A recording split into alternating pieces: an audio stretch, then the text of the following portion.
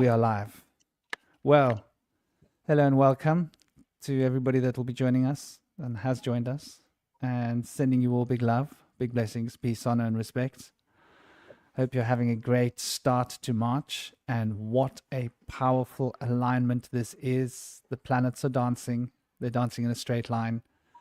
And what have we got? We got Uranus, we got Neptune, we got Mercury, Venus, Mars, Jupiter. Have I left anybody else out? I think I've got them all. And the moon, all in an alignment.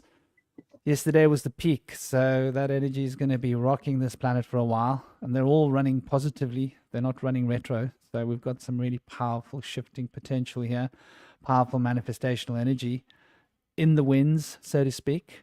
We've got a lovely crew here today. We're going to be discussing the differences between high and natural magic. I think it's going to be an awesome little conversation, one that's really much needed on the web. And we've got the usual crew, plus we've got Adir Silas joining us. Silas is a new member, and he's been YouTubing for a while. He's going to give us his link and everything. I'm actually going to recommend his channel in my recommended channels. So I will add it in there for those of you retrospectively. Come take a look. I've seen some of the things that he says, and he's really, really on the ball.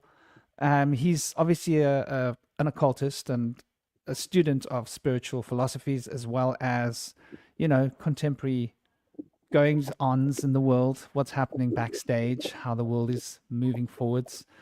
And basically one of the zeitgeist's spirit movers at the moment on the earth. There are a lot of people awakening and bringing a bit of awakening information to the crowds. We've also got dear Indy Sager. He's very much embedded within shadow work. He helps people tune into their undercurrents, into those repressed and suppressed emotions. Namaste, Mexico. What an honor to have you on. I hope your day is going well. I hope you're smiling swell. And Indy Sage is also very much a student. He's a student first, foremost, and after. His Virgo blood is rich with letters of the alphabets. And he also studies anthropology. It's his passion. It was his root, what brought him into this direction. Namaste. Welcome to those of you that are joining. We've got Cosmic Prankster here. He's sort of the modern day John D. He's fully connected and rolling with his elemental friends, the Fae. And they've been teaching him a system of occult correspondences and language and cosmogony, cosmology, the structure of the planes of existence, the nature of time, space, all of these very interesting topics, all sort of coming through cosmic direct transmission, on with the spark plug, so to speak. And myself, the Bush Whisperer, I'm a shaman. This is my thing. The occult has been my passion, my life. So we're ready to roll live. I'd like to give each and every person here an opportunity to say a few words. Please do say a few words, say hello, tell us a little bit about yourself, and then we can get cranking into the meat and potatoes, as the vegetarians like to say. Well, I guess I'll go first. My name's Silas Gautier. I'm a YouTuber, a content creator. I delve into all manner of subjects, most notably right now, I guess you would call it esoteric subjects, the occult. I'm a self-published author as well, and I'm interested in these topics, and I'm also interested in military history. That's how I started, I guess, my self-publishing journey, and how I ended up in the occult, I don't know, but I'm interested in these subjects, and I stumbled upon them. Yeah.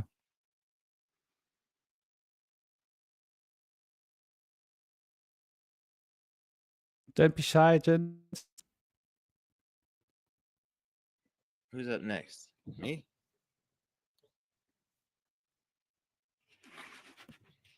You guys waiting for me? Yeah, brother. Yeah. Okay, sorry guys.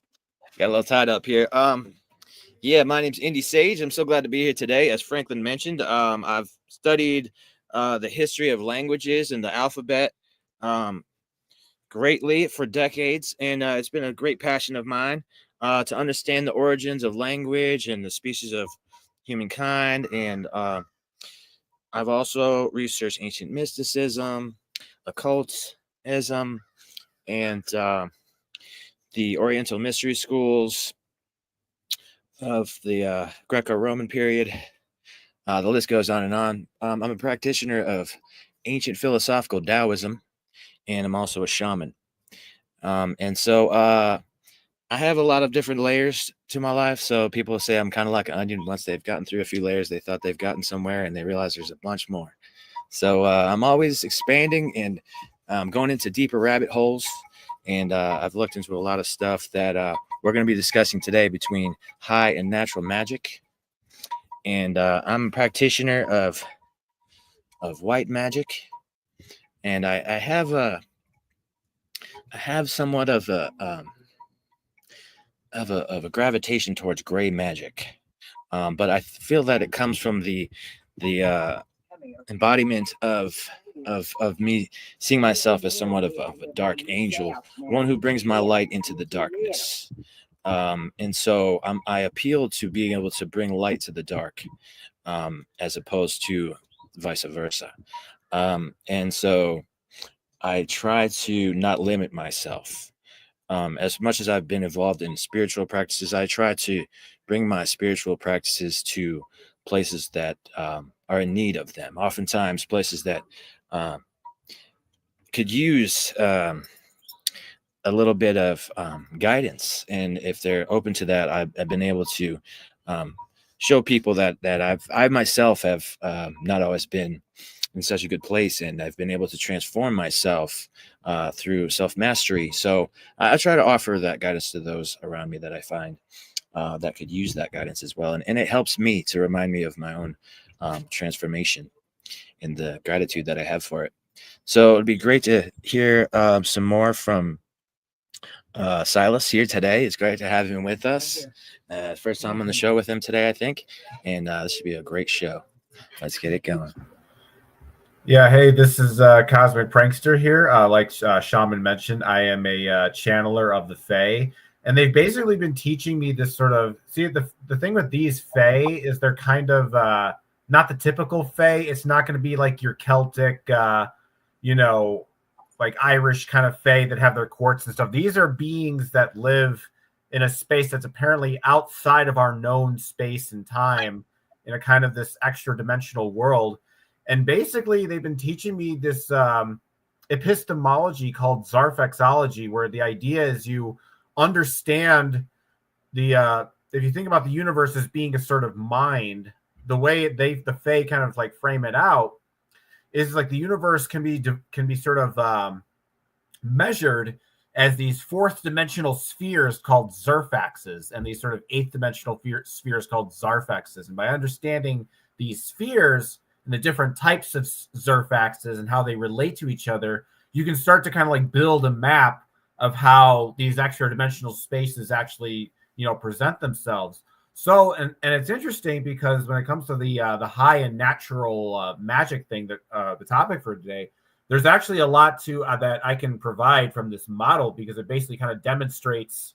So the idea is it's like a kind of it takes belief systems, or it takes sort of metaphysical paradigms, and it kind of like it's not, instead of being like in the way postmoderns deconstruct, it's very reconstructed. So it's kind of like you kind of reverse engineer stuff with these spheres, and you can kind of figure out like how it works, how it relates to other spheres, what part of the dimensional space is it mapped out to. So like, for example, with like chaos magic and sort of your more traditional magic, it's interesting that the way it kind of frames it out is that there's like different like randomness. Like with chaos magic, it actually thrives with high randomness, whereas more traditional magic relies on lowering the randomness of the universe. And so I'll be really interested in getting more into that today in regards to this topic.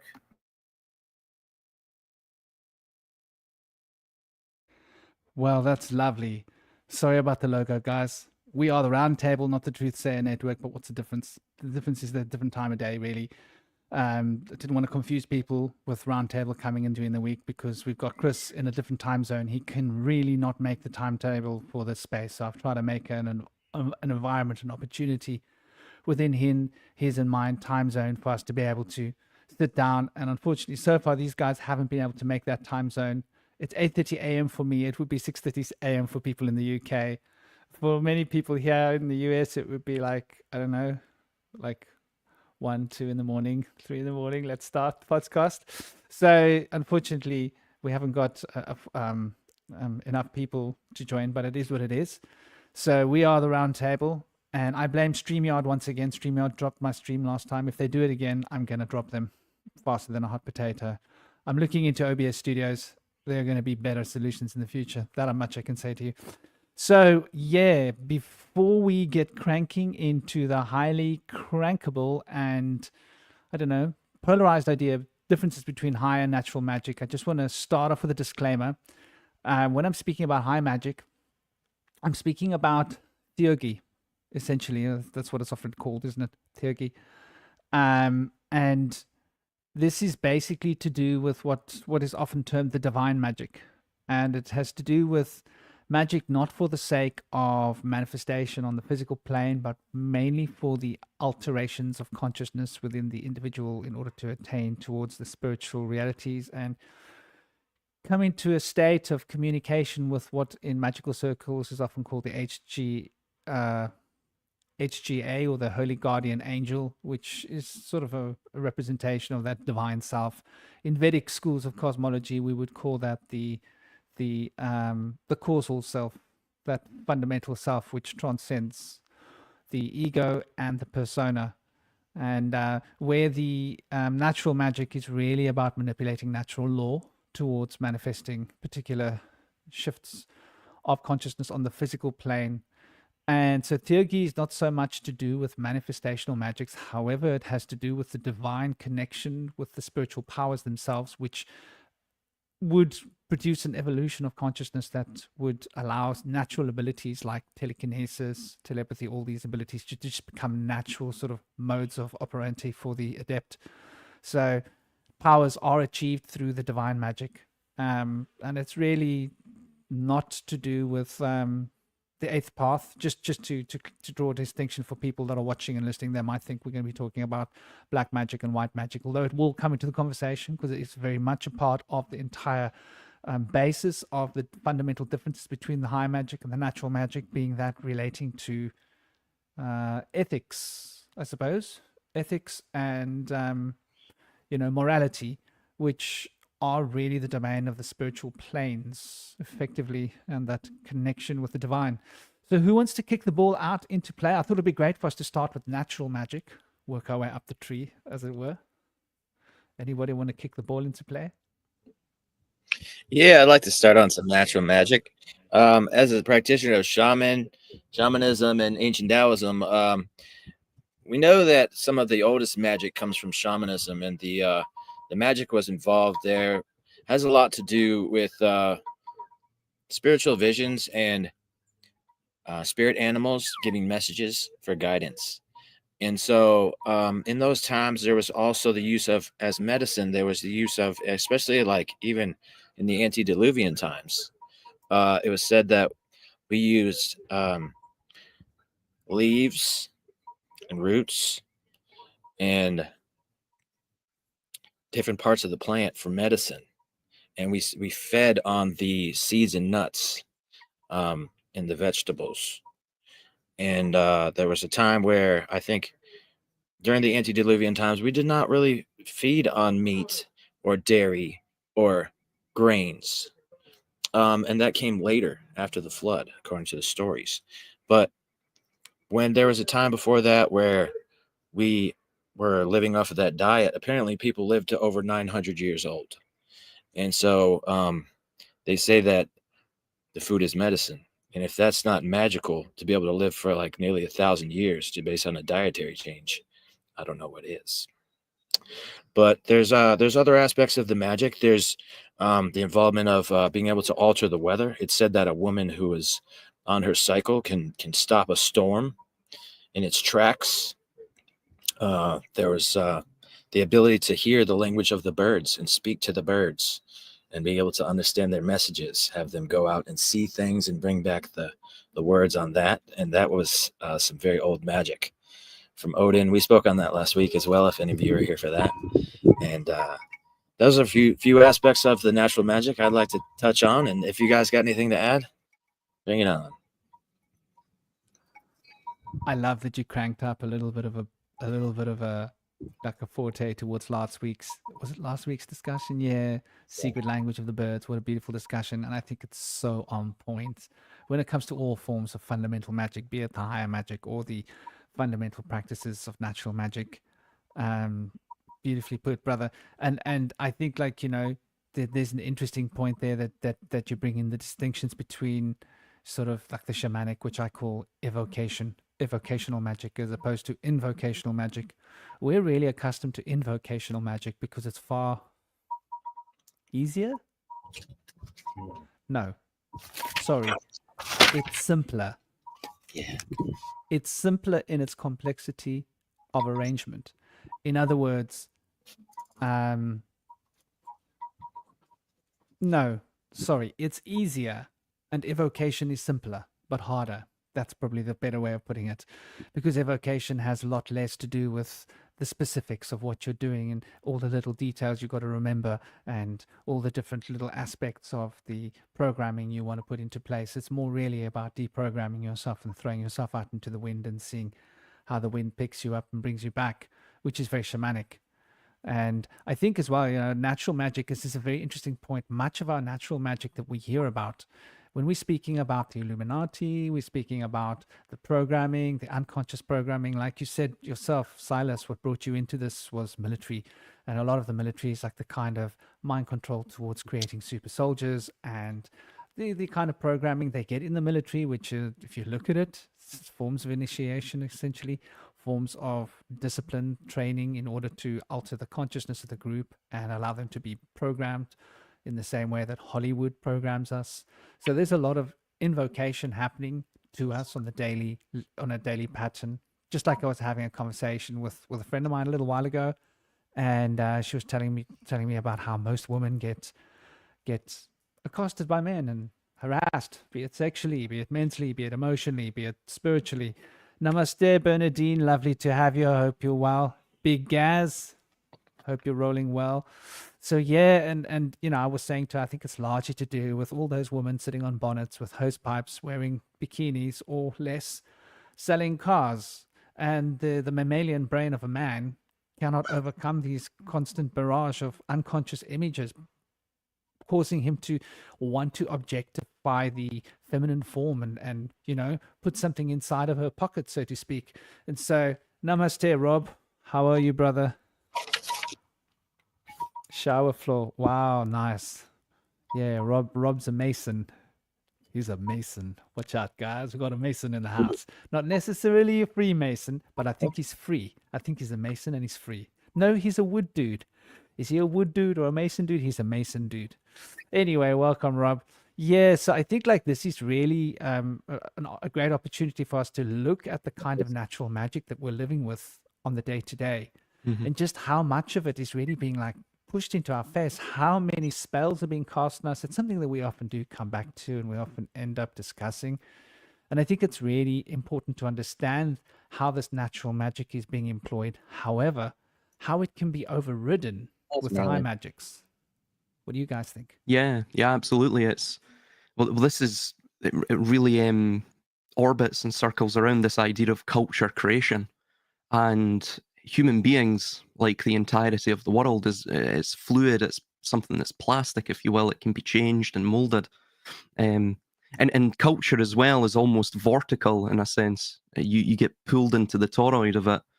And it was something of interest that I came across, and this sort of ties in with high magic and natural magic, and the idea of the four elements plus the fifth, or the pentacle. And it's this idea of to create the minimum required atomic structure for a toroid is four atoms, sort of adjacent a central fifth one. And I found that very interesting because you have comparative symbolism in mythology. For example, the World Tarot card, you have the four royal stars, which surrounds the fifth feminine in the center. And then, of course, you have Ezekiel's vision, which you have the four wheels within wheels. I believe it's the cherubim. And then you have in the center, you have Yahweh, right, which is this sort of fiery anthropomorphic figure. So it's quite interesting, because what it seems to be pointing to is this idea that natural magic and high magic are, of course, all intertwined, but it's about altering one's perceptual field in a sense. Culture does that too. So it shows that there's a macrocosmic and a microcosmic interrelation between it all. And of course, the systems of power use it. They use this magic. But we can also use it as well in a more positive sense, introspectively and internally within our own life. I guess in an alchemical way, you could say. That process kind of reminds me of the phrase "circling the square" or "squaring the circle," in which Exactly, we yeah. have 4 corners to the toroid and then a central point. But it's a circular shape, but it has 4 corners on it. So I've always contemplated what that riddle would mean, but to me, that could be one of the answers. That's very synchronistic, because I've had the same thought as well. Absolutely, yeah. Mhm. I think that's what it's sort of speaking to. Definitely, you see the same thing as well with, for example, a lot of the alchemical tomes from the Renaissance seem to show a similar thing of the squaring of the circle, with this idea of the magnum opus and the great work, and some of the symbolism that was surrounding that, which of course is very reminiscent and comparative with what you see with the idea of the square and compass, with that of masonry. So the square is used to, of course, measure the right angles of a cube, and then you have the compass, which is to measure the circle. So it's this distinction between the natural and the heavenly. It's quite interesting.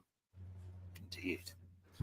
Yeah, it's very interesting. Even when we look at, if we go to Nepal or if we look at Tibetan art, a lot of the art, a lot of the mandala art that you will see generally has the circle being squared as a rule.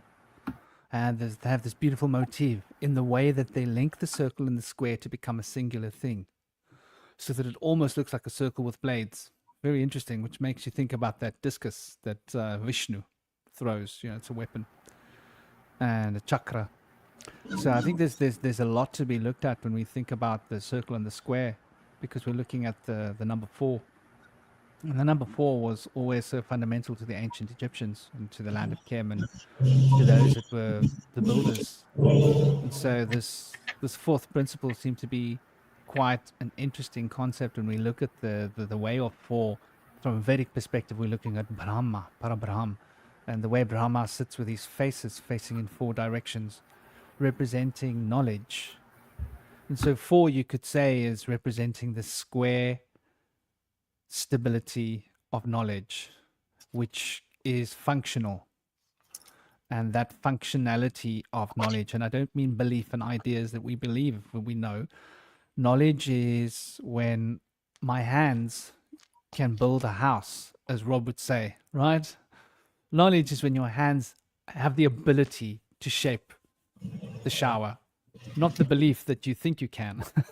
A lot of people think they can make a shower, but to actually make it, that takes knowledge. You got to know what you're doing. You actually have to know how to do it. And so that fundamental knowledge is that squaring structure that brings about the stability of the rational ability to analyze one's actions and processes. And then the circle becomes that experiential path of just allowing it to be, allowing yourself to flow. Like a shamanic dance is about a circle, right? It's like, I don't know what my body's going to do. I visualize myself in this animal connection, and I start focusing on the animal.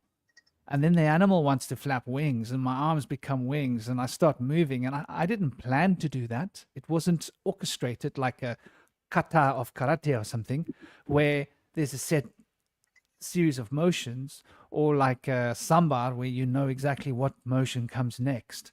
So there's that organic expression of the divine feminine that is represented by the circle, which is what I would call extripetal forces instead of centripetal. And those expressive forces which come from a center of the creative impulse. as opposed to that introverting perspective of the constructive impulse. So we have a constructive impulse and we have a creative impulse. The creative impulse just wishes for this expansion of Jupiter to take place. And then we have the creative impulse, which is that focusing concentration of energy that brings that Saturnial contraction, the contracts, into play. And so we're talking now about the contracts of sorcery, the square, the builders operating within the spheres of natural magic and being able to reverse engineer the processes of nature and look what kind of changes we want to make within ourselves to create the reverberating consequential shifts in the world around us. The macrocosm needs to be conformed within the laws of the microcosm.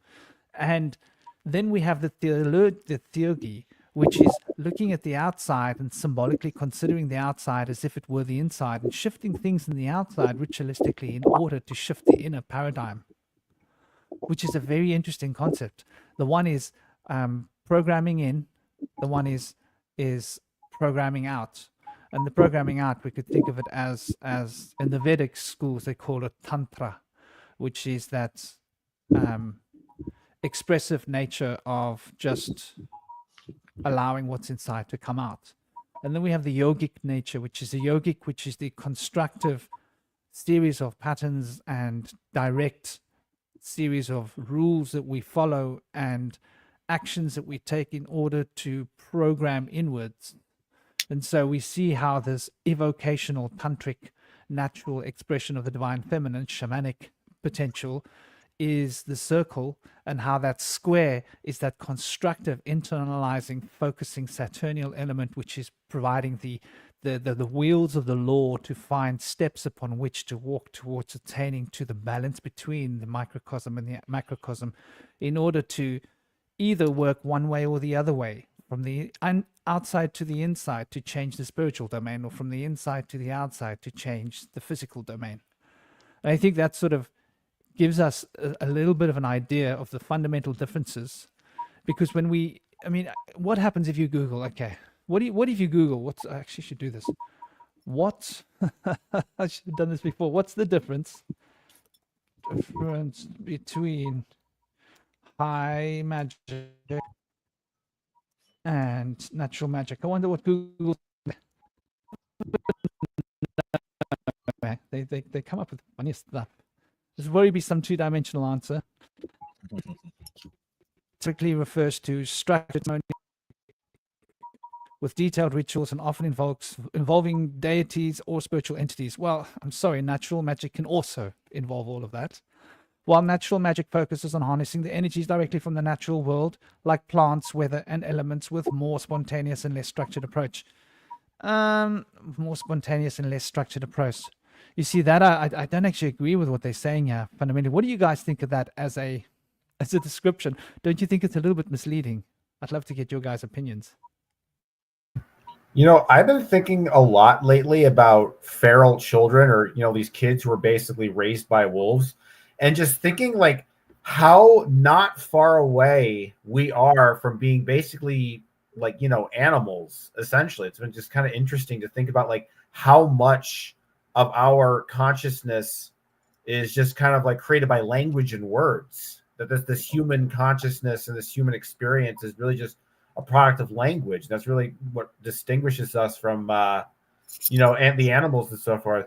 And with the Fae, the thing they've been teaching me in a lot of ways from a kind of a more spiritual, working on yourself kind of way, is to learn to kind of get back to that more primordial, feral sort of side of your being, because that's really kind of a part of yourself that hasn't been sort of corrupted by, culture and language and all these other kind of things. Is I think, some people they get kind of nihilistic about the world. And they think, everything is kind of like, it's like it's biased, or that there's no real truth out there. But I feel like there's truth in nature.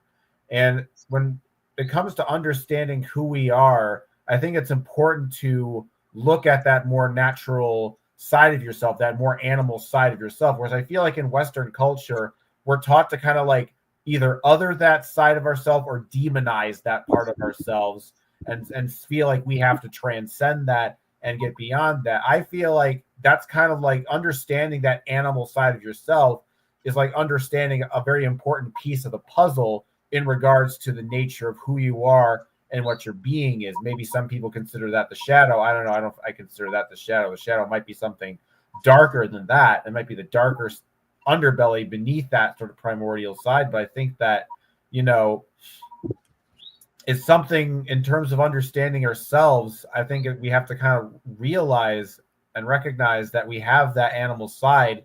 Whereas I feel like a lot of society and culture is about denying that aspect of ourselves and pretending that we're either above it or better than it. But I think in the process, it's not that we really avoid it. We just kind of leave it unchecked and unfettered and sort of untamed. And it's almost like it gets worse than it actually is. Like you think about like a dog, for example.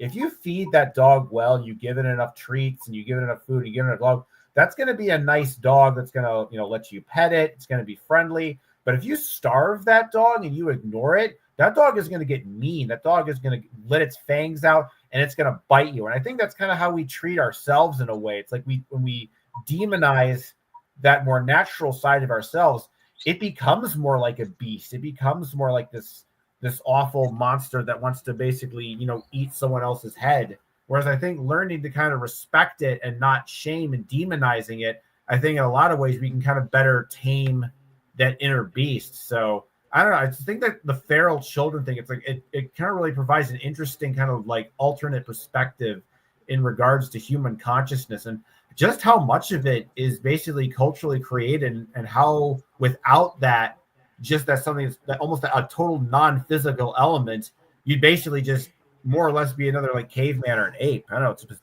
something I've been thinking about this week. It's interesting that you say that, because I think it was Carol Quigley that mentioned in Tragedy and Hope. I might be incorrect there, so don't quote me on this. This is just from my recall, but he mentioned that the rulers of the world, the reason that they are distinct, he said, from, I guess, the proletariat, is because they still retain their wild nature.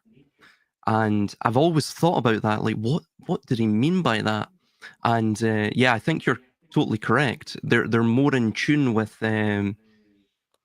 something that's, you know, a deeply psycho-spiritual truth that lies at the very heart of us all. It's what really provides us that spark of vitality. And yeah, it's quite interesting when you see even civilizations, if they don't do that shadow work, they will always eventually, it's like a rubber band effect. They build up so much kinetic energy because they're ignoring that shadow, that eventually it comes to pass. And of course that happens in our own personal lives as well. So the spiritual journey itself isn't necessarily a destination. The journey itself is the destination in that sense. Yeah, and also what Cosmic was saying kind of reminds me of the idea that the author Carlos Castaneda had when he was portraying the witch doctor of the Yaqui Indians and his cohorts. He had a spiritual friend of his from the tribe that was able to become a lycanthrope. He was able to transform himself into different creatures and run about in the wilderness, along with this woman that he was with. She was able to do that as well, and together they were able to trollop in the woods together as creatures, and he was able to see them transform into these creatures and animals and run about and then come back and transform back into humans. And that's something we're more familiar with the werewolf myth. But it's also said that people could transform into all different types of creatures in lycanthropy. So that's an interesting thing. But I've also, I've got my undergrad in psychology, and I've always been fascinated by feral children and what that brings light to about the human nature. And it's interesting what Cosmic says, that we're really not that different to these wild animals when it comes to like not being raised up to be civilized by human civilization. These people that are lost in the wayside, whether they're kept in a cage or they've completely been lost from human contact, tend to emulate what the animals are doing and tend to do a very good job of it. There's been stories of a girl that was brought in with some wolves, and when she was lost and alone, and she still to this day as an adult can revert back to the wolf form and able to walk on all fours pretty fast and agile and able to speak like a dog or wolf and act as such as well. So she was caught at an early enough age where she was able to learn to walk and speak, and that's the age of 7. If you're not caught by the age of 7 through that programming stage through 3 and 7, where you develop first at age 3 long-term memories, and then at age 7 you transform into a stage where you're actually able to use autonomy after age 7 to think for yourself. But up until age 7 you're merely being programmed usually. And so interestingly, the children that have been found after age 7 were never able to walk or speak, wear clothing, or eat cooked food. They usually eat raw live food, and they do not stand up or walk on 2 feet. They will walk on all fours.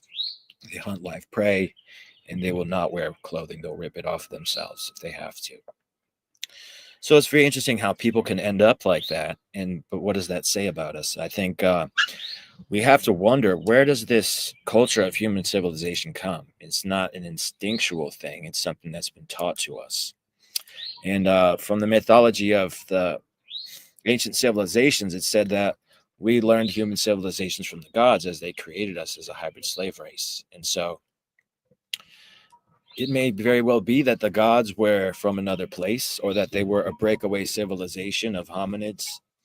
I've been doing some research on the aquatic ape theory, and I would be of the opinion that the gods likely were able to live as amphibious marine hominids for about 4.2 million years, as they had been gone from the fossil record, and then re-emerged around 200,000 years to create us as a hybrid slave race.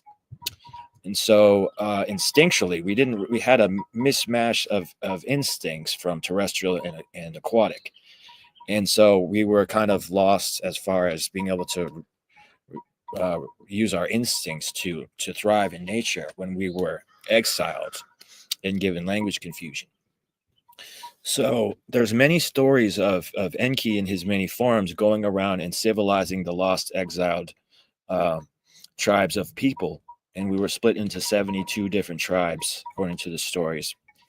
And interestingly, the story of Fu Si, the Green Emperor of China, to me resembles an Enkiite, much like Enoch or Enki or Thoth, able to bring civilization to the wild humans. And they were running around with no clothing or shoes or sandals or anything like that, and they had usually injured their feet trying to hobble around chasing prey, and they weren't able to understand how to process food. They would just eat the fur and whatever they could get their hands on. They didn't really know what they were doing.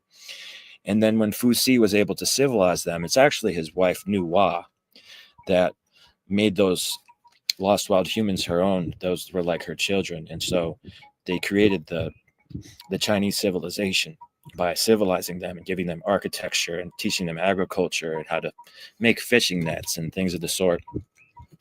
So it's interesting how a lot of our cultures had been in a stage where we were all feral in our past, in the stories of the myths. That's very interesting. And I want to get back to the feral point.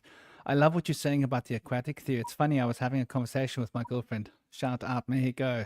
She was telling me about her dream a while ago, and it sort of came up. And we were talking about this aquatic story. And she triggered me. She got me like all excited about the Sumerian. You know me, once I start going into Sumerian talk, I'm like, ooh, I can lose hours. Like, oh gosh, it's 11 o'clock. I should have shut up an hour ago. And it was interesting because we got to the point of the flood. And then she started telling me about this dream she'd had about the whales. And that she'd had a feeling that the whales were shape changers. And then it made me think, wow, these 32 Ijiji, or the Greeks call them the Grigori, that and you know, the Nephilim. Call them whatever you want. There were 200 of these beings that came to Earth, and they mixed their genetics with women of Earth, and it was an outrage to the gods, or actually specifically Enlil, if you want to go by that. Well, I suppose Enki wasn't happy about it, but he had sowed his seeds to make his son, who became known as later on as Noah. So anyway, bottom line is there were some pretty big creatures, and these Igigi were said to be, I think, between 30 and 40 cubits tall. The original Atlantean breed, which had come from where I forget, close to Sirius, I believe, escaping a war originally to settle on Nibiru. This is all like in the really early tablets. It's gone through of the tablets of Enki. It mentions that, you know, they were 10 to 14 cubits high, so they were pretty big. And then it made me think what Mexico is thinking. I was thinking, you know, it makes a lot of sense, because it says that these Igigi had mystical abilities, natural magic abilities, and I believe shape changing was one of them. I think it was just like par for the course. And so, what would you do in the event of a great flood, when your great civilization Atlantis is sinking under the ocean, and there's this turmoil? What would you do if you had the ability? Would you shape change into a creature? And if you were like 30 to 40 feet tall, what kind of a creature would you shape change into? And it makes us think about these whales, and these highly sophisticated and highly intelligent whales. Just why do we have this powerful connection with whales, with ochre, with dolphins? Dolphins will actually help us deliver our babies. This is a thing. Killer whales have been known to save. I've swam with killer whales myself. They are, they're big, a magnificent creature. So, you know, I don't know. What are you guys' thoughts on this aquatic history? Because I think there's something relevant to do with the natural magic, to do with relation to shape changing, with relation to shifting the subatomic vibratory scales of molecules of the body in order to take on a different form. I think it was something that was a big thing in the past. I think this links to something that appears within alchemy, and it's this idea to do with Mercury. And Mercury is very, well, the way that it's shown, at least symbolically, and the way it's described, is like what you're saying. It's this inherency of transformation within the world, within the cosmos itself. An interesting thing about Enki and this idea of civilization, perhaps as a pattern of, you know, we could call it energy harvesting or whatever it may be. You look at Poseidon, for example, and Poseidon derives etymologically from an Attic Greek sort of compound word, which literally means Lord of the Earth. Now, of course, Enki in Sumerian is also a compound word meaning Lord of the Earth, En, Lord, Ki, Earth. And I've always found that very, very interesting.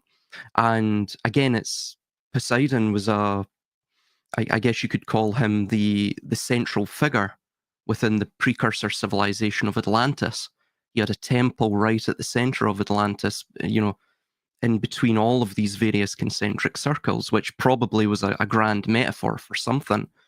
Perhaps the idea of the microcosm feeding into the macrocosm, the structure of the universe itself, the matryoshka doll, or the fractality of it all. So that's quite interesting. Also, as well, Shiva with the Nataraja, you see sort of protruding out of Shiva's, the Lord of the Dance form of Shiva, the neck of that Lord of the Dance. You see the two rivers of the two flowing currents of the Ganges, which of course is similar to how Enki is portrayed as well. He is portrayed with those two currents flowing out of him. So perhaps it's relating to this, you know, a physical idea of shapeshifting, of changing form, even of course magic, the alteration of perception, or perhaps it's a deeper principle to the universe, to the cosmos. This idea of mercurial or the mercurius, this notion that everything transforms, everything changes. A bit like, of course, the Nataraja, the Lord of the Dance, the oscillations of time and the shaking up of the unconscious into the conscious, the intellectualization of the abyss. It's similar to the serpent symbology, the fish symbology as well.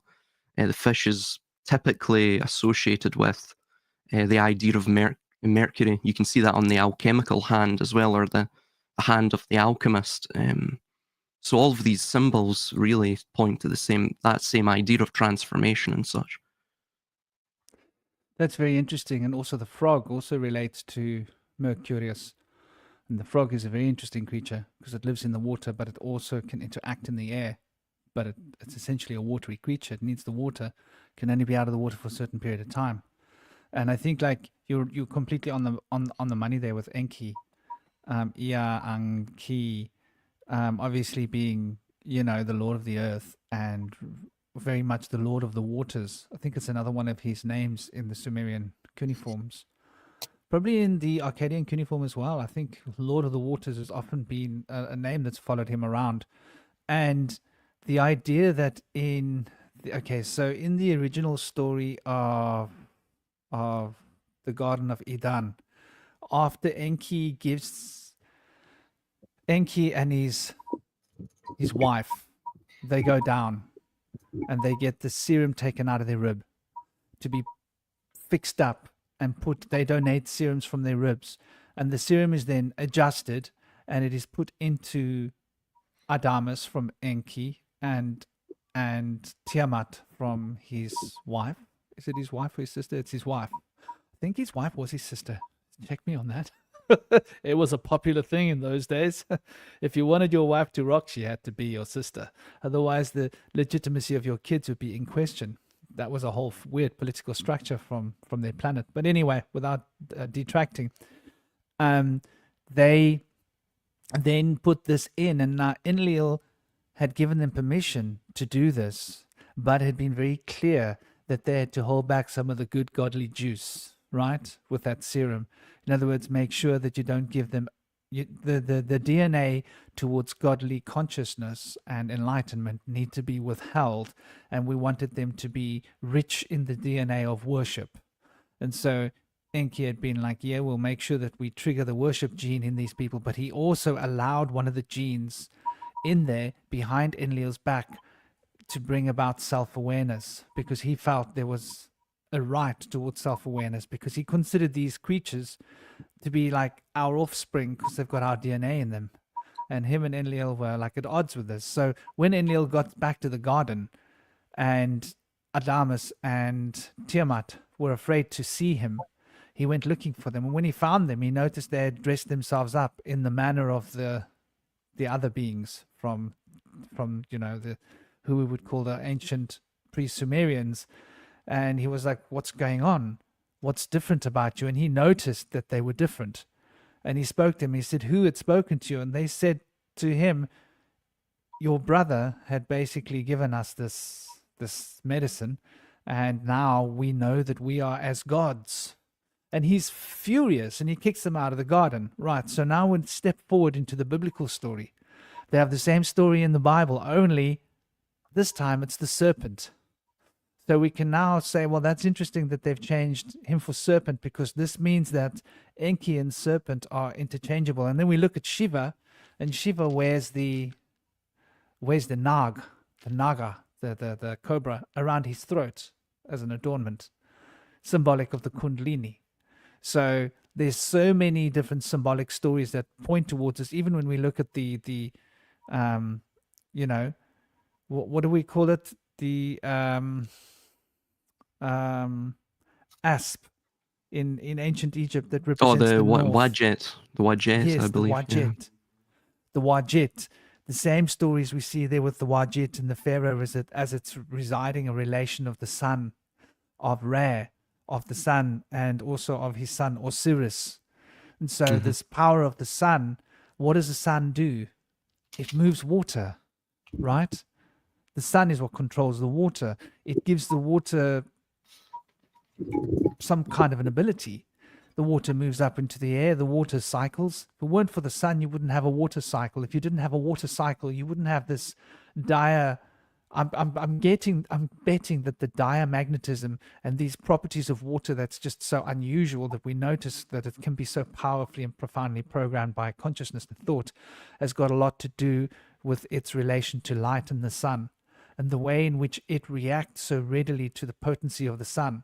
So we can see there's a relation between the sun and the serpent, and I think the serpent represents that transformation, shedding the skin in order to shape change. I mean, what is the most shapeless creature that there is?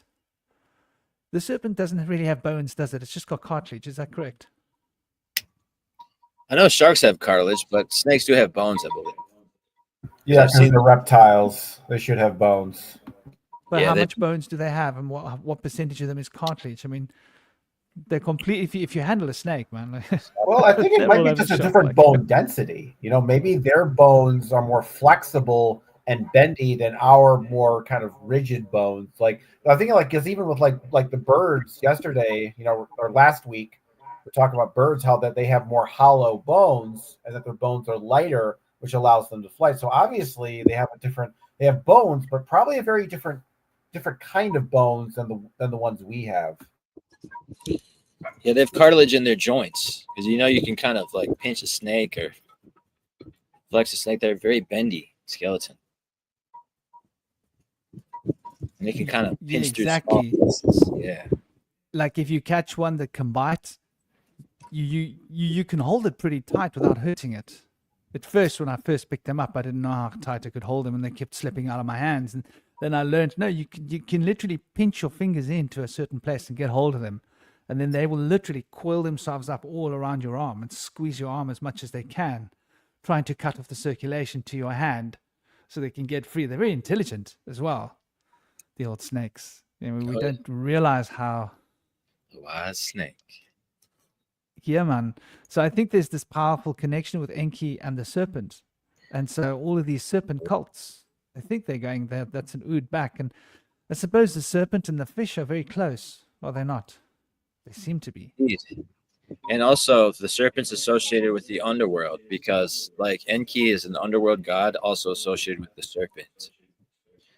So the snakes go in That's the ground. right. He turned into the Lord of Abzu. He got his title of Lord of the Earth stripped from him when Enlil came, and he became the Lord of Abzu. And the bird is Abzu being also associated represents. with spiritual ascension and the ability to have like a higher consciousness is shown in Quetzalcoatl, who came from the sea on a raft made of snakes and is the feathered serpent. So there's both bird and serpent there. Also the origin from the sea, which we see like with Dagon or Oannes, who came from the sea as the serpent man or the serpent being, serpent person, and brought wisdom. But interestingly, Enki has the 7 sages of the Upkalu, which were the 7 bird-headed sages. So even though Enki himself is represented by the serpent, he's accompanied by the 7 bird sages. Now we have also Fuxi and Nuwa, the Green Emperor of China, and his wife were represented as having serpent tails. They were portrayed as having brought the compass and the square, symbolizing their inception of having brought architecture to the ancient Chinese. Now, interestingly, we also have Jehudi being portrayed by the ibis with a green head. The ibis is being a water bird that lives by the coast. Now, his portrayal of the ibis is representative of the beak of the ibis is symbolic of the moon, the crescent moon. And so the moon being associated with a god also embodies the water as well, because the moon moves the tides. So there's a strong influence between the moon and the underworld with these serpent gods. That's very See. true. Do continue, please, brother. So there's an element of mystery and mystique and darkness there associated with things where people don't really see, things that go in phases of shadows. And so it kind of shows us that the wisdom that they bring us is different than knowledge. And I would say that through knowledge or information, we gain understanding and wisdom through practice of that knowledge.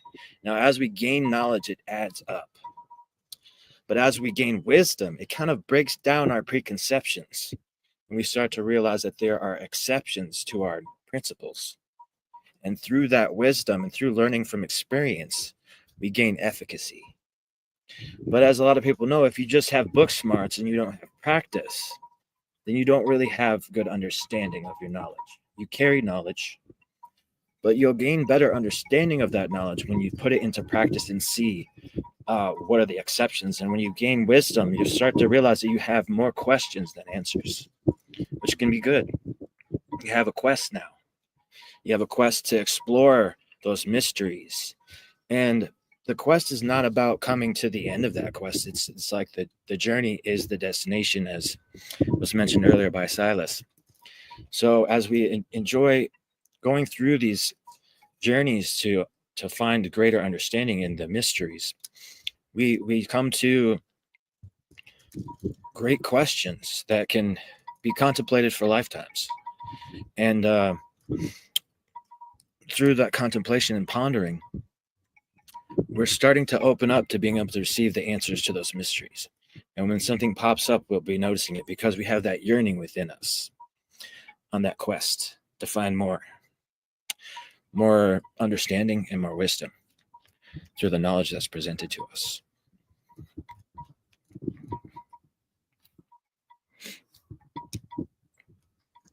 Yeah, that's beautiful. It's so poignant and so on point. Because when I think about the Huti, I'm like, I can't think about that without thinking about the plumed serpent of the Americas, and probably a lot of these personifications, aren't there? You go back into the American histories of the feathered plumed serpent. But once again, the Huti and these feathered plumed serpents were all very much related to the mercurial process and related as well to teaching humanity many of the important skills and the skill sets. And then it does very much relate to Enki. I've always wondered whether that's Enki or his son. There was one of his sons. Now I can't remember all these names. I should have gone to look this up. I think it's his nephew. One of his sons was maybe Dumuzi. Not Dumuzi. Dumuzi was the scribe. The other one, and Dumuzi wasn't he Marduk. human or half? Was Dumuzi? Dumuzi? Okay. I'm not sure. But the first one that you mentioned? Ningshida. I think we're talking about. He was the pilot, wasn't he? The navigator. Ningshida, first one to use the caduceus staff, the entwined circuit. Yes. Yeah. So I think like here we're getting to the Tahuti story, and I think he took over from Enki, the rulership of the water. So it's quite interesting when we see how these ancient stories come back to us. But this idea of the moon and the sun, it's very interesting how the moon and the sun. I'm just gonna mute your mic for a moment, by the way, Indy. Just there's like wind or something. So just don't forget to unmute it when you talk. But yeah, it's interesting how this notion of the sun and the moon keep coming up. Like I've always had a fascination with the moon my whole life.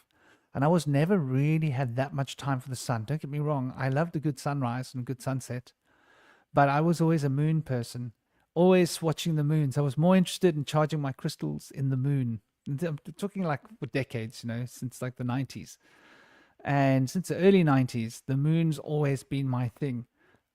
And it's interesting how I've devoted a lot more of my time over the last sort of decade to the sun.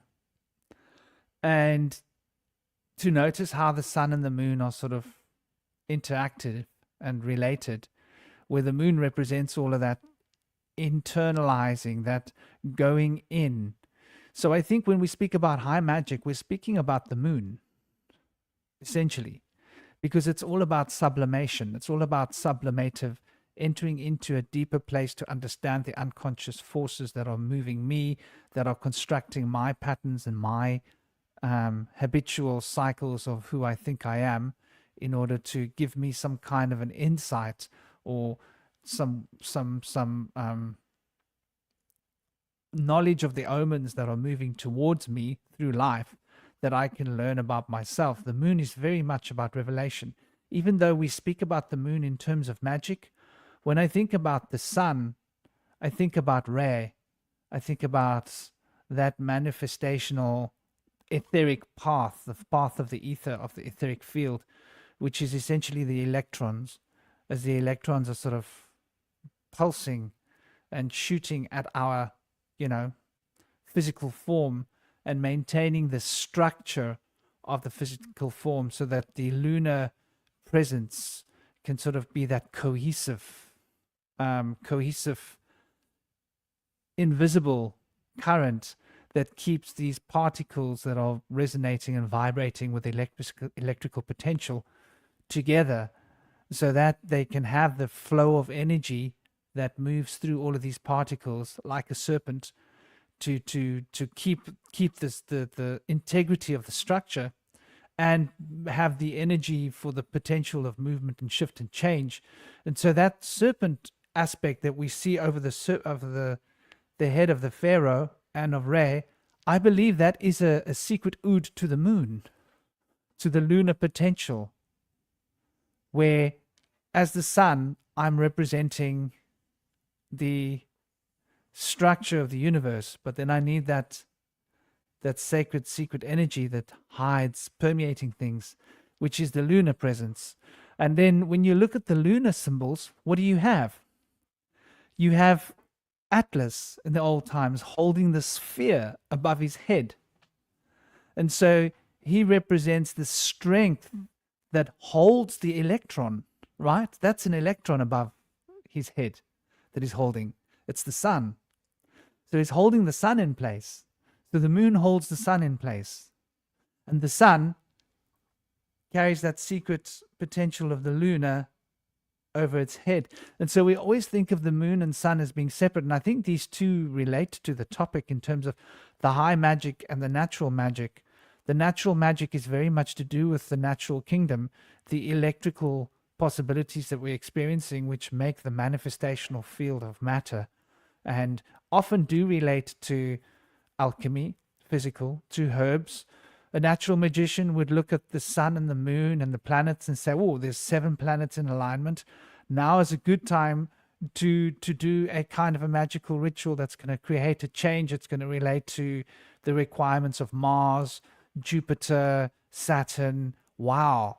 I could be looking at how the abundance of Jupiter can be giving me that potential Martian discipline energy to be able to attract through the powers of Saturn, and be supported by the ease of Venus with mercurial changeability, in order to bring the abundance of the lunar potential to manifest all of these energies. Now would be a time that the magicians are going to be cranking out their sorceries big time. What do you guys think about this last few days? What have your feelings been?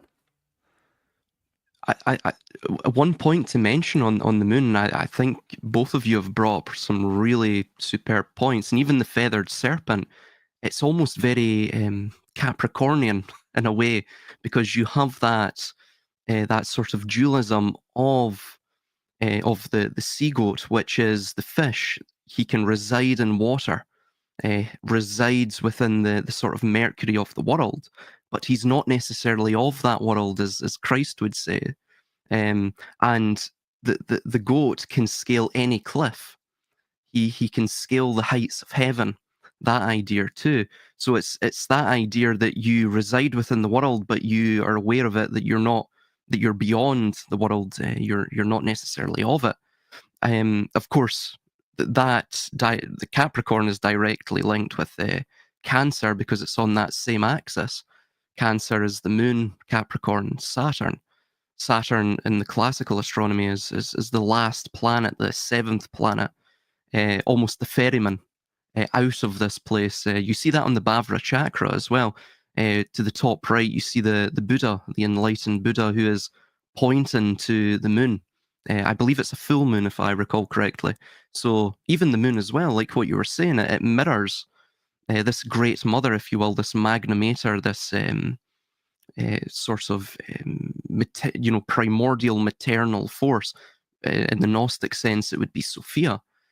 You see every cycle, the entire cycle of the moon, rather, is you can pick out 8 major stages of that cycle: new moon, full moon, first quarter, last quarter, and everything in between. So again, it's very much like, for example, the Empyrean, the Ring of Fire in the Hellenic sense. It's very much like what we were mentioning with the toroid and the toroidal moment. And so magic and atoms and particle effects are all intertwined. Perhaps this links to CERN in some respects as well. What's going on there with the particle physics? So magic does have a very tangible effect on the world, because we live in a cosmos-psychic environment. The cosmos is driven by consciousness, at least from our perspective, as a being of the phenomenal, as a being of the physical as well. But absolutely, I think the moon is sort of the gateway out of this place in a sense. I think that's why it's so powerful. And the motherly goddess, you even see it in Christianity, for example, Mother Mary. So this never goes, this sort of idea of salvation and the maternal and the interrelation between the two. Beautifully said. There's been some talk about plasma being associated with consciousness.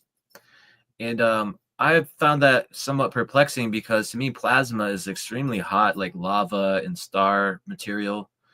But there's cold plasma, but it has very hot electrons within it. It can be at the room temperature as a base temperature, but it's got like hot spots, electrons inside of the cold plasma.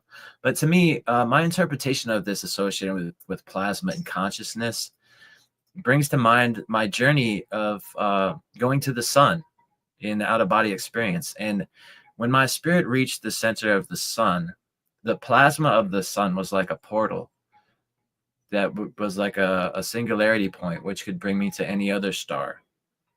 So to me, I feel like there's an aspect of the plasma portal of consciousness that can allow you to travel through the cosmos. And the ancient Taoist mystics would travel through the sun, moon, and stars outside of their body. And I feel like the Ankh, which is carried by a lot of the Egyptian gods, is representing the idea that at the top of the cross, which is a symbol of the body, there's an open loop where the mind can go out into the cosmos and then return back. And so I feel like everything is made of ether and is bundled up and unraveling.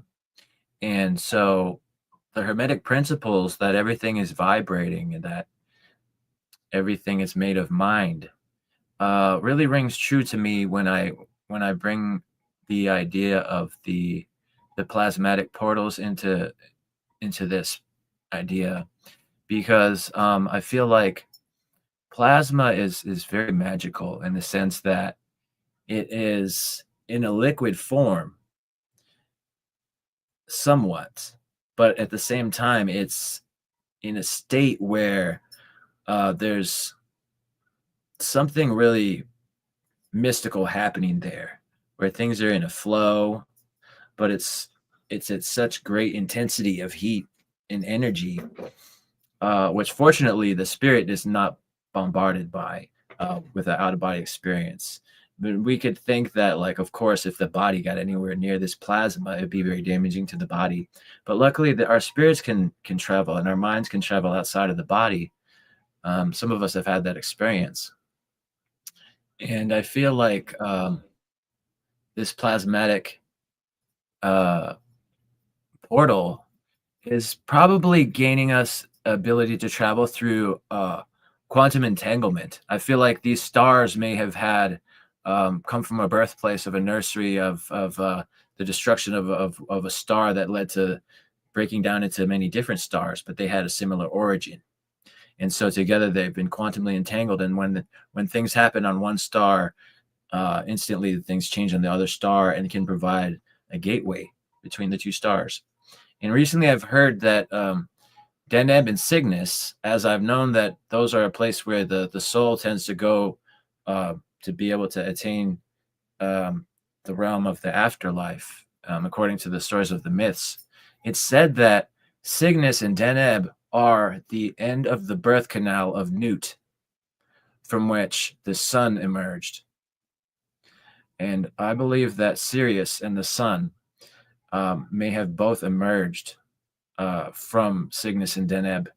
There's a strong connection between the sun and Sirius. It said our proximity to Sirius can determine whether we're in a dark age and when we're at the furthest distance, or when we're in a golden age, when we're at our closest proximity to Sirius. And it's said that the soul, when leaving the body at death, ascends to Sirius and then goes across the Milky Way to Cygnus and Deneb, at which point it then enters the afterlife. So I feel like there's something involved here with these connections, and it was really fascinating to me that it was said that Cygnus is the end of the birth canal of Nut, which is interesting. And Nut is the sky goddess, and I believe she's portrayed as blue sometimes as well. But interestingly, I found that there's another Egyptian god that's portrayed as blue, and it's Amun. And Amun Ra, to me, is very much an Enlilite, and I associate Amun Ra with Marduk, having kind of like tried to take over the system of the gods and represent himself as like the most high god, but was involved with such tyranny and destruction and misogyny. And I believe that these gods, Marduk and Amun, were the first to become fallen and have human wives and reject the goddesses and the arranged marriages as a concubine or of the goddess. And instead of being a servant of a goddess and her consort, these gods chose to do away with the matriarchy and started to create the fallen patriarchy by taking human brides. And interestingly, Amun is also known as the Grand Marquis of Hell and the seventh spirit of the Goetia. So it's kind of known in the occult symbols that Amun Ra, even though he associates himself with Ra, the most high god of the sun, is a very dark god. And he's portrayed as a ram-headed sphinx. But he's also known as the demon of life and reproduction. So I feel like when there's these corrupt gods are portraying themselves as blue, as being associated with the sun, sometimes you have to question that. If intuitively it doesn't really seem right. And with Amun, I really don't think it does feel right. And when we say Amen, which is something that's been, I guess, a Christian thing to end our prayers. I don't know if that comes from the Hebrews or not, but when we say Amen, we believe that traces back to Amun. And there's a big association to me between Amun and Yahweh. And it's been said that Yahweh is actually Yaldabaoth, representing himself as the Most High God, just trying to keep mankind from discovering the divine spark within and keeping us down. But as Sophia had given us that divine spark, it is said that we have the power to transcend the tyranny of Yaldabaoth and the archons within us. But I believe that's going to require the collective uniting in coming into integration, overcoming the egoic separation that we've been put under. So it'll take some time to be able to come up with that unity, to be able to rise above this all. But I feel like we have to be aware of gods that misrepresent themselves, looking back to these gods of wisdom, and using their symbols. A lot of times these evil gods will scapegoat some of the gods of wisdom and portray them as evil, and then portray themselves as good. But usually when we look at their representation of what animal are they representing themselves by, and if it's not the serpent or the dragon or the owl, they're usually misrepresenting themselves if they're trying to associate themselves with these other gods who do associate themselves with the snake. Because a ram or a bull or a lion or an eagle are usually the associations of these warmonger, slave-monger, misogynist gods that are very much associated with the fallen patriarchy. They're associated with war and conquering and defeat and destruction, and they've been known to annihilate entire cultures that have been wiped off the face of earth from their tyranny. They go around, and in the time of the Judaic kingdom, that was a difficult time and place for those people. Now, Abraham had first come down to Canaan from Ur, and came down into Israel from Mesopotamia. But once they had come down there, there was a lot of different tribes down there that were warring to survive in the desert. It was a very difficult place. So I recently watched the first 3 series of the new King David series that's come out, and they start in the first series where they defeat the Amalekites. I can't think of their exact name, but they lost 5,000 of their soldiers, and they defeated an entire people. And I believe that when they defeat all the armies of an entire people, they probably bring their wives and take them in as their own, and so they kind of allow the genetics of those people to continue on, but their culture is usually lost. But that's not always the case. It's said that a lot of times when like Moses would defeat armies, they would destroy all of the women and children, because they could rise again when those children come to the age of soldiers. So sometimes they would be very destructive. And we see that there's a very stark contrast, like light and dark, between these different gods, these gods that portray themselves as God of wisdoms, as liberators that want to save us from tyranny. Then we have these other gods that misrepresent themselves and confuse us, that are gods of tyranny and destruction. And they usually take away the ability for us to value wisdom, and they usually come in with the principles of ideas like there's bliss in ignorance. Ignorance is bliss. Things like of that sort. Or it's transgressive to speak to the snake and learn the difference between right and wrong. That's evil. So these kind of confusing, unintuitive principles that are given to us by these gods that are deceptive, we need to think back to ourselves and our knowledge about these gods of wisdom, and why are we not being able to value their messages? Why are we being confused by these other gods? It may have a lot to do with the archons and the blindfold they've put over us, but luckily we have that intuitive capacity to be able to see through the lies, and a lot of us have been able to attain that ability to see through the deception and weed through the misinformation and the disinformation to find the wisdom that is still here, that's been kind of pushed under the carpet, that's always been here for us. So we just have to find the light within. And you guys might have some information about this, about what do you think? It's been said that we should use our intuitive faculties first, and then apply our reasoning to what's been shown to us in downloads and channeling as true, and then start to be able to understand that with our reasoning, as opposed to being told things out of reasoning that have been maybe pushed down our throats or put in front of us, and then try to use our intuition to see if that's that holds merit. I feel like there could be value to both sides. What do you think? I think, well, it really shows this distinction between the experiential and the theoretical, and both have to be used in combination. It's similar to what you see even in, again, back to alchemy, even the rebus, so the double matter, and this notion of the anima and the animus have to be in sort of a conjunctive state. It's similar to the world, the lover tarot card. And funnily enough, the lover tarot card looks very much like, so for example, Ishtar standing on the lion and sort of reining him in, if you will.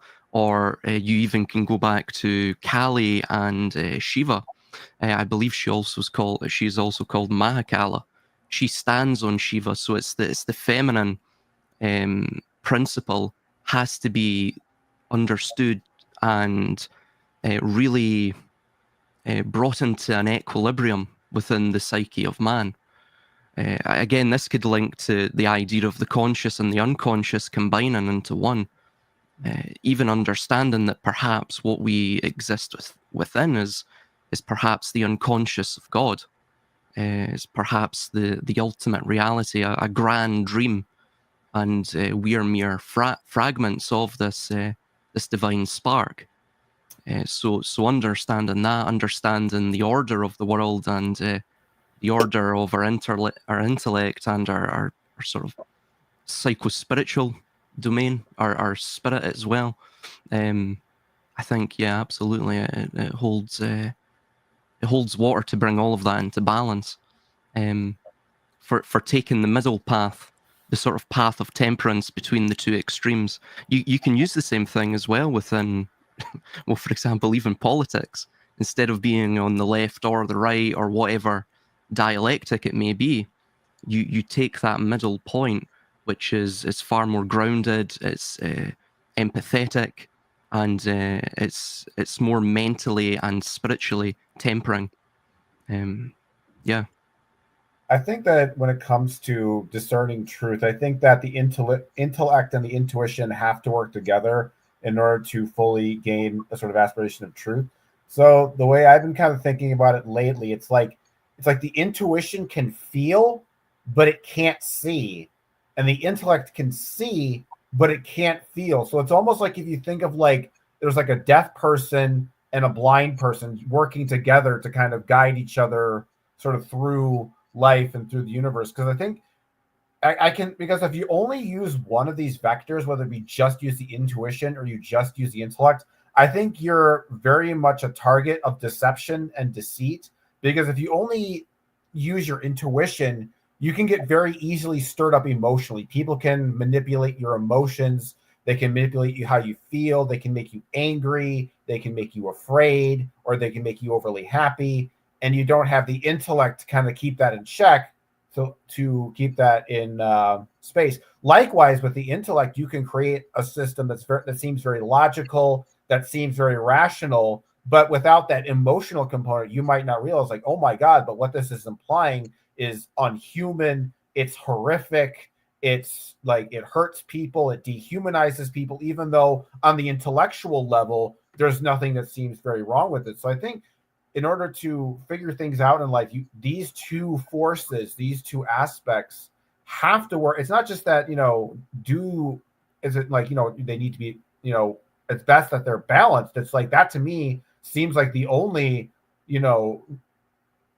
feasible approach, because it's like you're kind of like, you're going through life with like one arm or whatever. You're not really, using your full deck of tools. And like, the intellect and the intuition, really, they need to work together. And I think the same is true for Magick as well. I think that the intuition is kind of where the initial sort of energy behind the transformation and the manifestation comes from. And the intellect is kind of like the guidepost as to where that intuition, that energy is sort of heading towards. It's sort of like it creates a circuit. So it's like there's the energy. It's like the intuition creates the energy, whereas the intellect creates the circuit in which that energy flows through.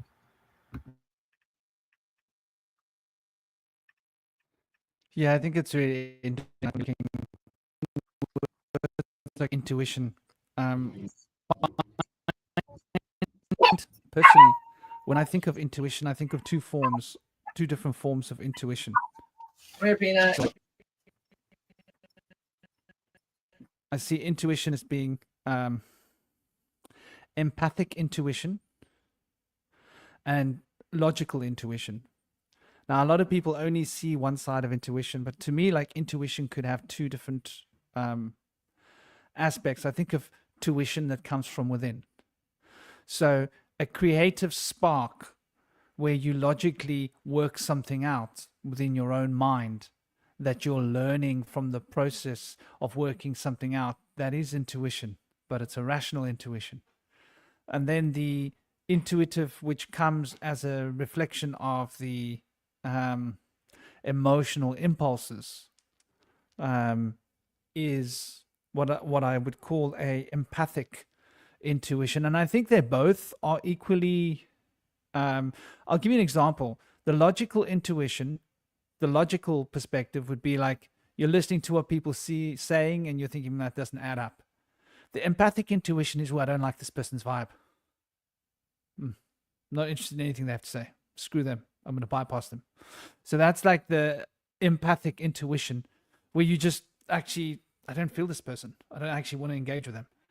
Where you would have maybe with a logical intuition actually gone to engage with them to realize why you didn't want to engage with them. The empathic intuition might just bypass it completely. If you're totally engaged with that feeling, you would just, if you're true to yourself, you would just be, I don't feel this person.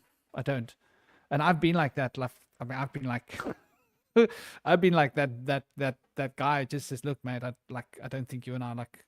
Someone tries to talk to you, you just say, look, I'm not feeling this. I'm not getting this. So like, move along. Like sometimes you just got to be really true to yourself, you know, because sometimes people have their own agendas and their own whatevers that are driving them. And if you get the impulse and the feeling, it's quite powerful, equally powerful to the logical, intuitive function of figuring out in your mind that something's wrong with the story I'm being presented. But getting back to what you were saying, Indy, you dropped a lot. Let me try and rewind my memory. Go back. Okay, so you were talking intently about. You used a word, and I wish I had written down the word. I actually brought a pad here to write things down, and I didn't bother to write it down. But you were talking about. Oh gosh, I've lost the thread. I've lost that thread. I'll pick it up later.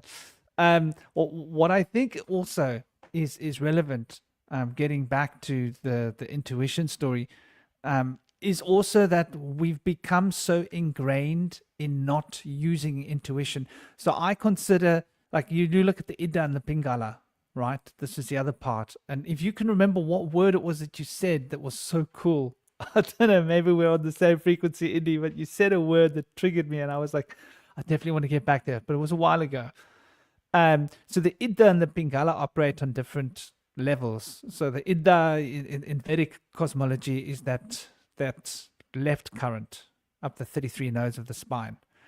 And the Pingala is the right node. And the right node relates to the pineal gland, to the central nervous system, to the impulses of the resonant frequencies of electrons, and to the central nervous system, and to our logical, mental infrastructure of the thinking process that turns the proverbial wheel of thought.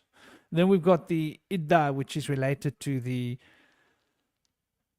hypothalamus, as opposed to the thalamus, which is connected to the pineal. The hypothalamus is connected to the pituitary, and the pituitary and the hypothalamus regulate our moods, emotions, feelings, EQ as opposed to IQ.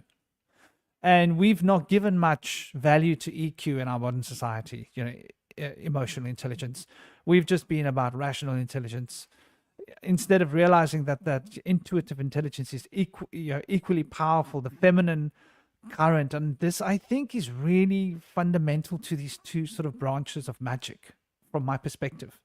Like when I think of natural magic, I think it's very much pineal gland related. It's very much related to understanding the logics of this and this and this, putting them together, mixing this and this. Like, think of what a sigil is and how sigils are usually used.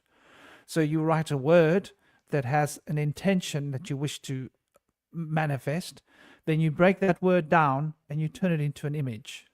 And this image is something that you're aware of, that you can put places, and you can put your sigil in places where you're going to program that particular frequency that that sigil holds as an idea and as a potential and as an instinct and as a intention towards actualizing itself using the basic natural currents of thought and words to create a channel.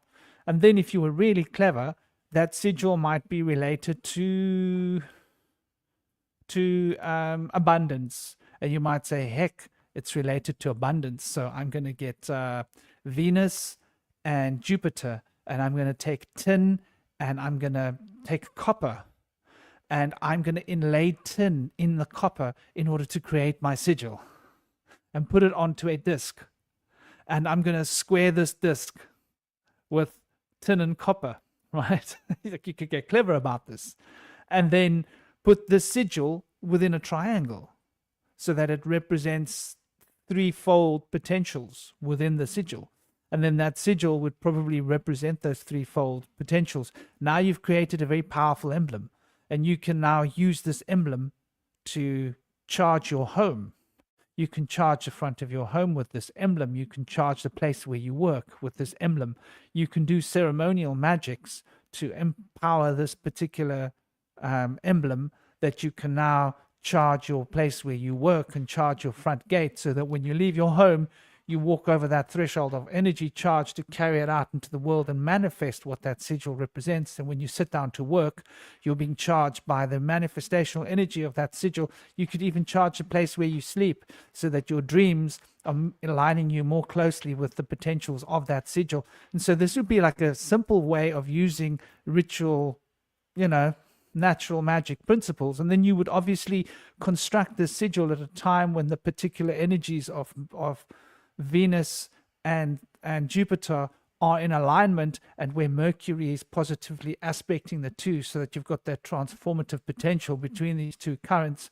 And then you would, on those particular times, do special rituals related to this particular sigil work, and use this particular sigil and very important works during those times when those planets are particularly well aspected. And when those planets are not so well aspected, you might cover your sigil up. You might wrap it up in silk or satin. You might do a closing of the curtains form of work, as if to put it under wraps for a while. Sort of like, if you've got a katana, do you go and train out in the rain? Damn, no, you're not going to, because it's carbon steel. It's going to rust. Keep that in a dry place. If it's rainy, oil it well, And so using the knowledge of the stars, the knowledge of natural materials, and then, of course, there could be particular incenses relating to Jupiter, relating to Venus. You could be, and relating to Mercury, so you could be burning storax with rose petals, with what's that tree that I love so much? The wood that the Ark of the Covenant is wrapped up in. It smells similar to cypress but different. Cedar? Sorry? Is it cedar wood? Cedar, yes. You could be burning cedar and all of these incenses at the time that you're doing these works. And then you could do a sacred meal related to foods that carry the vibrations of these three elements, that you would also charge with this sigil wheel that you've created, and eat this ritualistically so as to take it into your body, so that you can become more closely. So there are lots of ways of working this natural magic to make this become a more powerful reality. And the more you work it, and the more you put your time, energy, love, passion, desire, and sacrifice into this particular work, the more you're going to get out of it in terms of reactions. But this is still all just natural magic fundamentally. And I think that, this is all based on the intellect, isn't it? It's based on rationalism, rationally doing the math. Where are the planets? What's the correct incense to burn? What's the correct metals to use? What's the correct this to do? When's the right time to do it? Where should I put it where should I empower the space? How should I use it? When should I not use it? All of these are very rationally based concepts where, from a shamanic perspective, it doesn't work like that. Shamanic perspective is like you feel a particular spirit talking to you, so now you're going to work with that spirit. The spirit of the horse came to me. I'm going to be talking to the spirit of the horse. The spirit of the white horse has been talking to me with my drum for a little while now. I got to do some big work with her. She's going to come to me, and I don't know where this is going to go. I'm not like, I don't have any skin in the game, like, well, I'm hoping for a new watch, or can't wear a watch, I don't have any skin in the game of desire of what I want. I'm just hoping that the spirit of the horse can bring me closer to some sense of personal power, personal understanding, personal realization. And this is like really high magics. So when we are working on ourselves and we're working on our own state, inner state of realization, then we're working on the high magics purely. And I think many of the high magics can be done using the rational intellect towards this potential as well. One could go, well, I'm looking to broaden my expansiveness of mind, so I need that Jupiterian potential. I'm looking to bring myself into alignment with understanding these fundamental principles that will broaden my mind. I need the mercurial principle within me. Then I want to open my heart to appreciating the beauty that this can bring into my life and to see the beauty of this within myself and the world. So I'm bringing Venus. So you see, I could be using those same three principles. I could be drawing a sigil with a word that relates to these principles being brought into alignment in order for me to become a better human being, to become more expansive, more open to new ideas, more open to seeing beautiful things within myself and other people and the world around me that will inspire me towards broadening the perspective and consciousness field. And so the whole focus of this magic could be the same. I could be putting it in front of my gate when I cross the threshold, so that when I walk out into the world, I see this beauty within other people and it inspires me to see that beauty within myself. And I see the expansive potentials within other people, and I try and feed that potential of expansion in order to feed the potential expansion within me, so that I can feed the expansion within them. And I could be putting it in my bed so that the dreams that I'm having are expansive dreams that bring me closer to these philosophical expansions that I'm looking for in terms of understanding of the nature of life and why I'm here. The ritual could look very similar. The sigils could be very similar. The words would be slightly different in their inflection, how they're used. So you see how the exact same magic, sorcery, can be used for high magic. It can also be used for natural magic, and natural principles of natural magic can be used to empower high magic. The same way that high magic can be used to empower natural magic. Like I could go into a trance to find a particular being and make a contract with that being so that that being will bring me money, hypothetically, if that was what I wanted. That would then suddenly become abuse of high magic towards natural magic from a Theurgian perspective. I don't know, what are your guys' thoughts on all of this?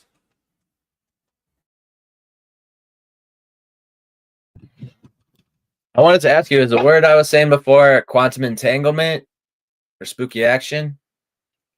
There it is. You're beautiful, man. Oh, you're beautiful. Yeah, man. That intuitive flux between us resonating. Yeah. So the sun represents the quantum and the lunar represents the entanglement. That's what I'm proposing. And so the lunar is that secret entangling principle between the quantum field, which is represented by the sun. So when I think of quantum entanglement, I'm thinking of the sun's movement towards the lunar, which is an interesting concept. And I think that that's sort of how the expressive and impressive natures of life, the extripetal and centripetal forces of the toric field, which is the essential engine of consciousness that manifests this physical realm of fundamental structure through which time is able to flow the energies of life in order to keep this, wheel of possibility turning, that is essentially driving this paradigm of change that we observe as life and transformation. So yeah, that was what I wanted to add about that. Well done, brother. Yeah, that's so great. And the entanglement being associated with water also reminds me of homeopathic medicine, because, like, as we know, water reflects the properties of things. And so I mentioned earlier that we used to use leaves for medicine, but we also used to use flowers for medicine as well. And we still use flowers for medicine through homeopathics. But I have a diagram called the Bach flower chart, and this is ancient wisdom that we've used to understand the powers and the properties of different flowers, and that the healing that they have on us. And so water can really entangle the healing properties of whatever we put into it, and can reflect that property and can amplify that. So that's beautiful. And it also makes me think that Earth is kind of a combination of moon and sun, in the sense that we have lava or plasma inside the earth in the mantle, and then we have water on the surface, and there's even water beneath the earth as well. There's a huge ocean that's bigger than all of the oceans on the surface combined inside of the earth. And so there's the representation of the moon with the tides and the water, and the representation of the sun with the plasma within. And so we have access to be able to kind of embody those principles of moon and sun by doing these rituals that we can do, like by the sea, or with water, or we can do it with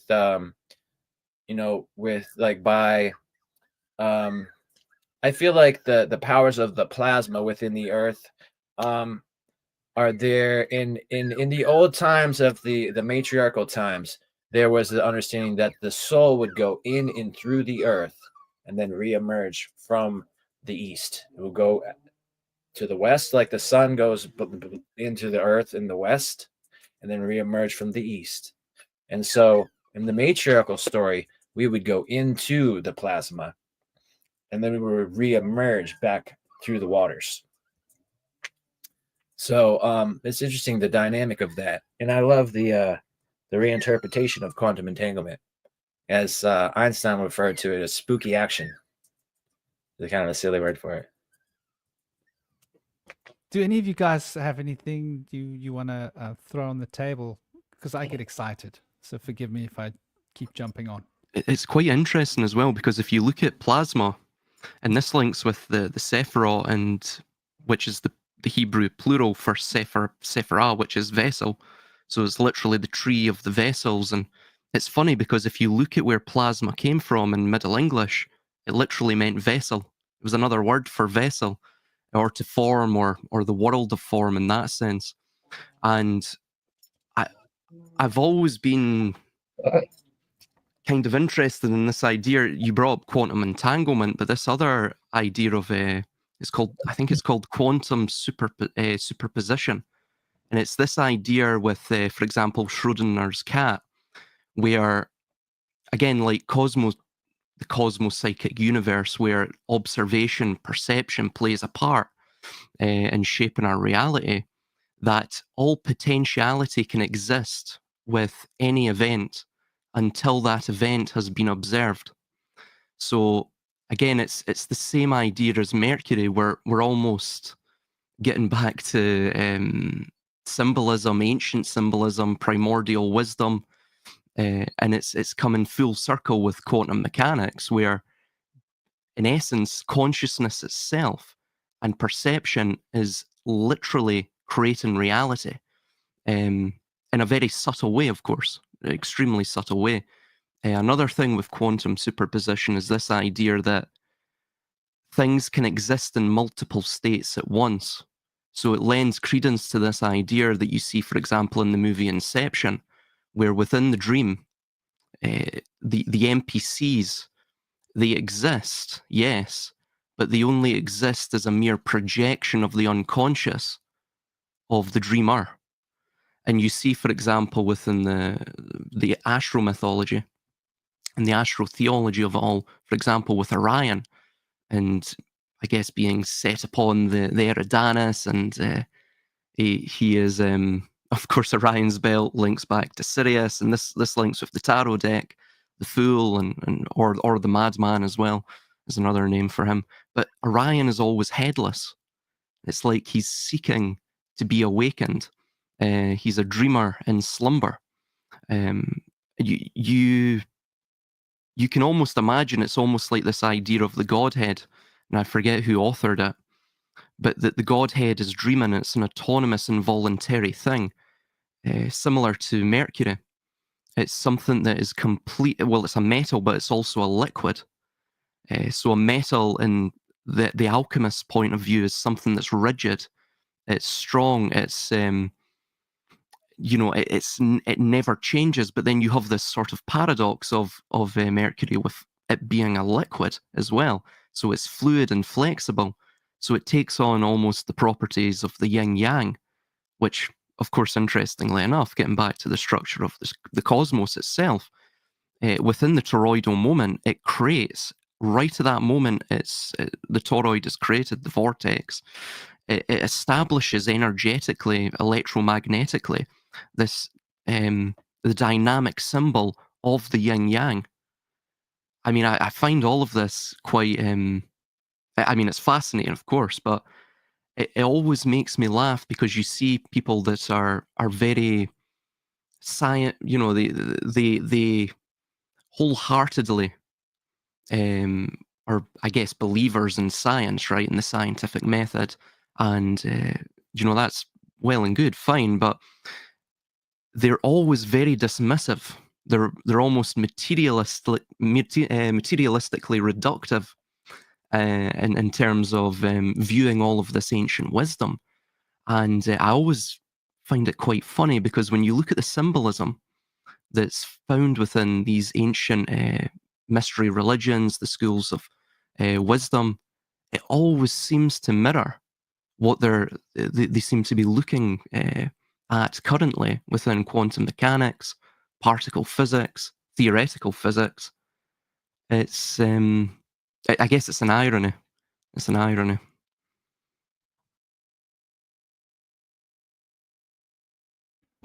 Yeah, brother, that's beautifully put. Please do continue.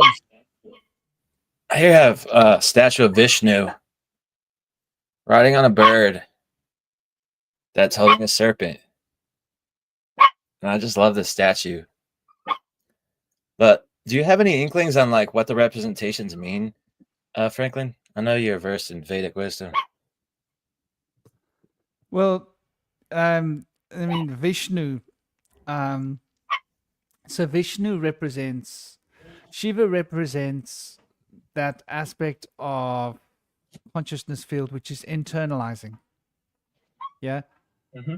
And Brahma represents that aspect of the consciousness field which is externalizing. So I was talking about centripetal and expansive and contractive force. So we could think of contractive force as relating to Shiva, and expansive force as relating to the Brahm, the Parabrahm, the Brahma, which effectively is like that energy pulling down into the body, the Brahm, into the Muladhara, into the root chakra, or the Shiva, which is moving from the root chakra up into the Visuddhi chakra towards the higher chakras of expansiveness, towards dematerializing the body. Now, Vishnu represents that middle pillar. So you could say that the Shashumna effectively is a oud to Vishnu, and Vishnu represents that balance and harmony between the extremes of consciousness being projected out into the spiritual and consciousness being brought in deeply to the physical. So when we look like deeply into the physical, like of Brahma, his consort is Sarasvati. And Sarasvati is really that ability of language and our grasp on the physical reality that is highly related to the the higher mental function being projected into the physical. The Shiva transcending from the physical into the spiritual represents those spiritual potentials and forces of the Siddhi, which is what high magic is really all about. Reaching out into that spiritual dimension of ourselves and expanding the consciousness towards recognition of our place in the universe, where Shiva represents Vishnu represents life, essentially. So like when we talk about life, we talk about Christos, we talk about Christ, we talk about all of these balanced perspectives between the left and right pillars in like Western occultism, right? We've got the right pillar, which we often relate to the pillar of mercy, and we have the left pillar, which we often relate to the pillar of severity. And severity has got to do with abstinence, has got to do with extreme control, all those heavy things that you'll see ascetic adepts doing. That's a Shiva path. Fasting, vows of silence, sitting in meditation for long periods of time. And then the other side of the path, the right-hand path, would be feasting and going out and enjoying, and poetry and music, and being inspired by all the beautiful things of life and flowers and the incense and all these wonderful sensual expansive things, as opposed to the contractive expansive within. And then the Vaishnu is that balance between moving between these two extremes, which holds the current of life. So this is why we speak of Vishnu, obviously most well-known avatar being Krishna. And Krishna then represents this dance of life that dances with all the various different aspects of the world, which are represented as all these wives of Krishna. All these ladies that dance around Krishna are these different aspects of the physical and spiritual forces that are in a sort of dance. So I think like when you think about the center of the wheel, or not the center of the wheel, but the space between the center of the wheel and the outside of the wheel, that flesh bit would be Vishnu. And hence, when we speak about birds, we speak about Vishnu because Vishnu represents life. Vishnu also represents this. Notions like an eagle are related to Vishnu, right? And this eagle is like very sacred to Vishnu. In the same way that the Naga, the serpent, is very sacred to Shiva. And then you could say, well, the tortoise could be very sacred to Brahma, right? So you see these different aspects all coming together in different sort of forms. And but yeah, Vishnu is that central pillar. And so when we think about the heart chakra and that aspect of the six-rayed star, which is essentially, the Merkaba, that is the domain of Vishnu.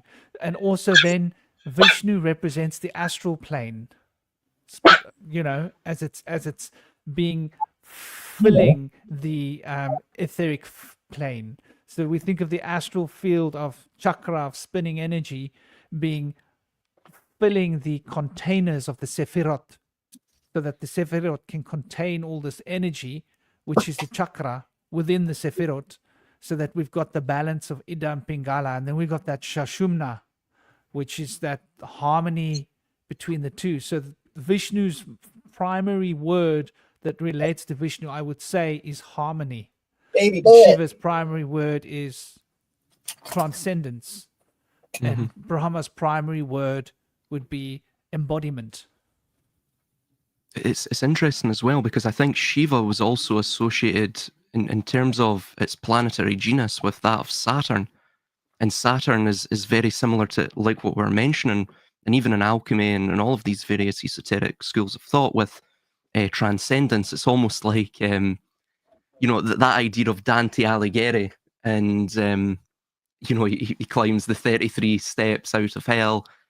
Of course, this is found everywhere, and it relates back to anatomy and the 33 vertebrae, but it's almost like the psychopomp, the obstacle that one must face. And even this idea of the Gnostic demiurge, basically when people realize that the demiurge itself, or Yaldabaoth, is them in their incomplete state, that is the obstacle they must overcome. And when they understand, of course, that all of the various gods are the mere mosaic of the entirety of their psyche, then they begin to understand that they can use that symbolism, use that higher language of symbolism, which you could relate as well to higher magic in general, to transcend, to almost burn up the old and create the new. And it's similar to what you see with the esoteric meaning of INRI,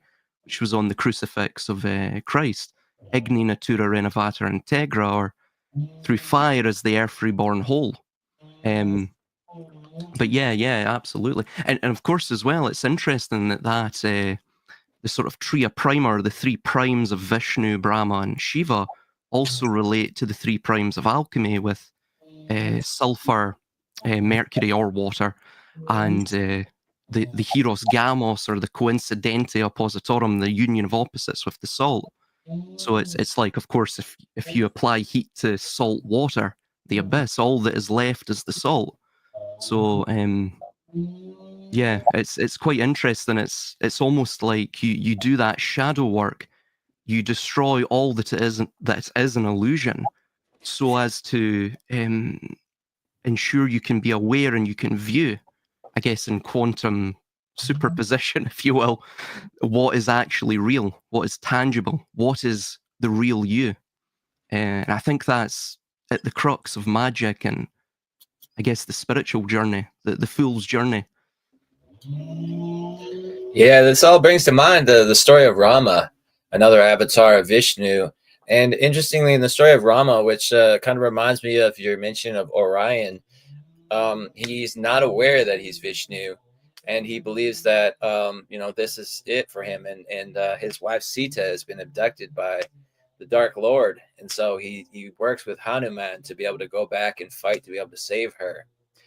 And at that point, when he is able to reach the palace and he's able to save her, she says to him, "No, I don't want to go back to that palace. It's so difficult at the palace, all of the things they make me do to try to prove my worth. And I've already been a good mother, and that's all I've been trying to do in my life. And so if you can take care of these children, I'm ready to go back into the earth." And she's swallowed up into the earth. And so for Rama, it's like he's kind of sleepwalking through this as Vishnu, not knowing. And he goes back to the palace and he's like in dismay. He's like, "I've just lost my wife. I worked so hard to be able to retrieve her." And then worse news comes and he's like, "Oh no, there's war coming. Oh God." And so things transpired to the point where he's like, "I can't do this anymore. I'm ready to give up. I'm going to go walk into the river. Because without my wife, I mean, what am I fighting for anyways?"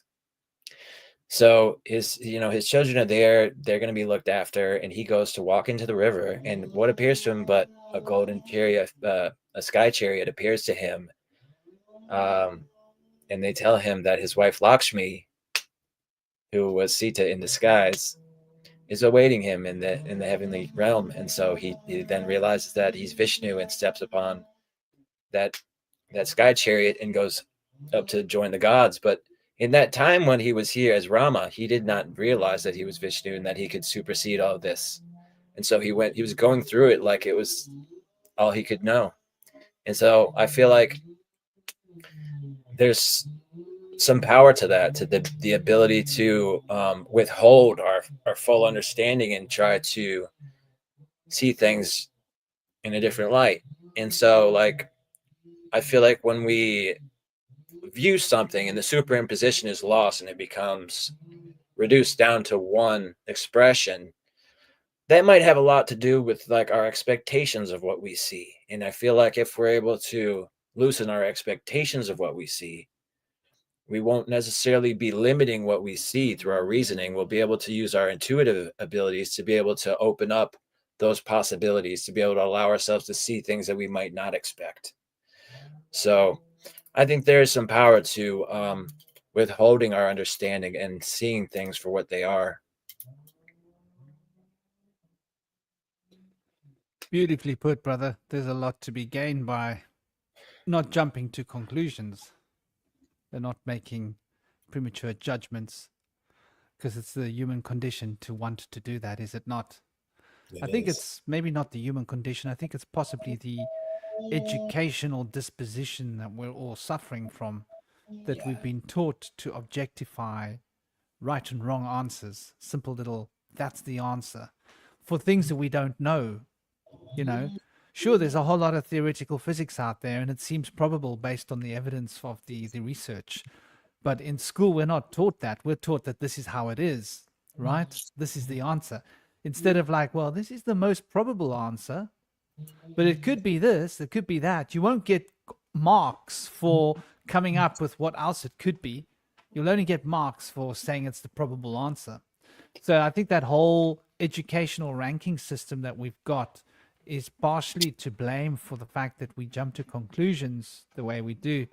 Makes me think, so I'm remembering one word that you said, plasma, that we were talking about, and this plasma word, it's rummaging around, it's bouncing around in my head like a coin in the bottom of a tin. And each time it strikes the walls, I hear an acoustic murmur of a potential within the sound of that word. And so I think plasma, so it represents the molecule, it represents form, it represents the embodiment of the cymatic acoustic field that generates a DNA replicated field of expansive material that we call organic matter, right? And the cellular tissue, matter, substance. So when we think of this substance generating stuff, then I think to myself, well, look at this word. It can't be a coincidence that the old word plas means farm. And it also is the word that has become place. Meet me at this place. Meet me at this place, this farm, right? And so in the old times, we spoke about a farm as being a place. If you were going to go somewhere else, like we didn't have road signs, meet me at John's farm, or close to John's farm, or Mary's farm, or Peter's farm, or that place. So place, and then ma is a representation of the divine feminine, which is that zero that holds all the numerations, that holds all of the potential for form. So that zero, which holds all of the numerations and the potentials for form, has a place. And when that zero has a place, the numerations are taking form within the zero. We have the expression of form and matter. And so that was something that was on my mind when you were talking earlier. That was the other thing I wanted to say that had slipped my attention. But I do think that what you were just saying more recently is so on point as well. And I think that, you know, it's up to us to start regulating our ability to transcend the limitations that have been programmed into us by the education system, by the media, by the Hollywood mind control engine of hypnosis, by the social networking bot controlled supermarket of belief. and all of these thought structuring notions by the music that keeps us stuck in certain beats. Like we can't break out of this rhythm. Like certain rhythms are forbidden. Like, why is that rhythm forbidden? Why do we have to stick in these rhythms? What else is out there? Like Cosmic's a big proponent of like, let's try a new rhythm. So, and the rhythms are becoming more contrived to me. Maybe it's my perspective, maybe it's my conclusion I'm jumping to, maybe it's just my poor little heart within me that doesn't like to dance to these weird beats of the kids in the modern day. Maybe I like the old school music better.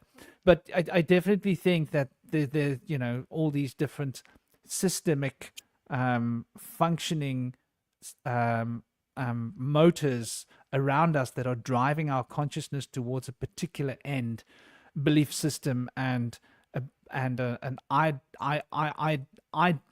ideal situation of matter, where we are basically escaping the potential of the inner spiritual awareness. Everything drives us that way. Even the fact that we got to earn money, Like, we don't have time to just sit and watch sunrise much. When we were on our own land, on our own farming, sitting to watch a sunrise was a normal thing. Because if you were out there sitting to watch a sunrise, there were less creatures coming to eat your crops. And the same for sitting to watch a sunset. And then during the day, you may as well sit and watch the fields. Like, if you're not working, you're out there watching the fields. What are you doing? Are you working? No, I'm watching the fields. Oh, but that's your work. That's my work. I got to make sure that if a bird comes, I got to like throw a stone that way in the direction so they know to shoo, or move the scarecrow over a bit because those apples are getting ripe first, and I better put something right there so that the creatures don't come and eat it, you know? And I think we've lost that fundamental connection with nature, that ability to just sit and watch and observe and wait and not place meaning above the process. I hope that makes sense. Not place meaning above the process. I think it's that idea of transitioning from the idea of the consumer to the idea of you could say the creator, or even pardon the being, just in general. And it's this notion that you learn from the world of form, but you don't necessarily become the consumer of the world of form, because the more that you consume or that you try to own, the more that thing will own you. So it's about understanding that differential between the form and the perceiver. The form must always take or pardon me, the perceiver must always take precedence over the form. And you have to learn from the forms of the world, but not necessarily become caught up in them. So that's one thing I would say upon that, yeah.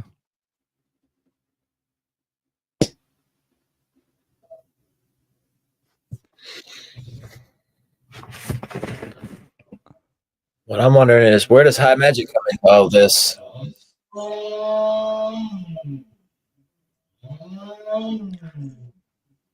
I don't know what I'm hearing. Cosmic, is that you, brother? I don't think so. Maybe. No, my mic is off. Okay. It's not me. Okay. Sounds like a leaf blower. So, no, I was just curious. Like, it seemed like somebody was going into a trance, and I was sort of like, what's going on here? Well, we're going to have some interesting conversation popping through. But yeah, high magic. So high magic is something that we've been taught to avoid. And this is something that's bugged me for a long time. And I'd love to get your guys' take on this. This chaos magic, and don't get me wrong, I'm not knocking chaos magic. There's a lot of potential in chaos magic. There's a lot of practical functionality in chaos magic, and a lot of the ideas presented are fairly solid. But I think the ideas propagated and resting beneath the fundamental structure of chaos magic seems to take us away from this high magic notion. So like high magic, we think of the Golden Dawn as being probably the best known of this of the high magic sort of systems that we can sort of find, right? And the Golden Dawn started as a fundamental sort of practice Order. pathway towards Theurgy, yeah, or Theurgy. Mm. Theurgy. Why did that sound wrong? Am I saying it wrong? Out of my brain, I'm thinking it. Yeah, what is it? That's the yogi. This is when your magic is totally focused towards bettering the self. Yeah. That is the goal. That is the final goal. Getting closer to the divine. Getting in touch with the higher spiritual forces. And getting direction from the higher spiritual forces and becoming a servant of the higher spiritual forces, as opposed to having the natural forces serve me. You see, the natural forces serving me is all about the glorification of my ego, my persona, my desires, my needs. The Theurgy is about leave my needs and my requirements behind. What are the fundamental requirements of the spirit? And how can I get close to appreciating, embodying, and understanding those fundamental requirements. And how can I then fulfill the spiritual mandate as opposed to having the world fulfill my mandate?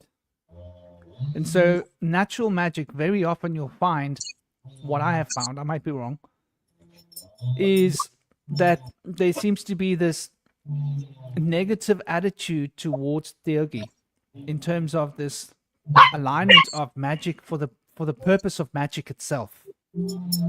And from a practical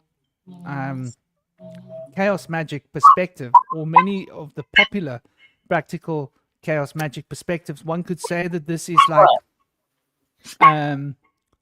possibly not necessarily productive, right? Magic for the sake of magic, like it's not functional. What's the point of it?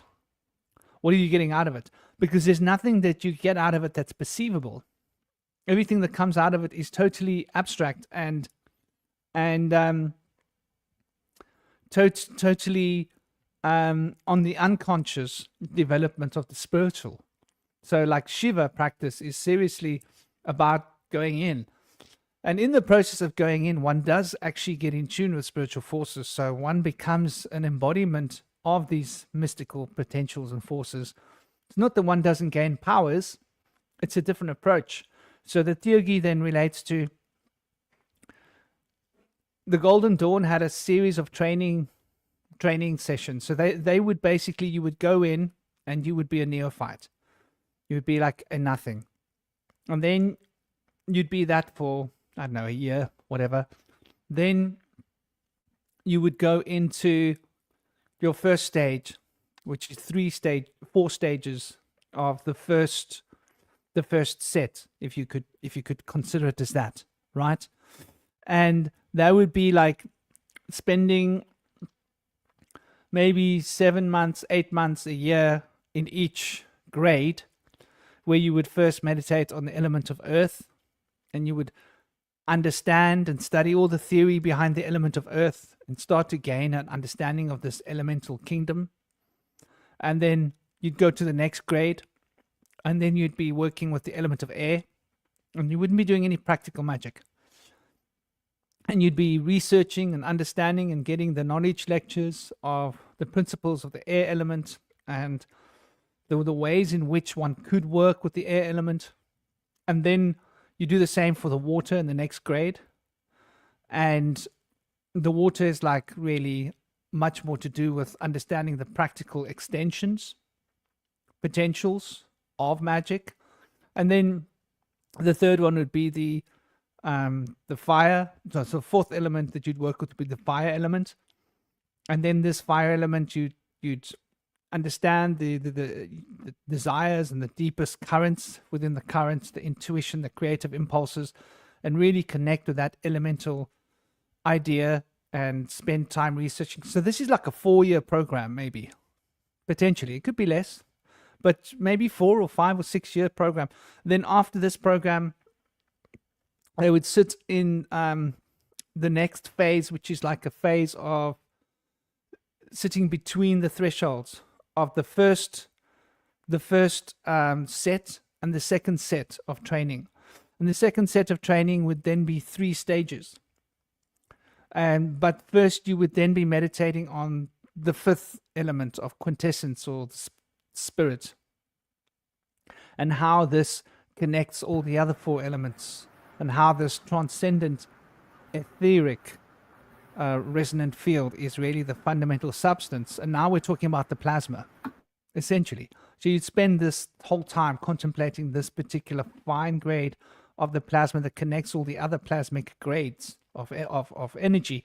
And then you would, after that long phase, maybe another 8 months or a year and a half of working on that, you would now be ready for practical magic. Then you would do 3 sets of practical magic, where the first phase you would be learning to work with maybe practical energy work, astral projection, building watchtowers, ceremonial magics, and you'd be playing important roles in the temple. And then you would from there become a magician in your own right in the second stage of that. So now we're 6-7 years into the training. And then as a magician, you would be making ceremonial magic items. You would be mastering your astral projection. You'd be doing rising on the planes work, and you'd be learning to really work with the elemental spirits practically. And the third stage of that, you would be becoming like a bit of a master magician. And by that stage, you'd be learning to do manifestational magics of certain sorts and spells, and really working towards becoming a higher, a more versatile magician within the ceremonial groups. Because in the ceremonial rituals, people be getting together and they'd be doing a role-playing play where they are moving the forces around within the people in the group and all blending their energies into one group mind, and then remodeling and reprogramming that group mind by the way that they move on the physical plane, so that that group mind can then reprogram itself and project itself into their personal consciousness, so that they can have that transcendent experience based upon the ritual that they're doing, all basically based upon, gaining closer connections. This is why they're connecting with the elemental spirits and the various different spirits of the higher kingdoms, in order to gain insight into how to become more in tune with the particular roles they need to play in this group dynamic. And after that, they would be moving into the third phase, which would be like mastery. And then there's like 3 stages, where the one stage they would be like playing high, super high roles within the group when they do their group work, and they'd be initiating and teaching the others. And the second role, they would be the second stage of that, they would be like have reached the perfect high level of magic, where they are now considered like the highest magicians that there are. And in that, they would be playing the role of the high priest. And then there comes one stage above that, which I think they call that a pessimist, didn't they?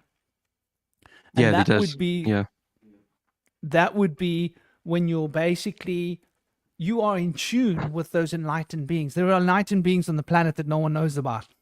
This is the premise. And now you are literally channeling those enlightened beings' information directly and giving that channelings to the high priests in your order. And they are then disseminating this knowledge to the rest of the order. So like that's basically the structure. But it's all really about a spiritual ascension. It's not really about, I think that system, this is really interesting. Has that system being hijacked by a group of Zionists that are Frankists practicing the old Kabbalistic magics of, what's that guy's name? Shabbatai? Yeah, Shabbatai is the yeah. Yeah. Yes. Have they infiltrated the Masonic order and twisted the wheel of the Golden Dawn rituals to become something else? That's an interesting question. What do you guys think about that?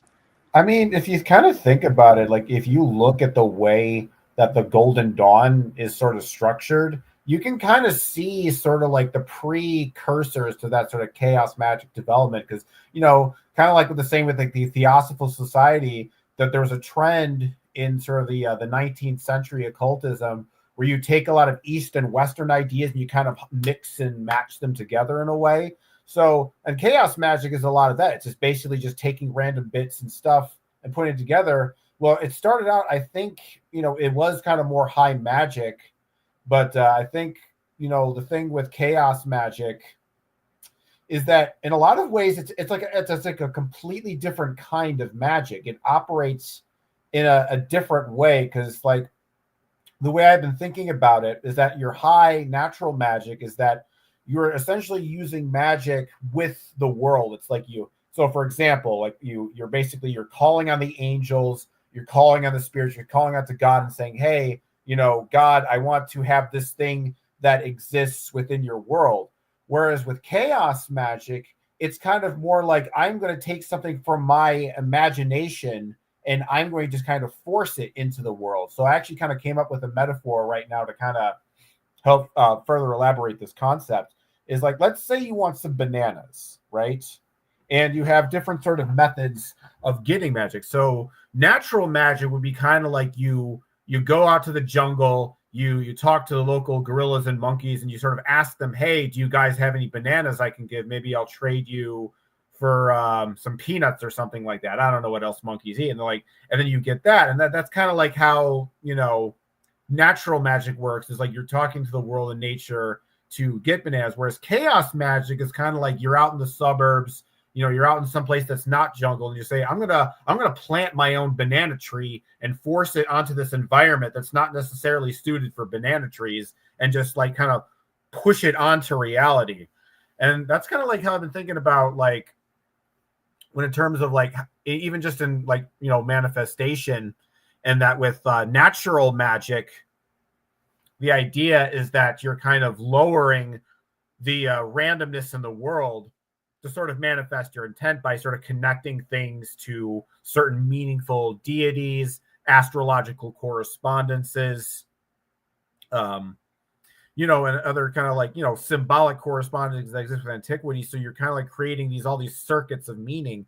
Whereas chaos magic, it seems like it's the opposite. Chaos magic is more like you're adding more randomness into the world to manifest your intent. So you think about like I think about like you're rolling dice, like a kind of like a Dungeons and Dragons metaphor. It's like, you know, when you're playing a game, there'll be like some situation where it's like you roll a dice to say if you successfully shot an arrow at a dragon or something, and it's like it'll be like a +5, and if you roll 5 or 6, that means you hit the dragon. If you roll 1 and 4, you don't hit the dragon. And that the more you increase your fate, it's kind of like, oh, now it's kind of like I only need to roll like a 4 to 6 or a 3 to 6, and it's kind of like that increases your odds.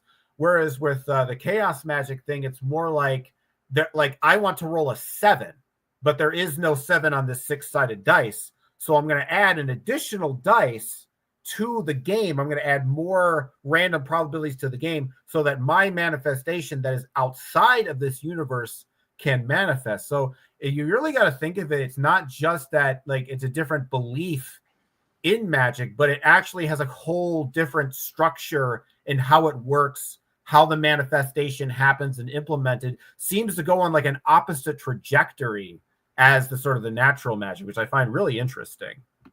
Yeah, I agree. It's you see with, for example, the mantra in Masonry, that this notion of ordo ab chao, which is order out of chaos, but it's almost like what you see with, I mean, there's a few other deities that are similar in this regard, but Yahweh, for example, and the way that the Abrahamic philosophy and the theology surrounding that deity views that deity, and really the just in the purely revealed or exoteric form, it's basically the inversion of the chaos camp, where, you know, usually you would have the pantheon head who would fight against chaos to thus establish order. But you have these deities that usually they're monotheistic because they contain all of the elements, and by containing all of the elements and sort of this artificial singularity, they become very capricious, almost schizophrenic, right? But Yahweh is chaos itself. Isaiah 45, you know, I create both the light and the dark. I am both good and evil. I, Yahweh, do all of these things. So he is chaos, and he uses chaos to thus establish order. And like what you're saying, if chaos can be understood as a disorganizing principle, a principle that leads towards entropy, but in the alchemical sense, their idea is, well, we can take this spiritual aspect of the journey of man, which is nigredo, which is breaking down that which is unrefined, that which needs refinement, and then we can, you know, sort of sublimate our character, sublimate our spirit out of the material. What they do, from my point of view, is they take that principle of nigredo, which is breaking everything down to its base component. You could think of it as a reset, and they desire to control the material world some of them even claim they want to gain immortality and things such as that. Thus, what they must do is, like what you're saying, put into effect into this world more and more disorganizing principles, more and more arbitrariness, where they can thus break down everything into its base essence to thus build back better or build anew something else. It's it's similar to this concept of the cauldron and the melting pot, and applying fire to it to break everything down to its base level of carbon. That which is the product of fire, of course, from the Latin meaning charcoal. So it's that sense that there is chaos magic in play. The systems of power, the pattern of civilization, which you could say is a system of human domestication in a sense, a way for them to obfuscate our true spiritual nature. It seems to all be leading towards that. You even see it with the likes of AI, for example. It's a very the way that the mind of power works. It values the artificial over the natural, which of course I totally disagree with, and I would say most of humanity does as well. We see the beauty of nature, and we see the beauty of the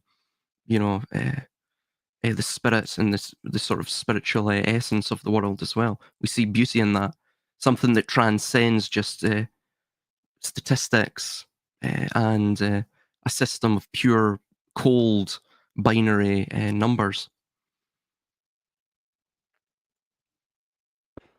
I love that. It's sort of bringing us back to that panpsychism idea.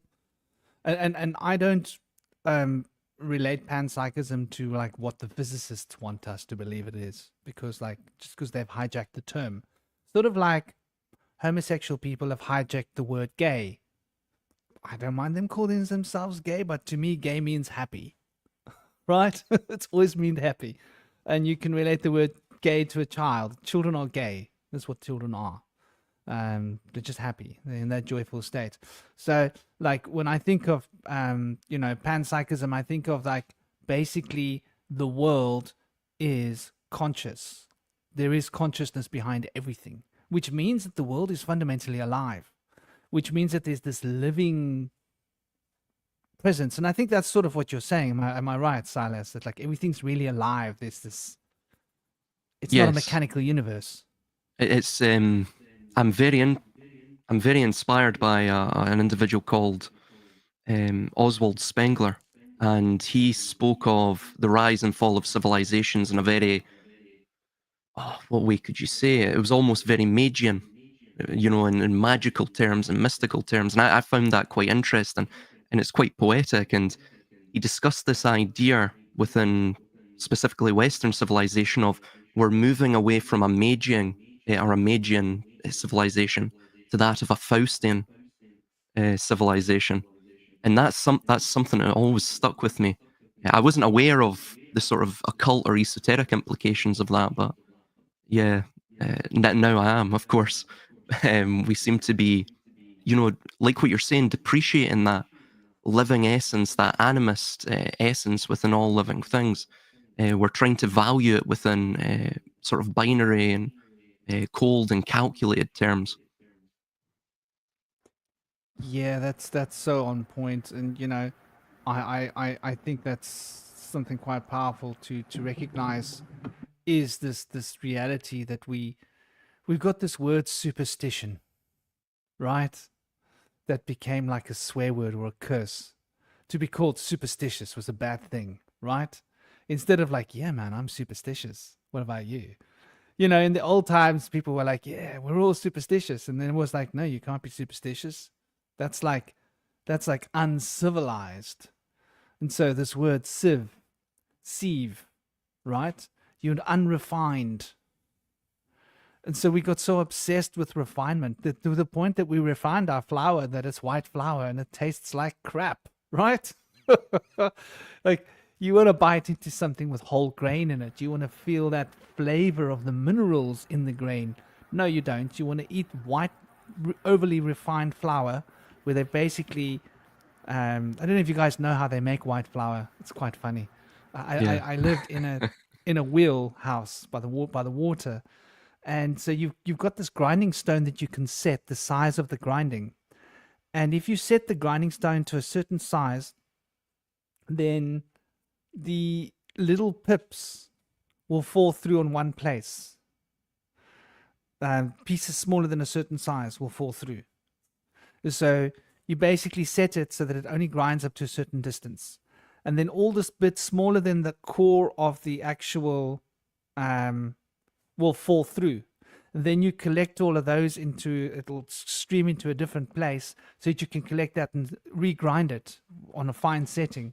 And then all the other bits, which are like the surrounding piece of the grain, gets called chaff, and it gets taken off, and that becomes what do you call the outside grain of it? The kernel. The roughage. Yeah, but we got a name for it. Like anyway, we used to use these words when we were young. We don't see the stuff in food anymore.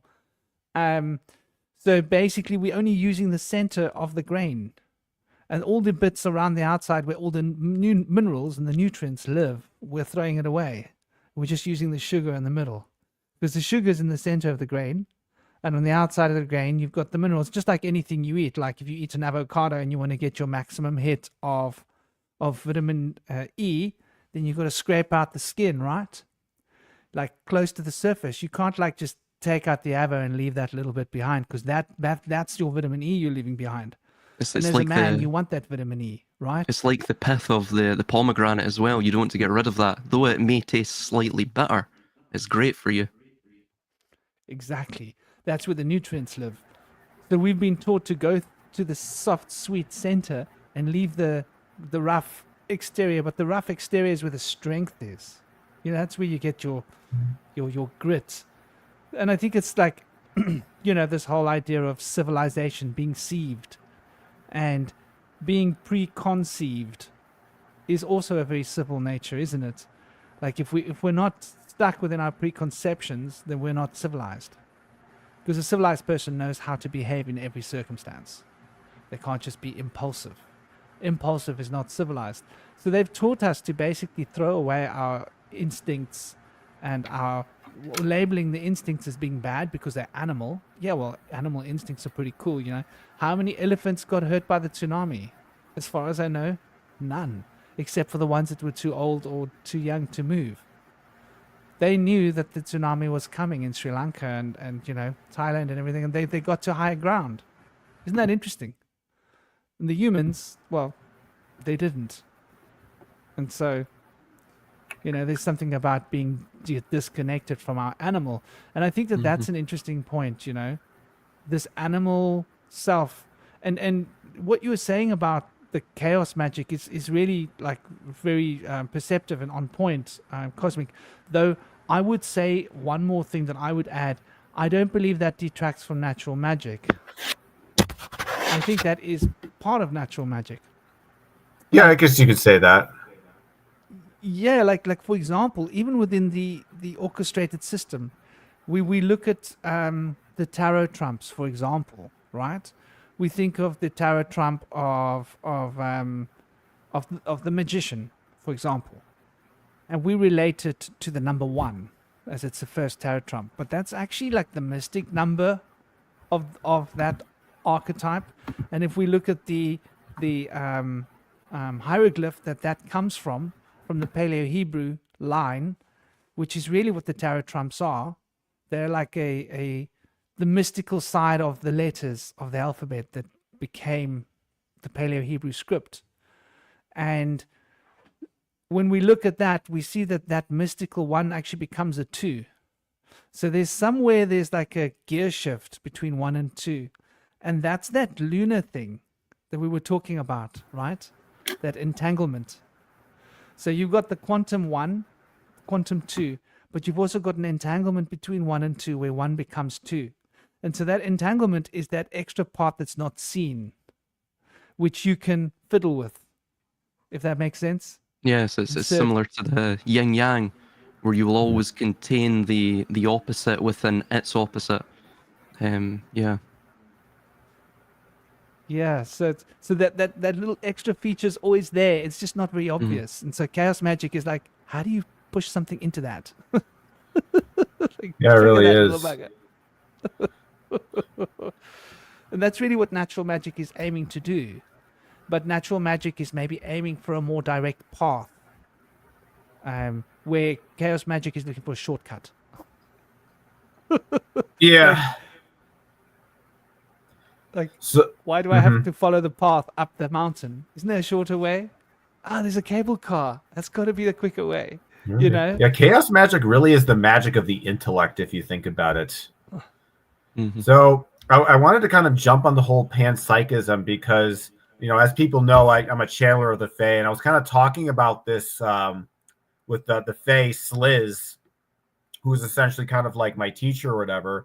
And it's kind of interesting because when it talks about like proving that God is real and that the universe is conscious, we look for examples of order in the universe. The golden ratio, perfect spheres. But Sliz was like, no, you have to actually take the opposite approach of that. If you really want to prove that the universe has consciousness, chaos is actually what validates it, because the way she framed it is because if the universe was truly materialistic and it was just this kind of mechanical, logical thing, chaos wouldn't originate from that. Everything would just move logically, like a logical sequence. The fact that we have kind of like weirdness, irregularity, kind of demonstrates that kind of that irrational sort of like weirdness that comes from organic creatures that do things that are strange, unpredictable, and not necessarily even rational or logical. And she's saying that when you see that aspect existing in the natural world, when you see that chaotic, unpredictable, that's actually a sign of consciousness manifesting itself in the world. Whereas if you think of everything as just being purely like ordered, logical, and deterministic, then the universe really, because if you think about it, what's interesting is a lot of people say, oh, materialism implies that the universe is random and chaotic.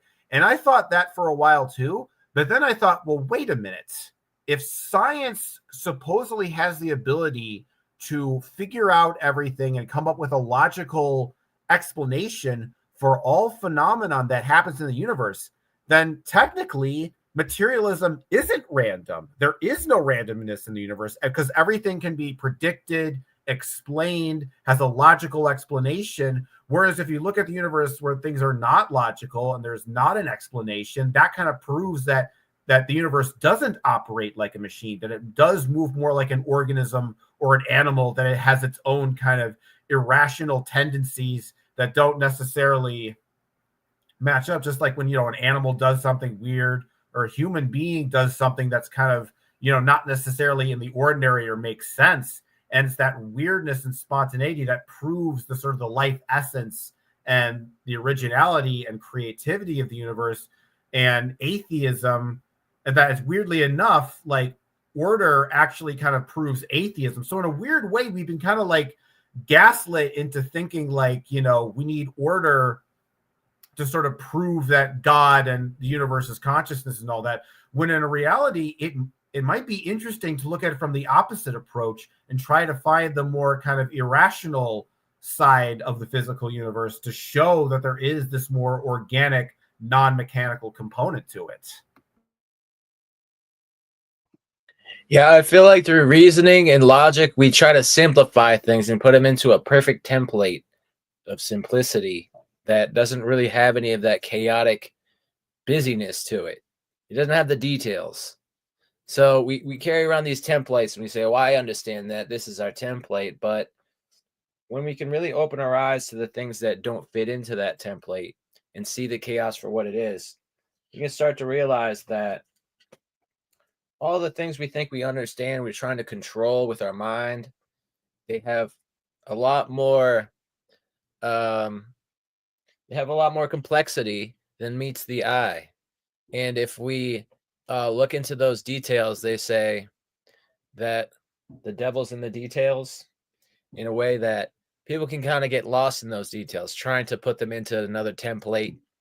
But I think there's real beauty in the fact that things don't fit into templates. And when we start to realize that, we see that in the idea of like the earth is round. No, the earth is an elliptoid. No, the earth is who knows what. But also when we look at like the speed of light, they say the speed of light is this constant number. We know that's not true. There's different levels of speed of light. There's faster and slower speeds of light at different times. They kind of just average it out. And they say the typical average speed of light is this. But if we were to start to look into the details of how does the speed of light change and what influences that, and what implications does it have when the speed of light has changed? What do we see? What are the effects of that? If we were to start to look into those mysterious complexities, it could bring a lot of light to our understanding. Now, we might not be able to put it into a box that's going to fit perfectly, but we could always come up with better questions. Once we start to look into the questions that we have, we can start to unravel the fact that there's going to be more mysteries involved. And sometimes we get this insight from when we see these mysteries. We a lot of times will draw connections and start to connect dots with other things that seem to be familiar, similar principles or tendencies that tend to describe this or have a good somewhat of an analogy to the things we're seeing, can help bring light to our understanding. And I think through analogies we can kind of understand that something has a similarity to something else in this principle of it, but we're not saying that they're the same, and we're acknowledging that they're totally different in a lot of ways, but they have one aspect that seems to have some correspondence. Yeah. Thanks. And that's also kind of where you get into the Jungian school of thinking, like of the archetypes, you know. Yeah, go on about that. I want to hear more about the archetypes. That sounds good. Yeah, I want to welcome dear brother to us. I've been waiting for my chance, and I slipped my chance just now. With like, damn, I forgot. I was waiting for a chance. Stone Fox, for those of you that don't know, he's the Greyhorn pagans. He's a Jarl. He's got a pagan group. He's very much embedded within the Norse tradition, very ancient, one of the more ancient traditions, I believe, and very much embedded within the natural earth process, and finding a way to bring the old cultural principles back to life in a positive way in a modern environment. And he's working hard towards that. Welcome, dear brother. His podcast, it's all recommended. By the way, Silas's podcast is added to my list as well, so you can see his podcast. You can see everybody's podcasts there. Just go and look at the whole long list. Welcome, dear brother, and do please don't let me hold you back. Keep rolling. Yeah, no, of course. Thanks for inviting me again. It's always good to be on here. I'm kind of in the flow already because I just recorded one for my own show, as always. Either doing one before, in between, or after, or all three, because why not? But yeah, like archetypes, that everything is kind of the same energy, and like you have different archetypes just manifested in a different way. Like the archetype of the wise old man, for example, like we can see it in just so many forms, so many ways, but we recognize it as what it is. It can be, I don't know, like Gandalf the Grey, we consider, from the Lord of the Rings, we consider to be the wise old man, but he's also, kind of a wizard. He knows a lot, he's seen a lot, he's done a lot. The archetype of the warrior, someone always fighting, always fighting monsters, fighting demons. The dragon slayer is, you can kind of put under that archetype as well. And that's also kind of how the gods of Europe manifest itself. There are so many different gods, but they all seem to have something in common. Like the thunder god Donar, for example. In Eastern Europe, they know him as Perun. He's same kind of god, has the same attributes. It's just instead of a hammer, he wields a giant axe. In Southern Europe, they know him as either Zeus or Hercules, or kind of both. He's a little bit of both, mostly Hercules. And so where was I going with this? I'm distracting myself. But yeah, so everything is kind of the same energy. It's the same archetype. It just manifests in different ways. Like you could see it as a diamond, for example, with its many different facets. It's one being, it's one thing, but reflects from many different points, in many different angles, in many different ways. Sorry, please finish your point. No, go ahead, man. I want to just add something really quickly. Yeah, that's a very profound point. It's almost akin to Pink Floyd's. To visualize it, it's akin to Pink Floyd's Dark Side of the Moon, where you have that singular white light and it's hitting the prism, that generative symbol of the triangle, and it's creating that myriad of archetypes. These are all fragments from that same source. Yeah, no, exactly. And you can call the source however you like it. I think just calling it source is the easiest option. But like we all know people who embody a certain archetype. You can look at someone and be like, hey, like you're that kind of person. And it's also just very much a way to recognize the kind of people. It makes it easier to live this human life. Like who you vibe with, and who to stay away from. Like I think archetypes, or just the rays of the going through the prism. I like that analogy, by the way. Pink Floyd's such a good one.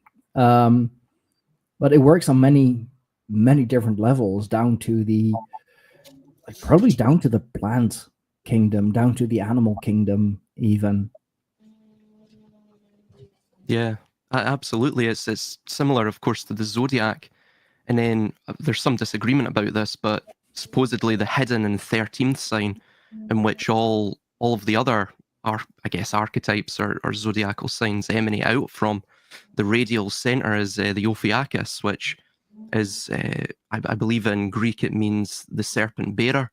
But it's this idea where, again, like the fool, right, where the fool, the dog, is he beckoning the fool over the edge, or is he warning the fool not to step over the edge? The Ophiuchus, is he dancing with the serpent or wrestling with it? So it's this, ultimately, this is the dualism inherent in all archetypes, I guess. You have this malefic and benevolent aspect in both. And I agree that the European, especially the Germanic and the Celtic pantheons, the gods seem very human. And, you can easily relate to them. They all have that archetype, which itself, the archetype, like what we were saying, it almost is the caduceus in and of itself. It fights against itself amongst fighting against all the other archetypes. But that friction generates the fire of the universe, of the world. It's like the Vishnu, the preservation aspect of everything, I guess, in that sense. Like you talk about wrestling and dancing, but like, is there really a difference between those two? Like I'm a jiu-jitsu practitioner myself, and I can say like it is kind of like a dance. A sparring partner might as well be a dance partner, because you have to be in a certain flow. There are certain steps that follow. Like if you do this, then I'm supposed to do that. If you move in that way, it's best for me to move in that way. So I think like in a way, everything can be a dance. So dancing, yeah. wrestling, sparring, boxing, like whatever, everything is a dance. Yeah, there's a sort of inherent violence in everything, but the violence itself, down to its base essence, is it's like momentum. It's using momentum, like what you were saying with like the I guess the paradox between the dancing and the wrestling. But that's a brilliant point. Yeah, absolutely. That's very interesting because, you know, people always relate violence to red. And I relate violence to the color violet. And people relate violet to maybe to Jupiter because, like, popular modern, you know, astrology.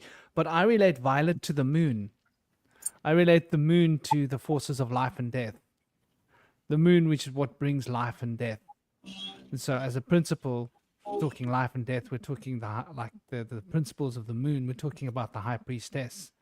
We're talking about violet, the ability to violate, the ability for violence coming from the color violet. Very interesting how they've reprogrammed our ideologies around color. And, you know, people have forgotten that violet also relates to sexuality. And modern psychology sort of hasn't forgotten this. But somehow the occult world has taken like violet to mean this like far out there divine, like highest element. But when I think of that, I think of the fool. We've been taught to believe that he's stepping off the mountain. I don't know whether he's stepping off the mountain. Look at the curvature of his body. When you're stepping forward, you have to lean forward. I mean, as a martial arts practitioner, you get this, right? You can't Yeah. step forward and lean back unless you're dancing. Unless Yeah. you want to step forward without going forward.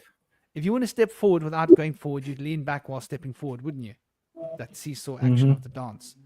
So to me, like, he's completed the journey and he's now at the pinnacle of consciousness and he's dancing on the edge. He's dancing on the edge of where life and non-being alive meet. That most transcendent aspect where you're almost, are you alive or are you not alive? Right? And he's right on that like highest pinnacle of consciousness and he's dancing there, fully prepared to cross over. Because he's done all his earthly work. He's done all his learning and all his so but we've been taught to believe that he's stepping off into the unknown. I don't think he's stepping off into the unknown. I think on one aspect of the journey he's stepping off into the unknown. That's like because the fool represents the beginning and the end of the journey, doesn't it? Like it's the numberless card. So you could put it after the world and before the Magi.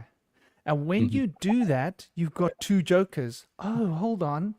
We got two jokers in our pack of playing cards. That's why we got two jokers and not one, because it's the beginning and the end. And so now the 21 archetypes become 22, become 23. And that number 23 keeps back in, which is quite interesting when we look at the way we've been taught and the superstitious programming of the number 23. And because of its relation to non-physicality and non-physical beings and supernatural events, people have been afraid of 23 as a number, which is also quite interesting.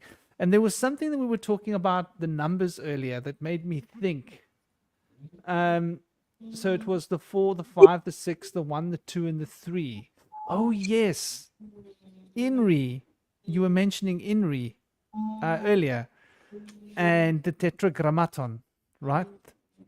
And so we've gotten used to pronouncing the tetragrammaton. So the tetragrammaton is 4 fundamental archetypes. So look at how the numbers play out here. This is quite interesting. It's 4 principles that are expressed as 5 sounds.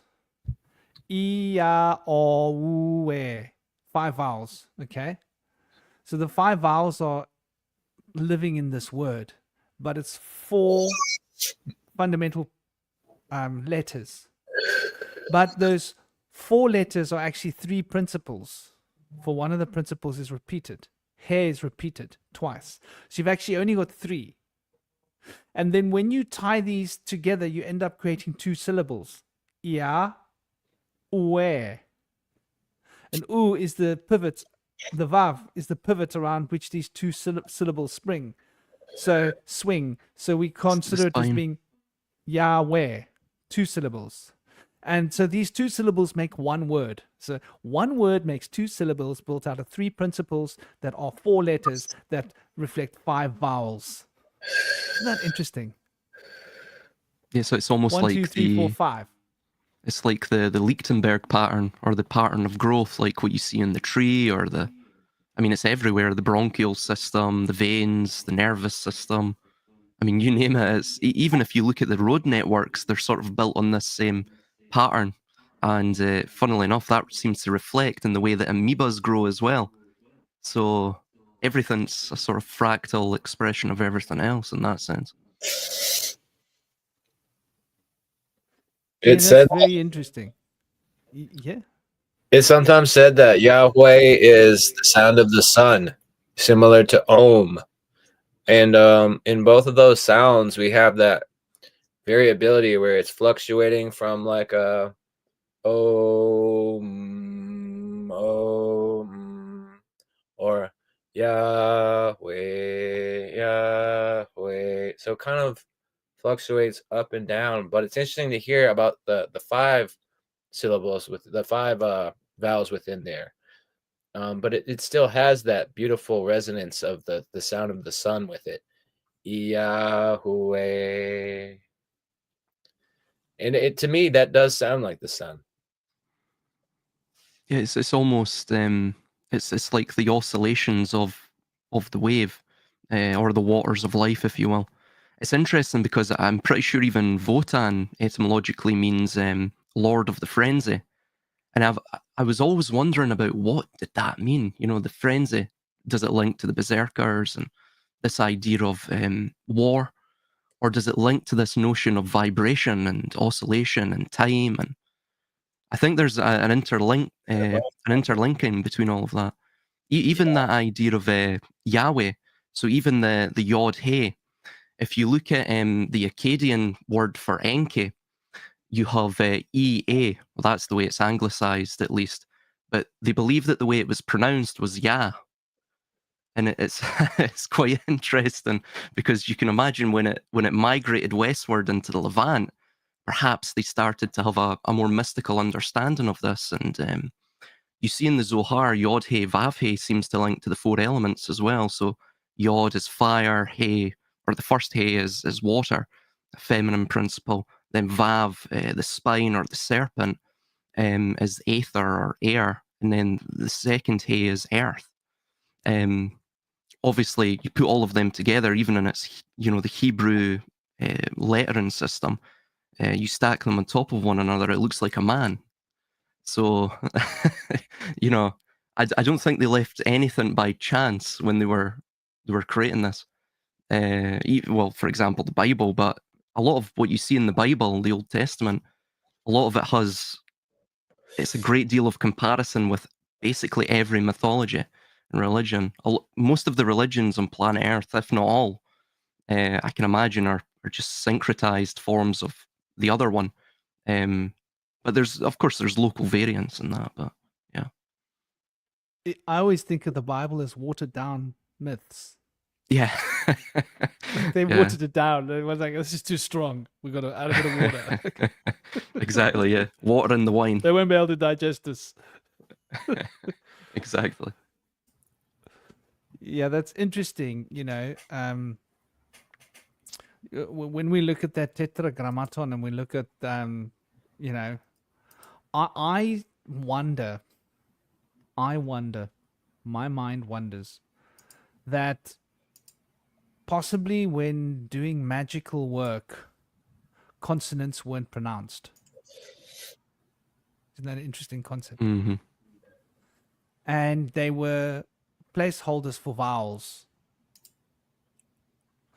and the vowels carry the spirit, the 5 elements. And so there was a musicality to the humming of the vowels that produced these powerful shifts in consciousness.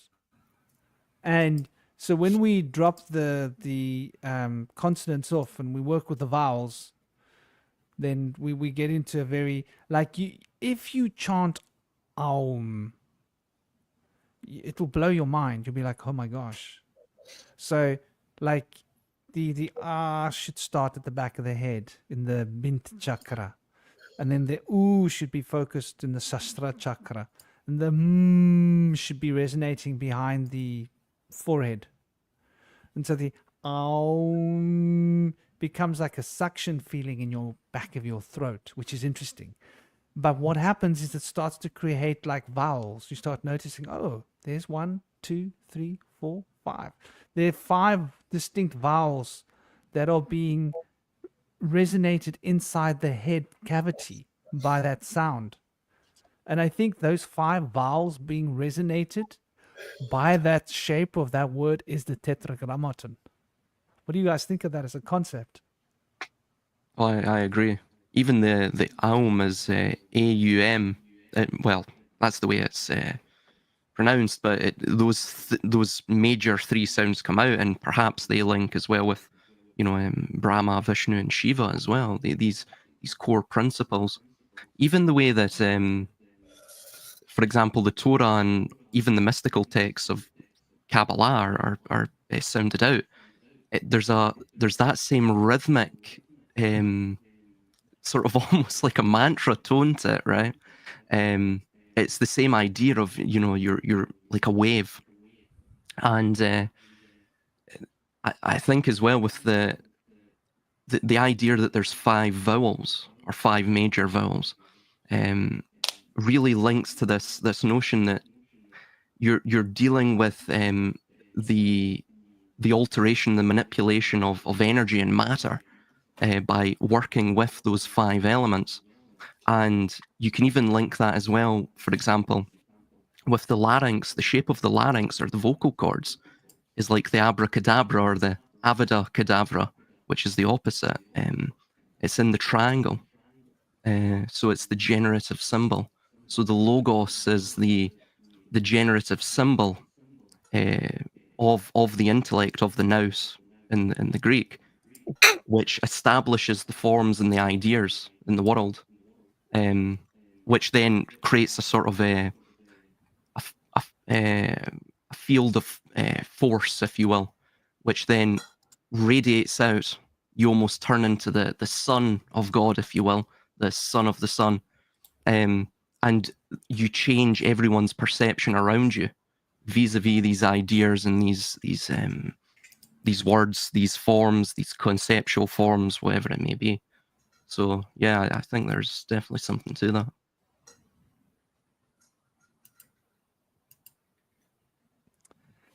And so that brings us to an interesting point. I think I must try and remember what it was that I was going to say about this. There was something on my mind in the beginning of the show that was sort of, and excuse me if we get a momentary echo. If there's an echo in here, it's on me. So there we go. So what was it that I wrote up? These write-ups are quite useful because they help me remember ideas. So unfortunately, many people are now new to the sciences, and I think this is very interesting. This educational element, the system which has primed our minds to narrowly focusing on event-driven outcomes, clearly defined and often obscure notions that neatly fit into one-liner answers that live in prescribed little lives, carefully constructed memes. And these memes, like as magical items, look at this. This seems to me to be underfed magic that's being used to shape our consciousness, backward engineering in a style, to sort of virtual infrastructure based upon these memes, how these memes are shaping our consciousness in the day. And where do you think it's taking us? What do you guys think? You broke up a bit there, man. I didn't quite catch that. Sorry. Yeah, I was getting to these memes as being spells in a sense. And these memes are such a big part of our culture. And what are these memes doing? How are they programming our spiritual consciousness and our internal architecture? And where is it taking us to in terms of an evolutional footprint or a footstep? Hope that came through. I feel like with the memes, there's so many connotations and associations that are imbued within the meme. It's like they're taking the power of a picture that has 1,000 words within it, and they're making it into it has words and pictures, and the words themselves have like so many different also meanings besides the fact of the word or the phrase itself, and the magic in the words. So I feel like with these memes, it conjures up like an instant recognition and cueing of this association connection. All these associations are being connected with the meme.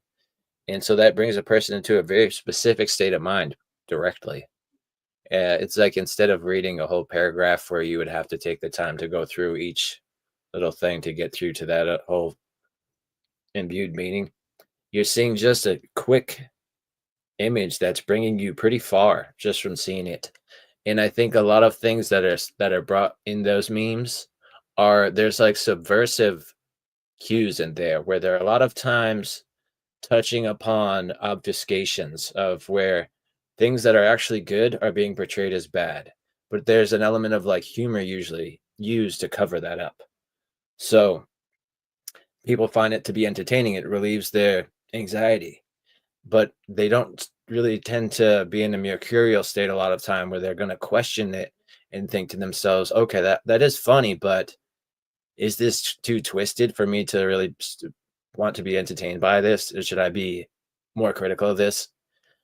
So I think there's like different minded people. Some people are more anxious minded. Other people can be more anger minded.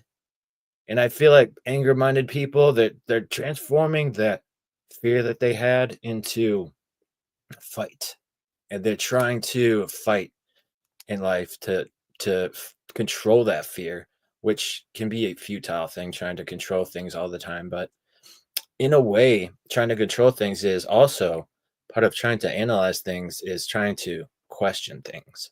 And so in that, you're involving yourself in the mystery of things. You're starting to bring your light into the darkness. And even though it's all about trying to see things in the light, you're standing in the dark and the light's shining one way, but there's things around you.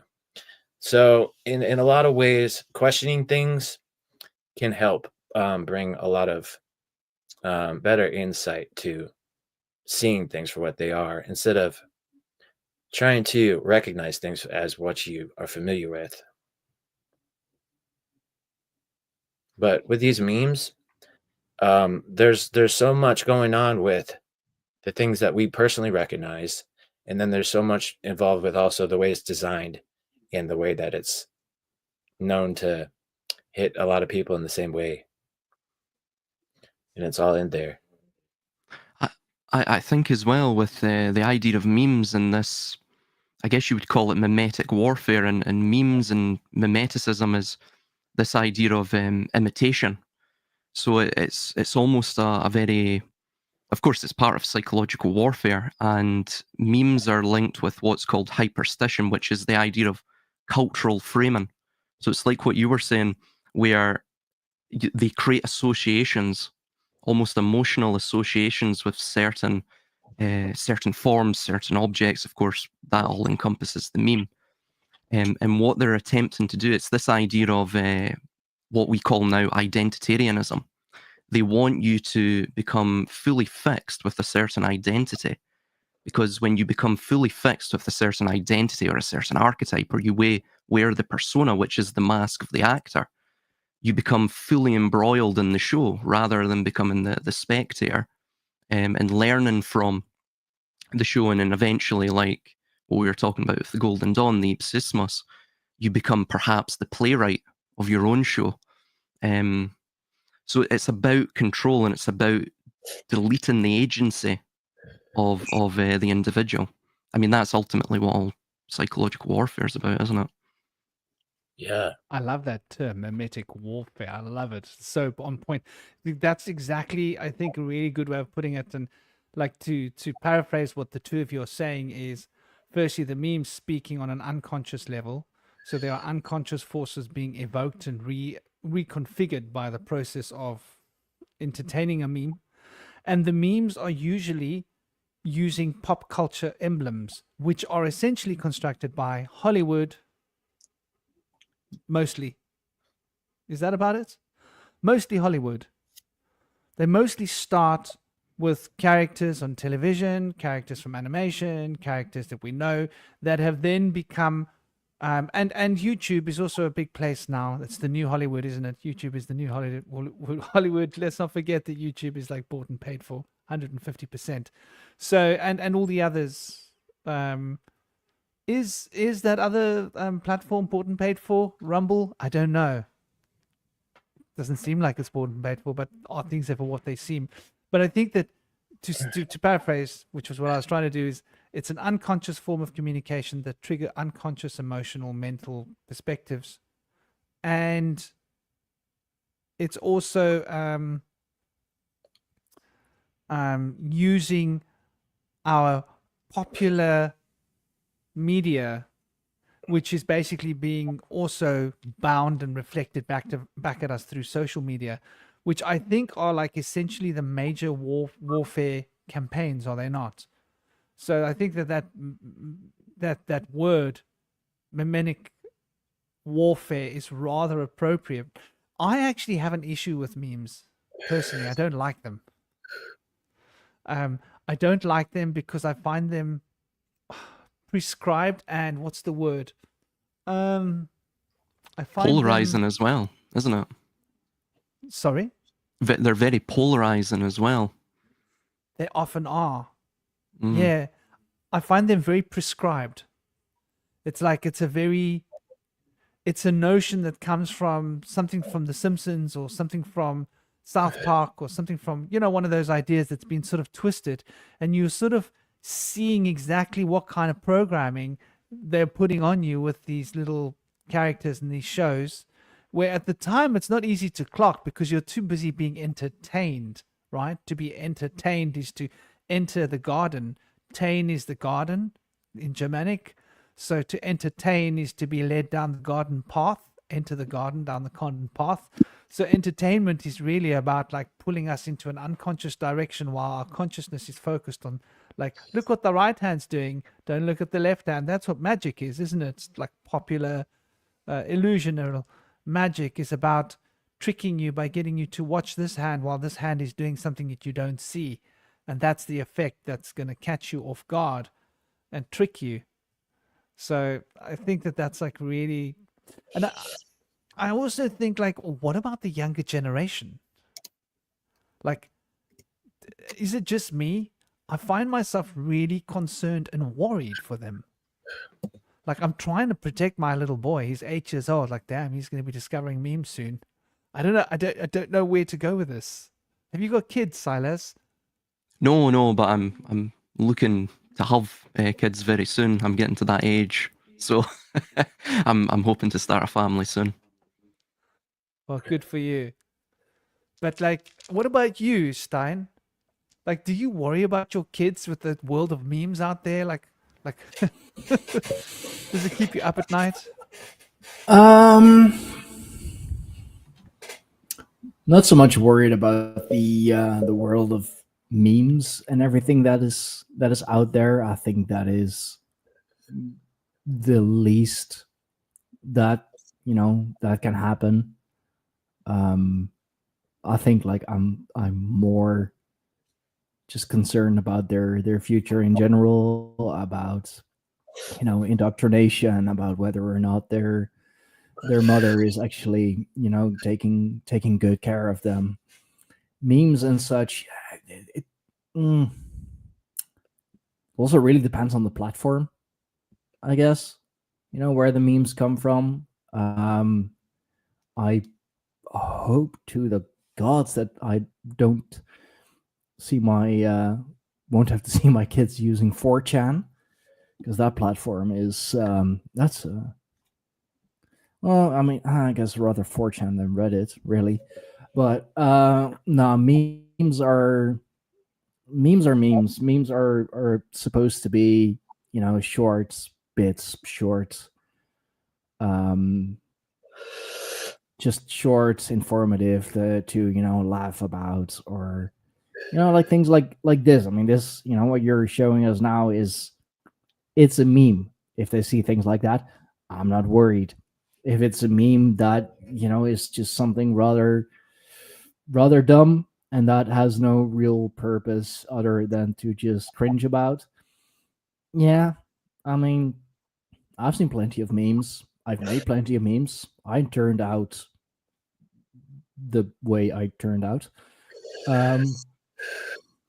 So, I mean, yeah, mimetic warfare, it's a thing, and it is used by both sides. Although I think that the well, you know, people like us, the freedom fighters, the spiritual ones, that we know to use it better. We know how to use it. You know how to make proper memes. And I mean, memes come. They're an art form. They are a form of free speech, or it should be a form of free speech. I know that in the UK, and please do correct me if I'm wrong, but that there have been people arrested, or you know, like had at least had, you know, authorities knock on their door about memes that they created or that they shared. So if that is true, if that is the case, Yes, that is true. Yeah. okay, well, I mean, that shows the power of memes. You know, if it's worth getting a knock on the door for, then there must be something to it. Because if it's meaningless, if it's just, you know, pictures with text, then what are they worried about? What are we worried about? I think it was Mao that stated he's not afraid, or he was not. I'm paraphrasing, but it goes something like this: he was not afraid of sort of counter-revolutionary violence against his regime. All he was afraid of was a good idea. And it's the idea of the magical quality, I guess, of the meme, or the magical quality of the idea. I mean, the idea as well, you know, of course, in warfare, all warfare is deception, according to Sun Tzu. So It is, yeah. Everything is designed to corral people, to push people in a certain direction. Now, of course, we can make a meme tomorrow, and it may garner reach, but it's the sort of staying power of the meme. If it really resonates with people, if it says everything within, you know, a few short sentences, or perhaps a sentence alone, it's like that meme, for example, ego cogito sum. You know, I believe, therefore I am. Mm-hmm. Ideas like that stick with people can really, well, of course they can generate new ideas, new memes, but they can control behavior as well, just by reorienting the cultural frame, or the mental frame of the recipient of the meme, or the recipient of the idea. It's similar to that idea of abracadabra or avada kedavra. So you can create with what you speak, or you can also destroy with what you speak. And it's quite interesting that Pepe, arguably the most famous internet meme, is based off I believe it's the same name actually in Egypt, the Kek, which literally means darkness. But then again, so does Krishna. I believe Krishna means darkness, or is it darkness or dark blue, something like that. So it's this notion of the dark night of the soul, and well, it is a destructive thing, but perhaps that destruction has to occur for something new to take its place.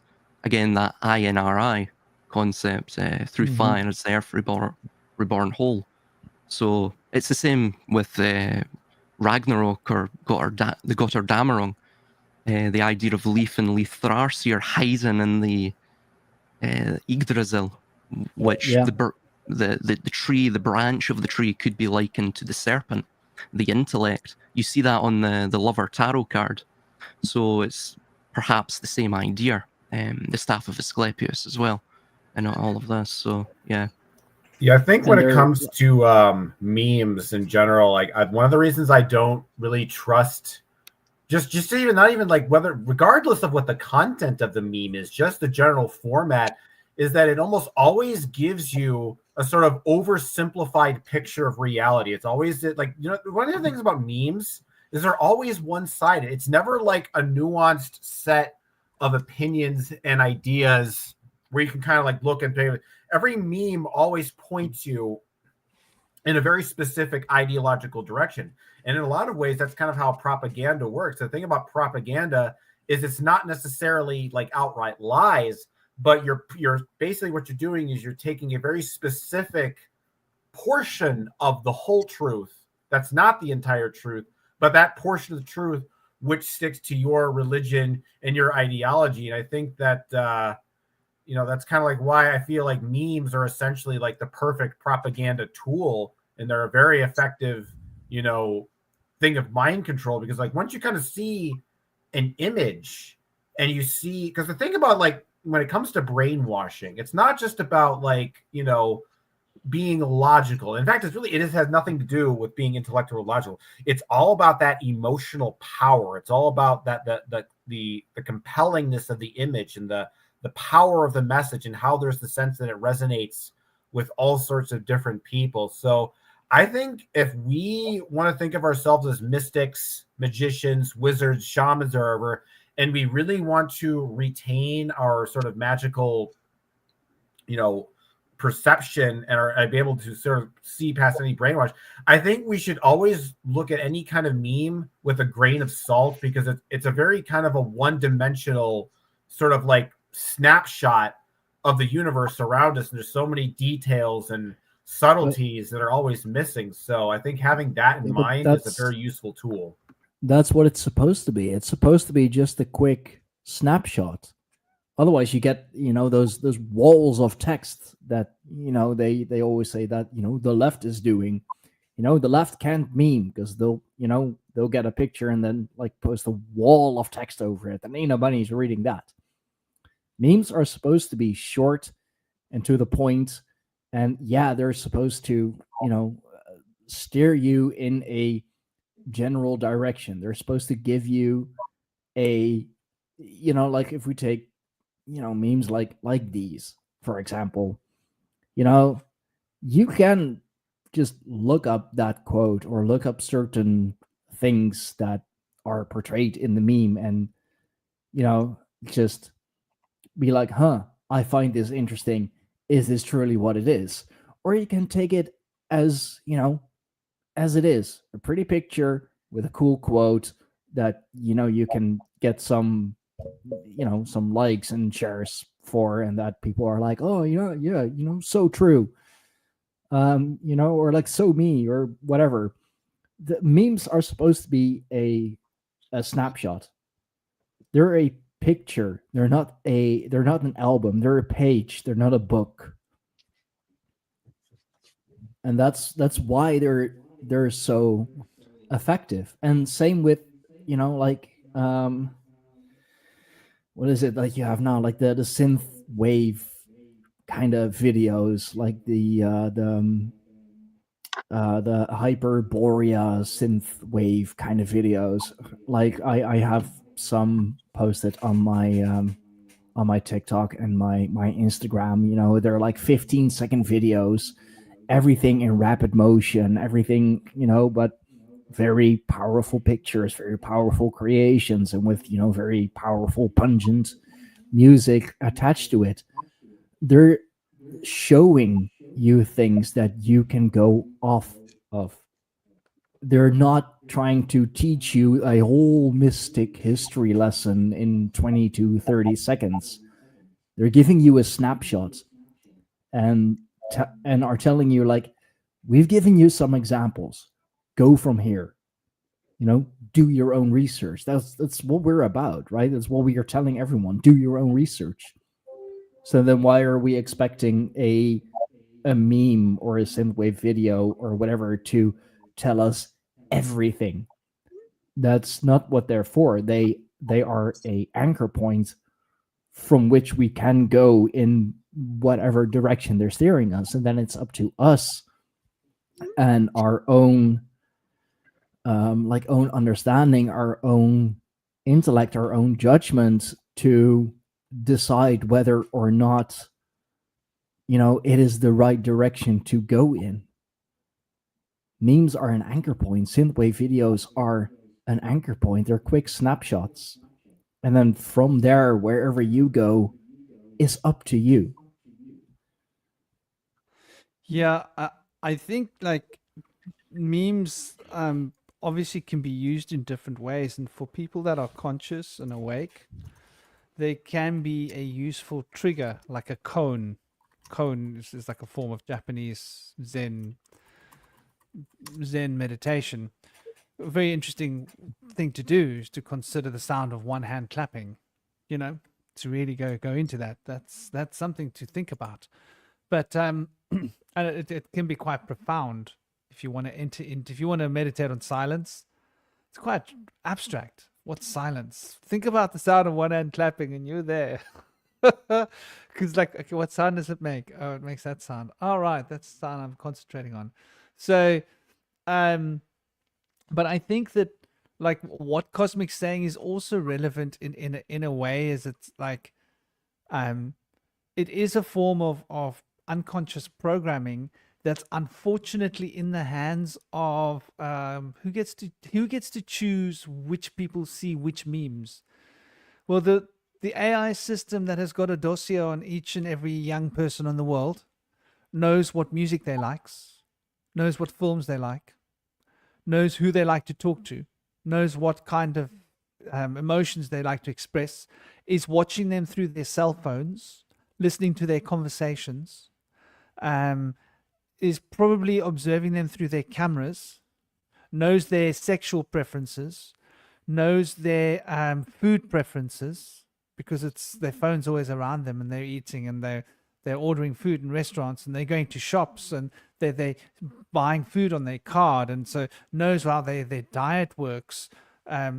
Basically, there's an incredible dossier on each of these young people that is held by Facebook, for example. And then the AI system of Facebook gets to decide who sees which meme and when. And of course, the health monitor on our phones are monitoring our neural and our emotional connection with our physical body through our organs and our heartbeat and our blood pressure and all these different things that are slowly but surely being expanded to have more efficacy. I believe Microsoft went into a $1 billion contract with Coca-Cola, who at the same time just coincidence, happened to be putting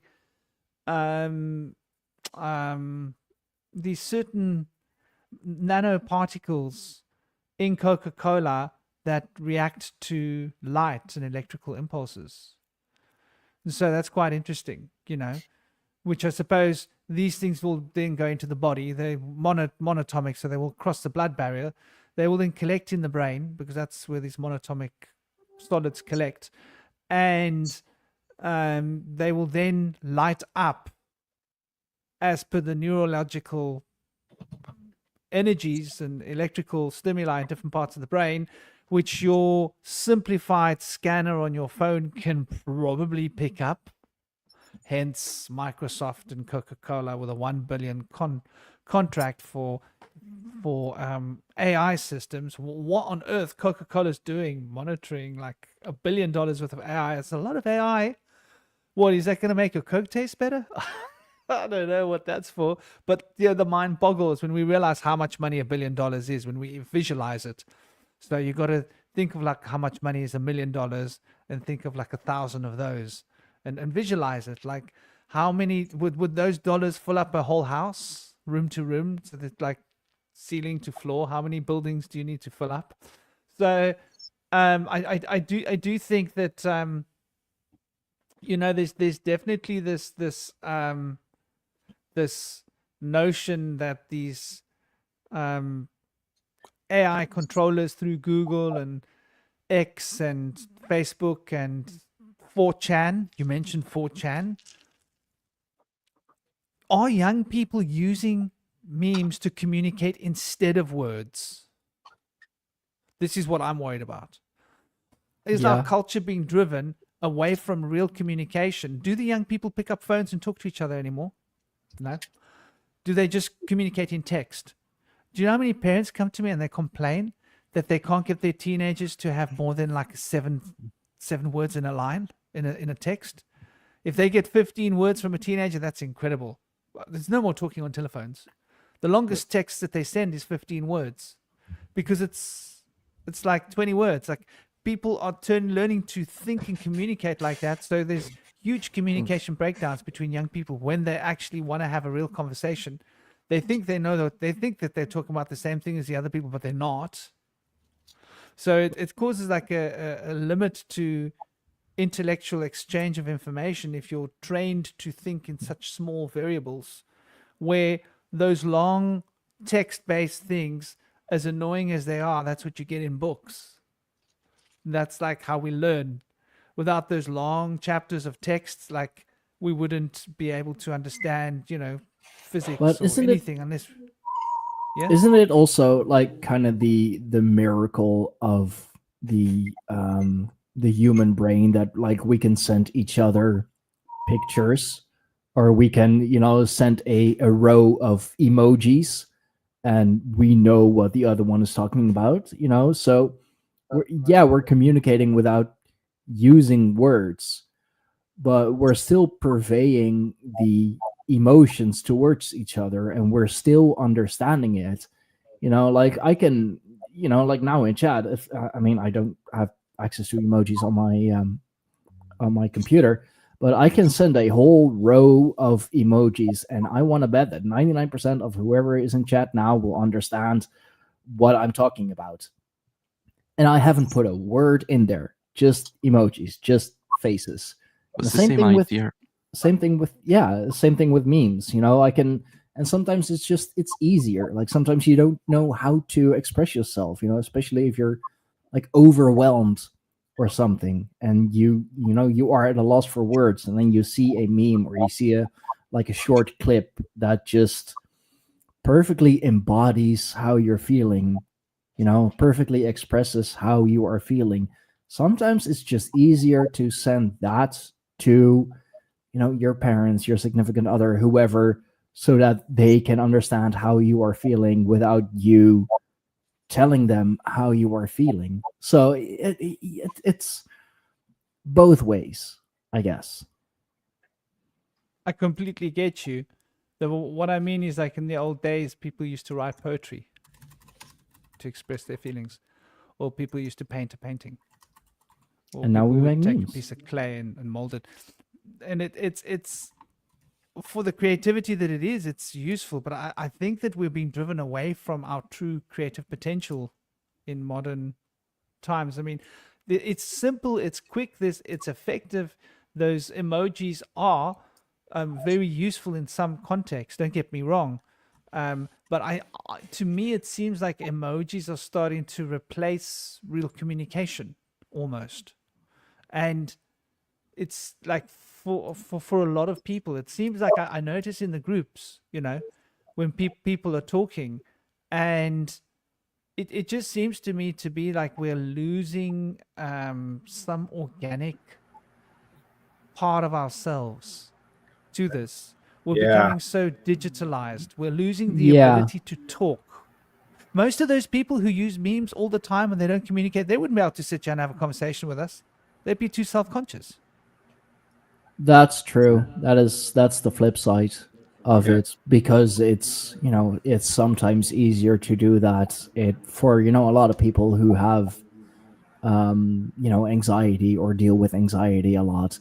It can become their go-to instead of learning how to express themselves. It's like, oh, this meme. Yeah, okay, but like, talk to me. No. This meme. I get it. It's a double-edged sword. Hmm. It can Yeah. it's perfect for when you're at a loss of words, but then there's the slippery slope that if you can't think of it, right at that moment, it's like, oh, I have a meme in my picture library that is perfect for this. And it's like, yeah, okay, but that's indeed, as you said, like, that's not real communication. This is kind of just something that's like, just pure sort of like speculation, but it's a thought that I've been thinking about. Sometimes I wonder if the reason that there are people that the desire to create artificial intelligence to sort of replace artists and creative people is that they're created by people who lack creativity, and they resent people that have creativity. They resent and hate people who have originality, because then they'd be like, haha, this robot can do stuff better than you, as a way to kind of like humiliate the sort of the artists and the creative visionary types that they have all this jealousy from. I'm wondering if there's a component of that. I mean, because I don't really, it's kind of speculative on my part, but No, I think you're I wonder onto if you guys something have, I there. wonder if there's any truth to that. I think you're onto something, because even this idea of, so we were touching upon even memes and words, and they certainly are reducing the ability of the average man to express himself, because words, though of course they're a sort of lower form of language as opposed to, say, symbolism, which arguably emojis, even hieroglyphics, in a sense, are all part of that. It doesn't allow the exploring of ideas, and I think that's what you were getting at there. Memes are very set in stone, again, very polarizing. They don't. You can't really communicate with memes per se. You can't develop ideas. You're merely just speaking to the person. You're speaking the message. You're standing on the soapbox, rather than meeting them on an equal playing ground and trying to explore a concept. But yeah, I do think that there is a jealousy there with basically I mean, what do you call it? The sort of bio-digital convergence of all things, where they want to merge us with machine. There's the idea of the Ma again, right? And even the idea of the yantra we brought up at the beginning of the discussion. I believe yantra in Sanskrit means machine as well, or something along those lines. So it's the sort of squaring of the circle in a very malefic sense. But it's almost like they're denying us intelligence. So in its place, they're putting the artificial intelligence. Again, it's getting back to that Magian and Faustian idea, where the Faustian wants the artificial because the artificial supplants nature. It impresses upon nature the will of man, which goes into this sort of apotheosized state where it literally believes itself to be God in a very material sense, rather than a more nuanced spiritual sense. So it wants to, conquer the world. It's the sort of emperor archetype. It wants to conquer the world. It will lay bare everything. It will make a barren desert of all things, and call it peace. So, yeah, absolutely. They're denying us intelligence while at the same time bringing about this artificial intelligence. It's very much like an abusive relationship with the systems of power. They feel like a paranoid husband. Perhaps, I don't know, perhaps they're playing up to their archetype, or I don't know, but that's what it feels like a lot of the time.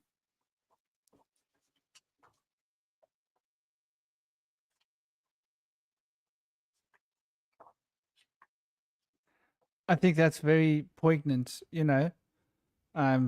what you guys are building on is very poignant, and I agree as well, and you mentioned jealousy, and so jealousy gets my mind working.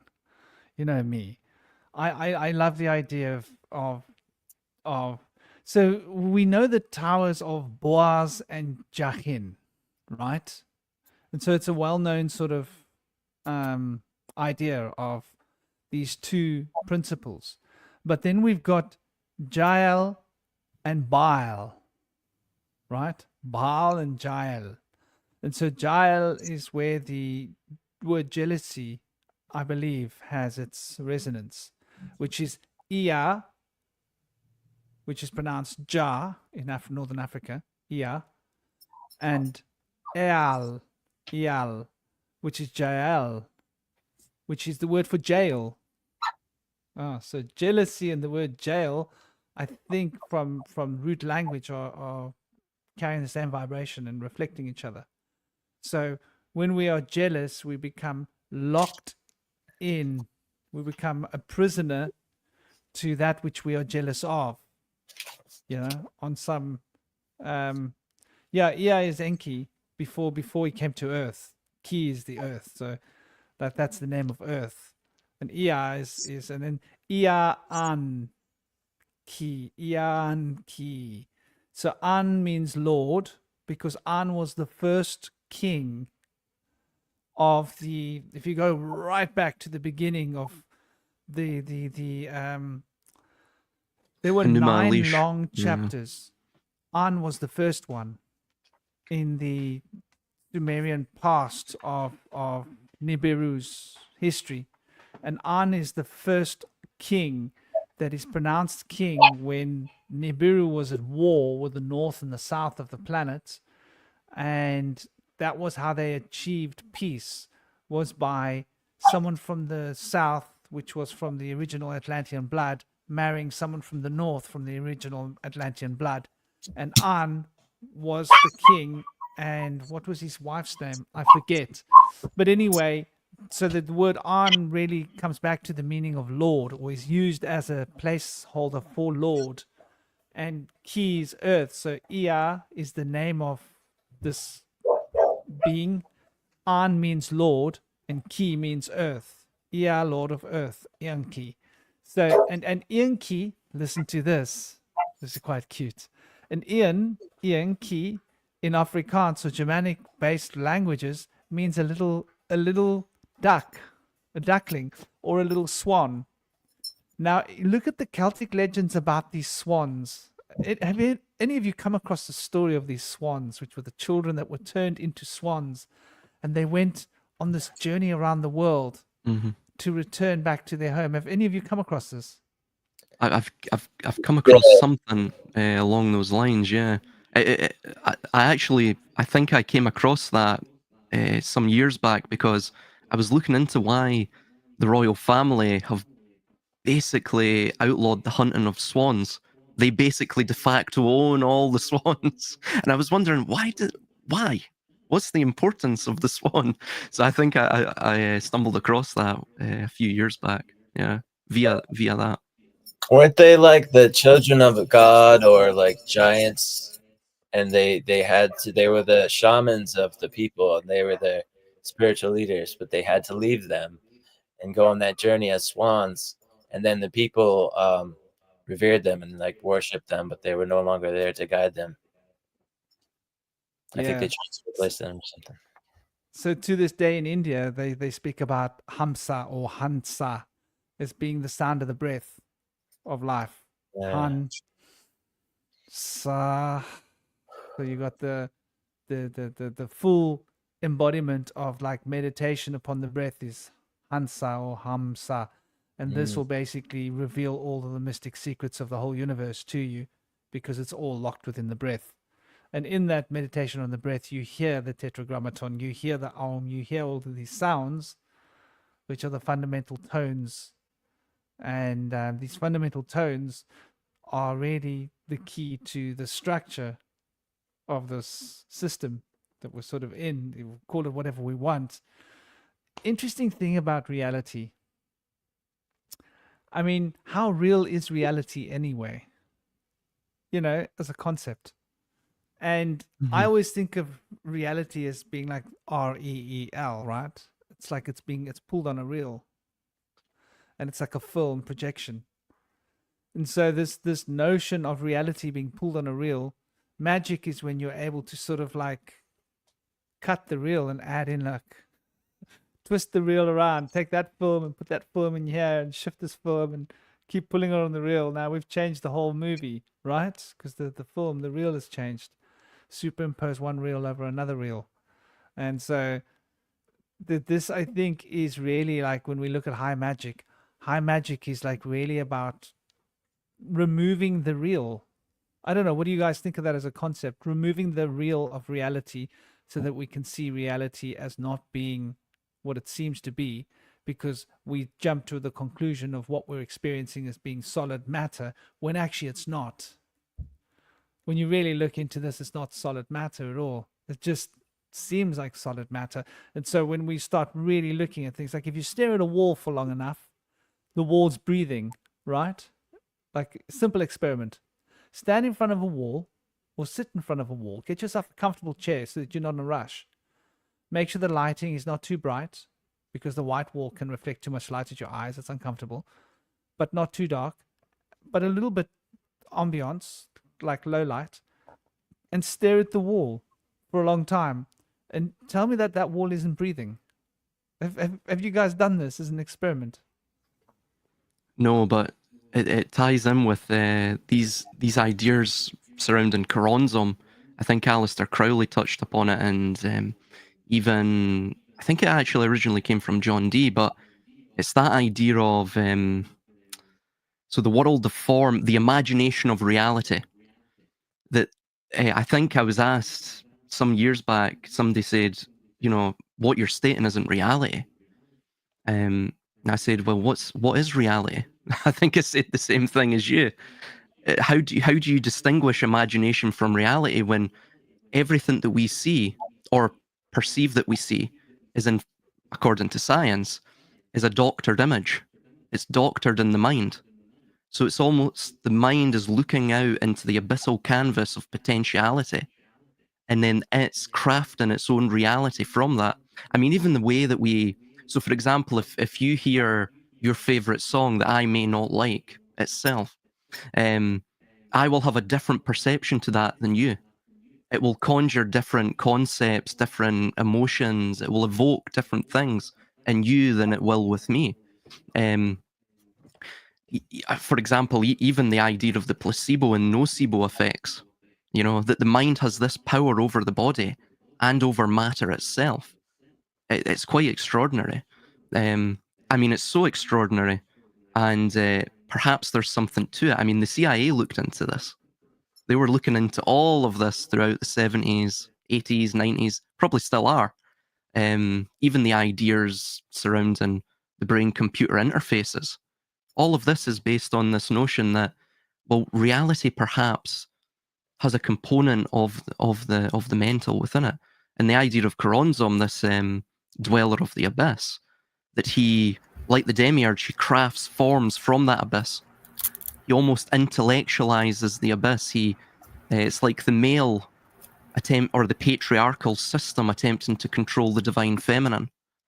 It's that notion. He has to put order into really what is all potentiality, all things in balance and unison. So I think that's the distinction between reality and imagination. But I think really, from my point of view, just my point of view, I think both of them are totally intertwined. You can distinguish imagination from reality. Yeah.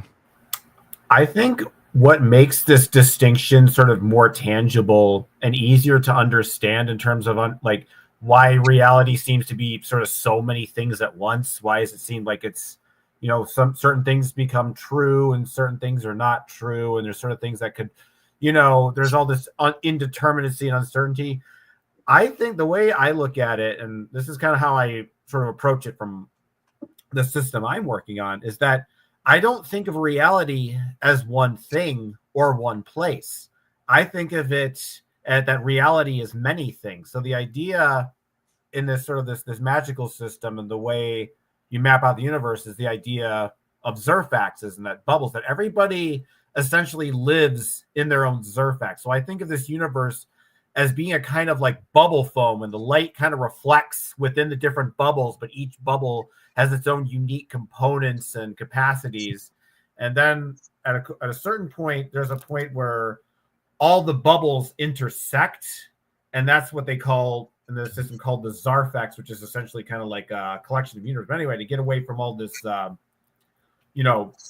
weird terminology, is that once you kind of start to see reality as being sort of multiple things, is it gives you a different perspective on how to understand truth. And I kind of think I've hinted at this on a previous roundtable, but I've been playing with this idea of like big truths versus small truths, or small bubble truths or big bubble truths. So if you think of like every person sort of like living in their own bubble, and somebody kind of has their own truth and their own belief system that essentially works for them. And in a way, it's kind of like it's true within that person's bubble, but it might not be true in my bubble, and it might not necessarily be true in the larger bubble, that where all the bubbles are kind of inside of. And so when it comes to, dealing with, like the truth and figuring things out, and like in terms of magic, like, the walls breathing, because it's interesting when you think about the whole idea of like looking at the walls breathing. You might stare at that wall and see the walls breathe, while I, the observer in the room who hasn't been staring at the wall, will still see a still wall that isn't breathing. So how is it that these two perceptions can be equally valid at once? Well, if we think of me being in my own bubble and Shaman being in a different bubble, see, he is using magic to alter his bubble and his connection to the universe, which may or may not cross over into mine. So I think that I've been viewing reality as a kind of network of multiple universes, a multiplicity of universes, rather than kind of one singular thing. It gives you a different perspective on how to understand imagination and its connection to the waking world and reality. I just wanted to add something really quickly to that. I agree. So it's almost like I came across this idea way back. I think it relates to your idea of or concept of the Zervax, if I'm pronouncing that correctly. And it's almost akin to, somebody mentioned it's almost like dream bubbles, that perception, again, like quantum superposition, right? All things are in a sort of matryoshka doll or concentric pattern. So, for example, if I flip a coin, it's both heads or tails while it is in motion. When it lands and when I perceive it, that is when it becomes, again, like what you're saying, that grander truth. So it will be either or. It's similar to, for example, this notion of the eye of the storm, and even the toroid and the vortex. So again, within this, we were talking about centripetalism and the extripetical. Oh God, I can't pronounce that. But the force that it sort of expands, the expansionary force radiating out from the center of a source.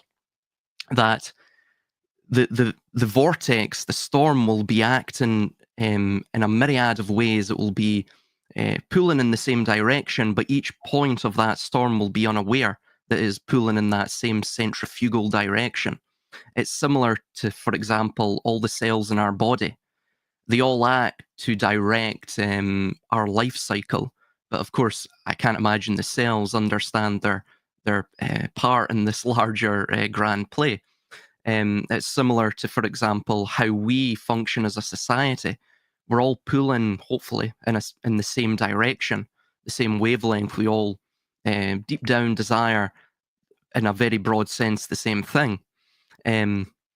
So, in essence, it's similar to your concept with the many bubbles, if you will. But right at the center is, in the Gnostic idea, is the baithos, it's the sige, it's the silence and the profundity, which encapsulates all things. All things are contained in that, in a singularity of pure potential, I guess, undifferentiated and unmanifested. And then it's by the discharging of that which creates the energetic sort of the energetic disparity of that potential into various forms, or like what you're saying, bubbles. So yeah, that's pretty profound. Yeah, that idea that there's many realities all overlapping, and sort of, that there's an interplay of them, if you will. Yeah. Yep, the multiverse is other people. Yeah. Was the word you were looking for centripetal or intrepidal? Intripital. Yes, I can't pronounce that. That's my Scottish accent. Cent is like 100. Yeah, I was thinking of centripetal, centrifugal, but he was talking about intrepidal or intrepidal, rather intrepidal. You got centripetal. If you say it's centripetal, it makes more sense because it's a petal.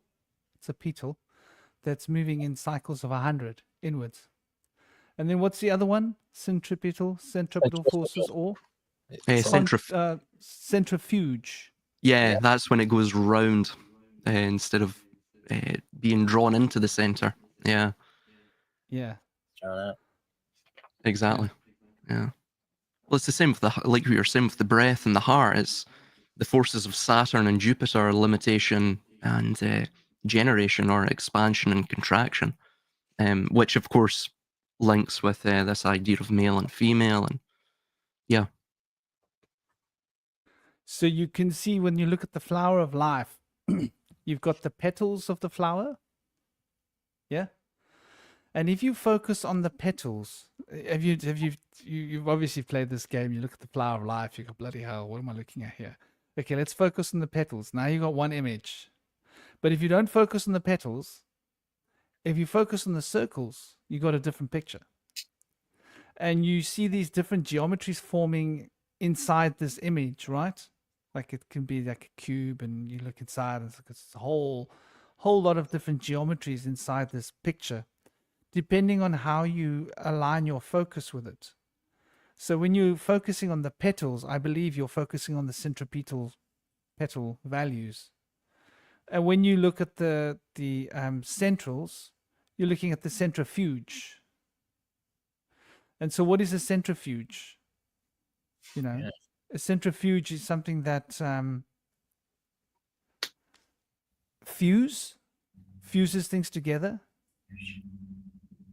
That expansive thing that forces everything to go onto the surface. Imagine a circle, right? So centripetal forces will go towards the origin, like out of space. And centrifugal forces will come into space towards the circumference. So it either moves towards the origin or the circumference. But the circumference is the edge. And everything will then collect along the circumference.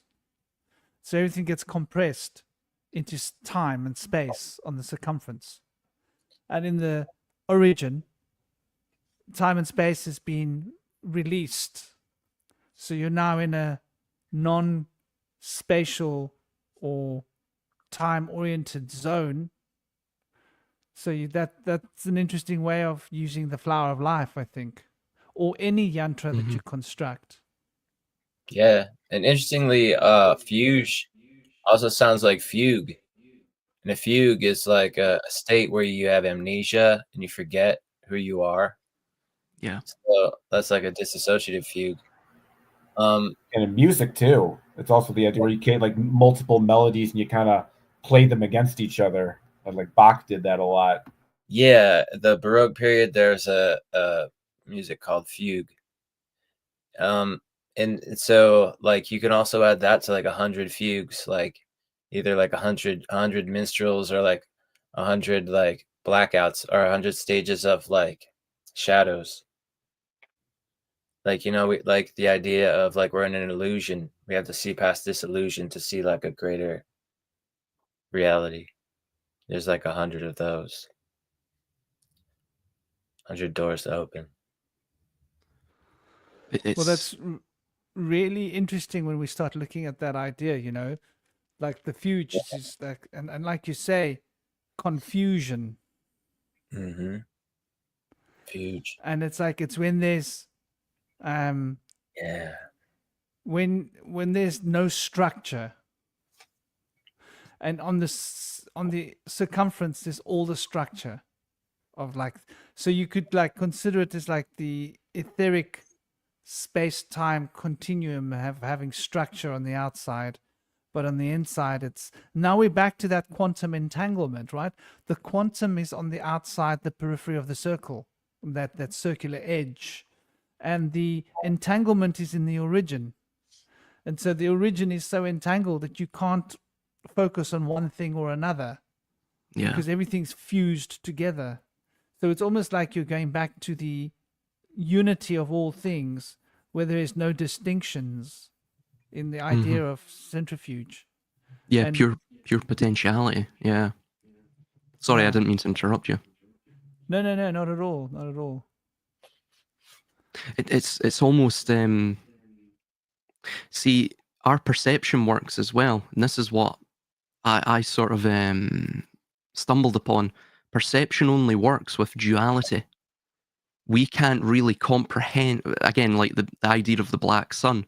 We actually can't comprehend singularity, all potentiality fused into one.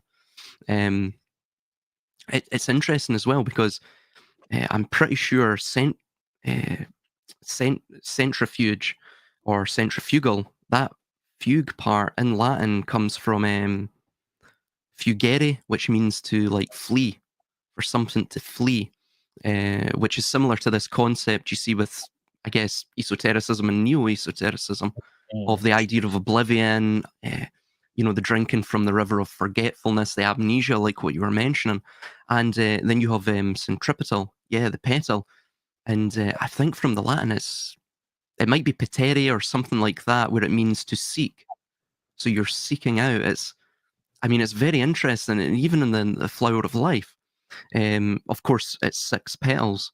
But you're totally correct. If you focus on the circumference or the totality, eventually it forms the square or the cube, which is interesting. Or if you have many of them sort of intermingled with one another, it forms that hexagram, which itself is the isometric cube. It's pretty profound. So it's basically geometry. I guess you would call it geomancy as well, and psychology, and all of this.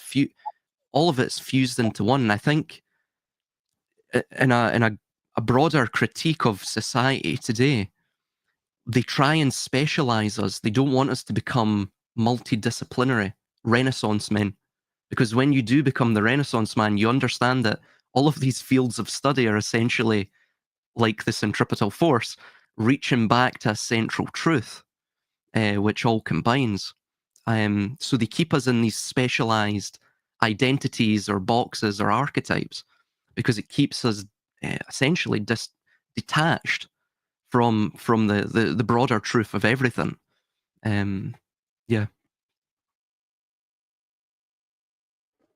Yeah, so I think like that's what we're getting now, is we're touching on the goals of higher magic. Yeah, like the high magic is about going into that non-form, and the natural magic is about going into the cube.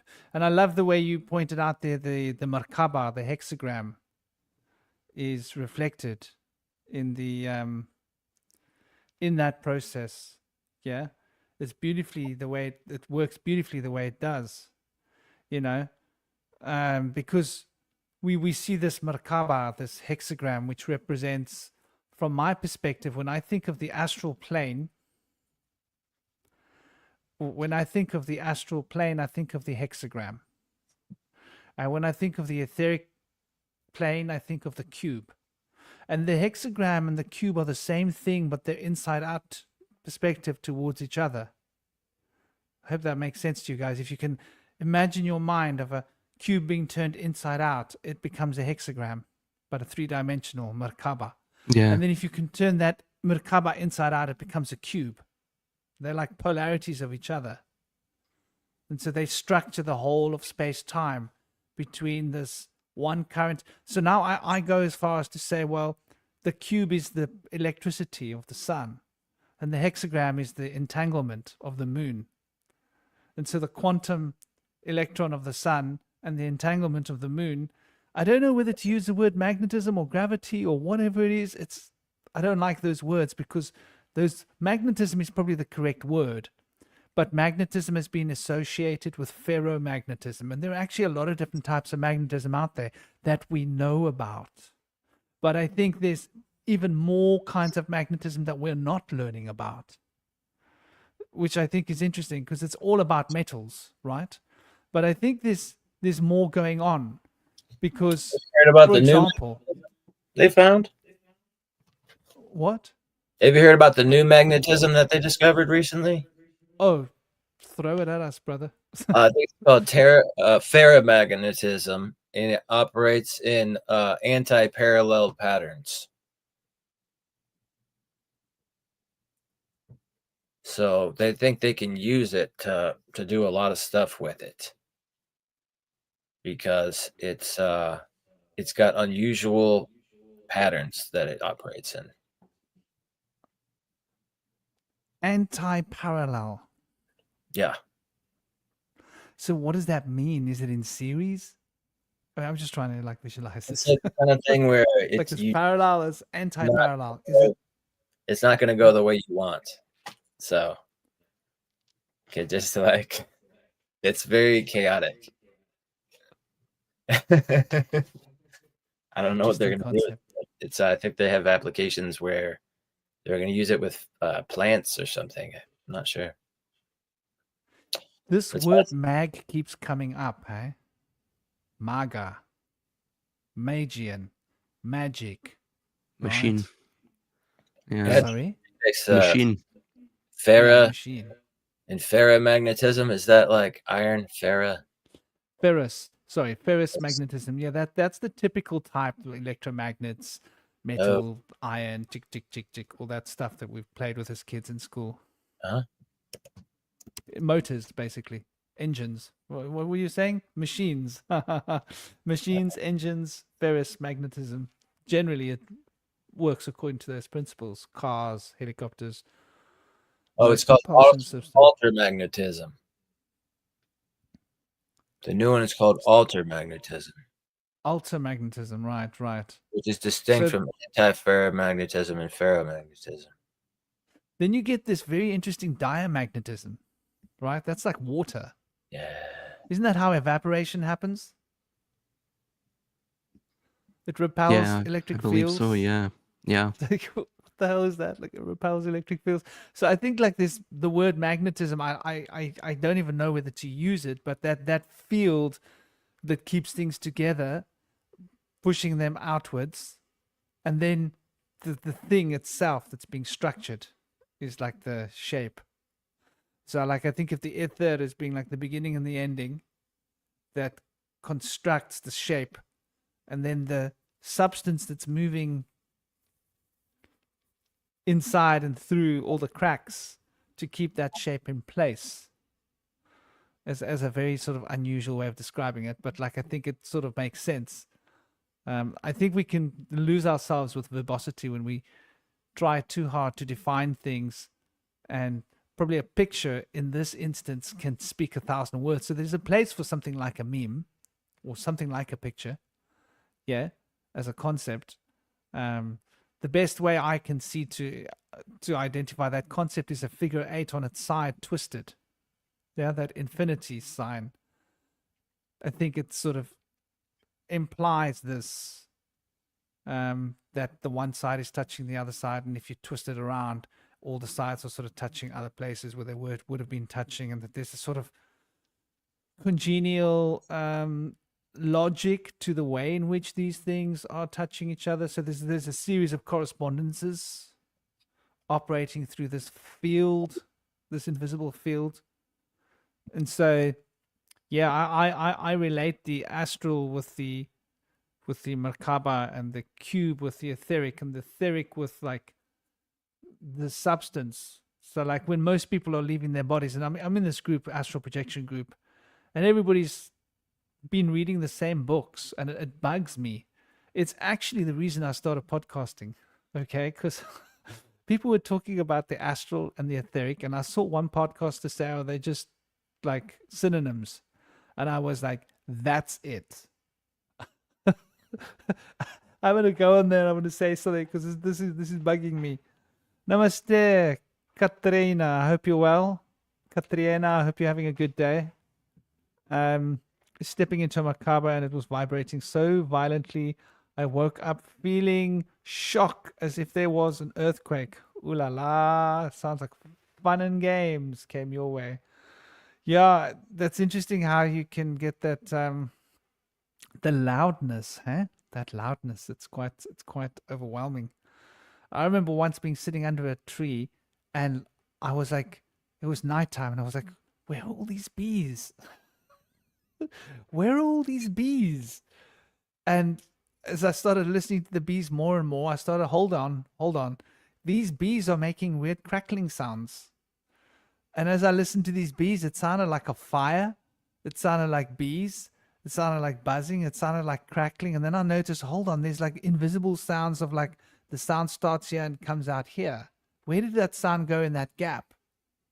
I hope that makes sense.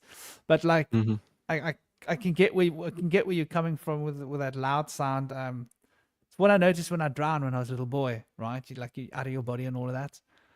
First thing you notice is, damn, this is a loud place. There's a lot of sound out here, and it's very, very, it's very busy.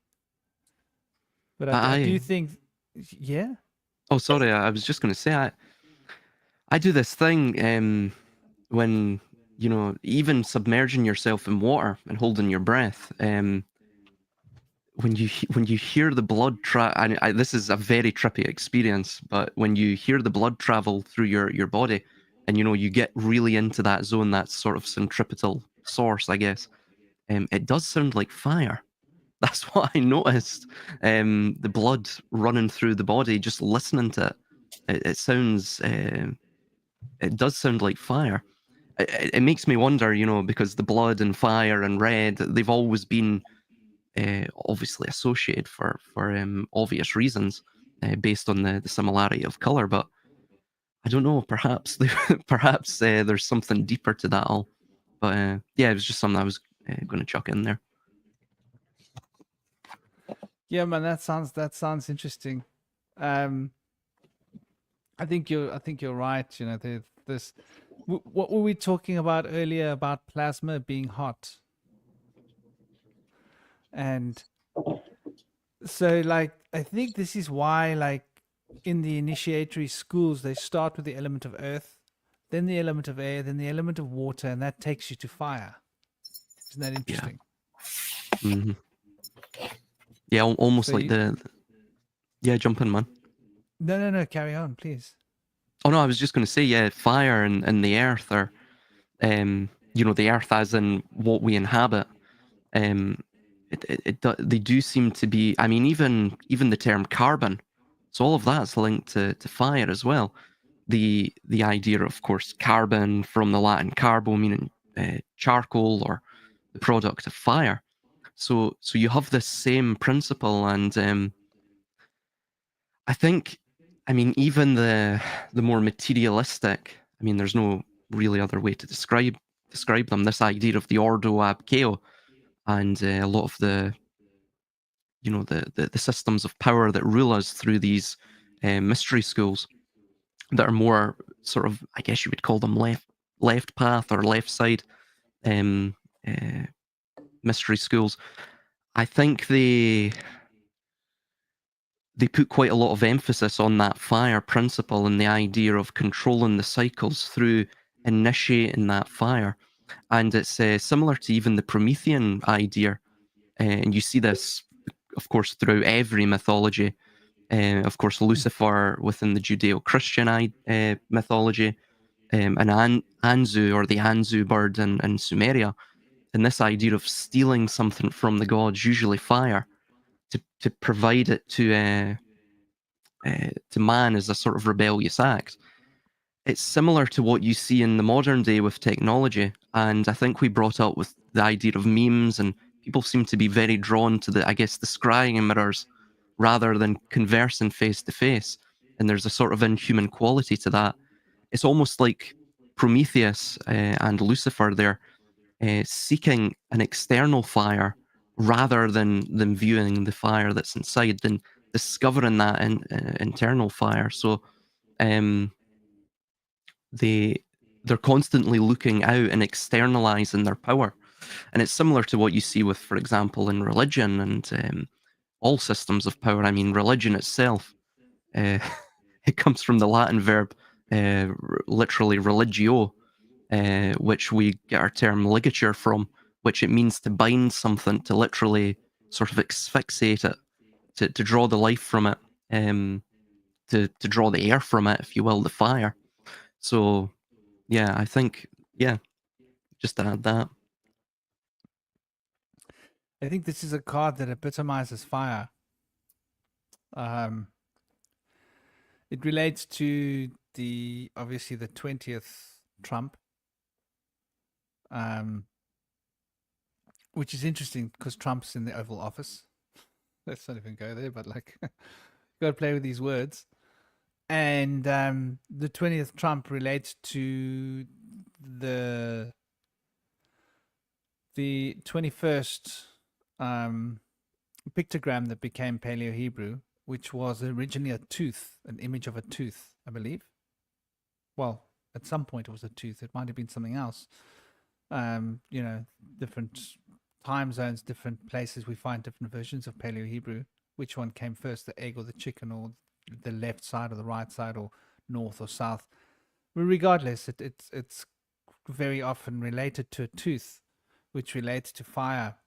And we see this interesting concept here of the mother, the father, and the child, the Trinity.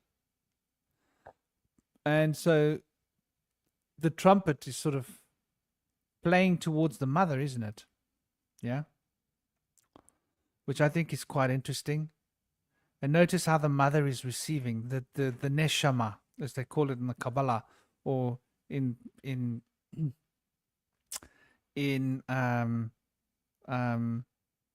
the Vedic school of thought. It could be the Durga, or the embodiment of Parvati or Shakti. And there you see the worshipful position of, like in this particular paradigm, would be Shiva, who's like totally head back, representing, nodding off, going out there into the center of the circle, and she's embracing the periphery of the circle. And then, of course, you've got little Ganesha, who would be representing the gunas, the 5 gunas. Interesting, once we're going back to the 5 elements and these 5 principles. And holding out his hands, keeping the structure of these 5 gunas in sort of like a tuning fork. And so it's interesting when we look at this, this card with that red cross on the white, and the trumpet speaking about the sun, and the hair is the sun, is fire. So we can see here that the primal spirit of fire is where this is coming from. This is the fundamental primal spirit of fire moving through the sun, received by the womb and the neshama, and that receptive part of our consciousness, which is then tuning our self-actualization towards becoming internalized rather than externalized. Instead of trying to change the world, let's change ourselves so that we can become a zone where the 5 gunas and Ganesha, as the scribe, representing Hermes, right? People don't often see this connection between Ganesha and Hermes, but Ganesha, Hermes, they're both the scribes of the heavens and of the gods, is able to conduct the information. As you can see, he looks like a little tuning fork, doesn't he? So it's very interesting here. And they're all in coffins, floating coffins. Rob was asking about flotation tanks earlier. I've actually never been into a flotation tank, but to me, like lying on the floor is a flotation tank. If you just lie on the floor and relax, it's like you can forget where your body is. Like, where did I put that thing? But if you, in fact, relaxation is such an interesting point. We don't get much time to relax these days, do we?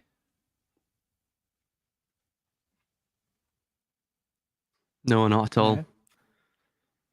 I Running think it after was. the money, this, that. Yeah, brother. Please continue. I think it was Plato that said that you need leisure time to build culture. Perhaps that's something to do with it. Perhaps they want to build the culture themselves. They don't want us. Perhaps building, a counterculture, a true counterculture that can speak truth to power as well. Yeah. Money. You mentioned one of my favorite albums of Pink Floyd. Man, bloody hell. Good old-fashioned Dark Side of the Moon. Oh yeah. But another one is Money, you know? Yeah. Classic. Oh, it's a Is Money yeah. from that album? Oh, good question. I'm gonna have to look that I up. think it's from that album. Or I could be wrong. No, it's not out there enough. No, it's the album before that, I think. But anyway, good old-fashioned Pink Floyd. And it's interesting, like, I suppose this gives us a moment to look at our pop icons, right? Our so-called heroes. The one thing I've noticed is Roger Waters seemed to be quite active a while ago, in a positive way. I don't know if you've seen him much, like speaking a lot. I haven't actually. No. I do listen to Pink Floyd, but unfortunately, I'm at the point now where I've got it all in playlist form, so it just sort of goes through the playlists through these songs. So I don't, if in the good old days when I was looking up in a store or YouTube, you might stumble across another video or some sort of news relating to the artist. But yeah, unfortunately, with the Spotify generation that I guess I'm a part of, you sort of become disassociated with the artist as well, which is sort of a bad thing in many ways as well. Yeah, but unfortunately, I haven't. No. For a lot of modern music, it's a good thing. Oh yeah. Well, that's true. Maybe that's why they developed it. Yeah, a technological solution to just terrible people. It's sad that we have to look at life like this, and but it is what it is. Like, I think we're living in a natural magic world, which is so interesting. Like, so you're talking about that your favorite reader that you were reading earlier, or one of your readers that you enjoy, with the notion that we're moving away from a magical world towards a mechanical world, to paraphrase and use different words, right? Absolutely, yeah. But in our movement away from a magical world towards a mechanical world, magic is so much more a part of our world. Absolutely. Only we're not a part of the magic. Mm-hmm. It's like we're receiving the magic, like we're being the ones magicked, and the masses are moving towards a Aramanic world. So, like, I'm sure you've come across Araman and Lucifer as the definitely anthroposophical poles, yeah. Mm-hmm. Yeah, the polarities of evil. Exactly. The masses are moving towards an Aramanic world of, like, domination and control, and being watched and, like, basically maneuvered around like chess pieces on a board. And the ruling class are moving towards a Luciferian world where they have more freedom. Yes, right? Absolutely. And so the more freedom they get, the less freedom we have. Yes. And so they are like, just their whole world, every word they say is a magical act, basically. And we're like living in this mechanical world where magic isn't real. Only it's like it's all around us. Well, It's they actually speak about it from. It seems they are, their ivory tower. Well, I mean, even look at old sigils. I mean, you could look at the Lesser Keys of Solomon or whatever magical grimoire or tome. These sigils look uncannily like electrical circuitry. That's what I've noticed. And in its base essence, what are chips? What are computer chips, graphical or computer processing units? Ultimately, all they are, in their broadest sense, is processed rocks that we've enchanted and we've forced to think on our behalf.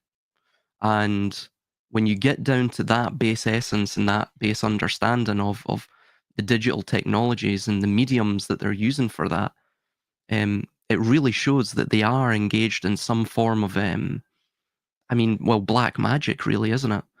And even the scrying mirrors that they use, the iPhones, the smartphones, which now they're forcing the world into using, of course, it allows them to harness, harvest, and manipulate data, but it also in a way allows us to access their sort of unconscious imaginarium, their canvas from which, like what you're saying, they seek to have free reign over, curtailing our spiritual journey, curtailing our magic, our usage of magic, and making themselves more free in the process, while, of course, at the expense of our own freedom.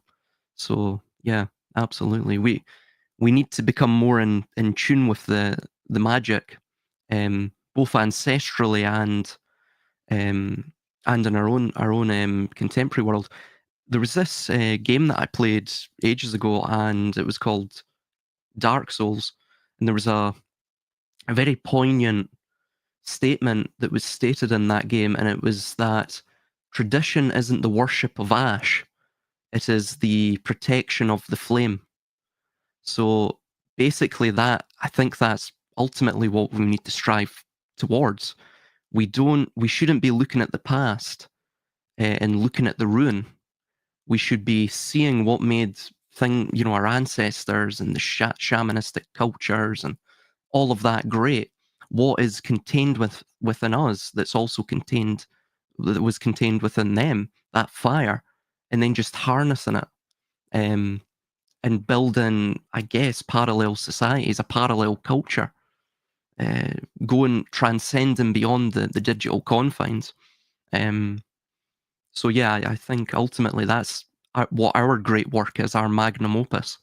And I think everyone is involved in this, and there seems to be a quickening process ongoing, where people are, I guess, centripetally moving to that center. So yeah, I mean, I never thought I would be even speaking about the occult or esoteric matters or looking into religions I mean, I came from an atheistical background. I still am. I have a very black and white sort of scholarly disposition. It's either right or it's wrong.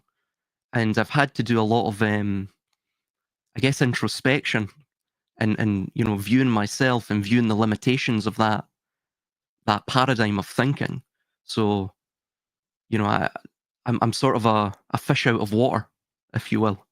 When I came to these ideas and I started reading up on all of this, but it was a challenge that made me better in the long run. It's similar to that Carl Jung quote. It's that idea that the branch will never reach unto heaven unless the roots, touch hell or reach down to hell. So you have to go through the bad to get the good. And you have to learn the lessons from the bad to thus understand the truth of the good. I think it's that principle. So, yeah. Yeah, I think that's very interesting. Like you say the word bad, and I'm like, I keep stumbling over these words. I can't remember who that guy's name is. I've tried to Google and I can't find anything. I keep thinking his name was Simeon Ben Enlil, something like that. If you go to Israel, this guy's name is on every bloody, like, why is this guy's name Oh, everywhere? Simeon Ben Yohai. Simeon Ben Yohai. Okay, thank you. So this guy basically standardized, or he got together with a group of people and standardized Hebrew, right? Was that like in the 40s in Israel? Where Yes. they Yeah. added in the dots, the vowels. They had like a lot of different opinions for how to pronounce words because people had come back from different parts of the world, right?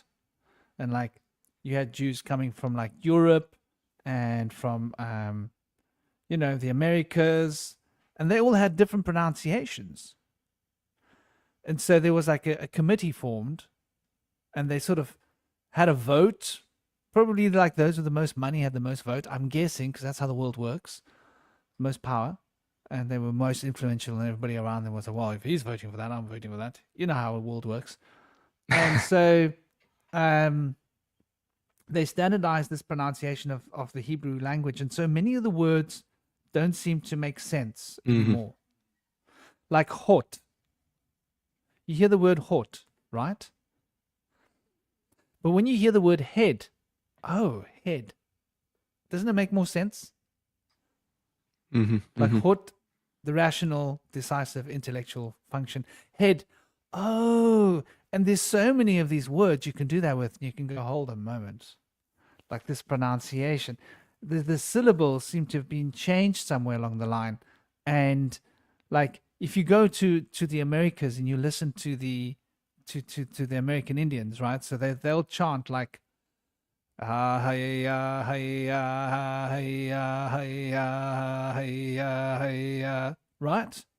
That's Yes. Paleo Hebrew, but it's different. It's not hey yeah, it's ha.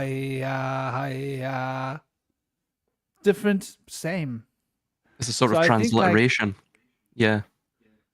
Absolutely. Yeah, it makes me wonder what's going on here. Was it deliberate? Yes, well, I would say so. I mean, even English as well. The English language, the more I've looked into it, it almost feels like it was totally designed. It was designed with a sort of purpose to encode certain truths, certain esoteric truths within it. So, I mean, for example, the primary one is the G. So the G letter is the seventh letter. Obviously, in Greek and Hebrew, Gimel or Gamma is the third. But you have this interesting correlation between the 37 and the 73. So Genesis 1:1 has the value of, in Gematria, because Hebrew is an alphanumeric system, has the value of 2,701. But of course, that's 37 times 73, which are the only two reverse primes in I guess, number theory. And Genesis 1, verse 2, I believe the Hebrew Gematria value is, I forget the value, but yeah, 1369, which is interesting, which is 37 times 37. So you have this overlap, and it's almost, and of course you see the G constantly in Masonry, relating to the seventh point, the hidden seventh point of the six hexagram. So I think there was something to that. There was an architecture that they were intending, even with the vocabulary and the vernacular of modern English. I've probably wrote about it. It'll be in my notes, but nothing comes to my mind. My memory fails me. But there are instances where the words seem like they're constructed, and they seem constructed for a certain specific purpose. There's also double entendres as well. And there was something else I was just going to mention. Simeon Ben Yochai was he was the second century supposed author of the Zohar. I think you were thinking of Eliezer Ben Yehuda. He was the one that standardized Hebrew in the early 20th century or late 19th. Yeah, man. Sorry, you're right. The other name, please do continue. with what you were saying, but you're totally right. The other name was so familiar. You said, "Oh, It is very similar. Yeah, it is very similar. I've probably made the same mistake myself, but no, I was finished my point. yeah." Something you were saying that I was thinking about, which is interesting. Yeah, I had this problem with school when I went to school. When I was 12, I started embedding myself into the occult. I didn't have a choice. And because like stuff was happening, I needed answers, dude. I was like, I need answers for this shit. Like this stuff is just like Twilight Zones. I'm living in Twin Peaks. What's going on? So I started this passion for going to collecting the oldest books that I could. And there were these Kafta book storerooms where I used to go to, and I used to spend like a lot of time every day after school in this like storeroom and go and look for all the old works in philosophy, works on occult. And you would find these works hidden, and they would be like from the 16 and the 1700s, old books. And the English was different. I was like, oh my gosh, the way they spell just makes so much more sense, right? And then I looked at like different eras, different books that I had from different times, because I used to basically collect these books. So I was intrigued. And then I went to school and they were trying to tell me I had to spell it like this. And I was like, hold on a moment. I've got a book from 50 years ago. They spelled the word like that. I got a book from 100 years ago. They spelled the word like that. I got the book from 200 years ago. They spelled the book like that.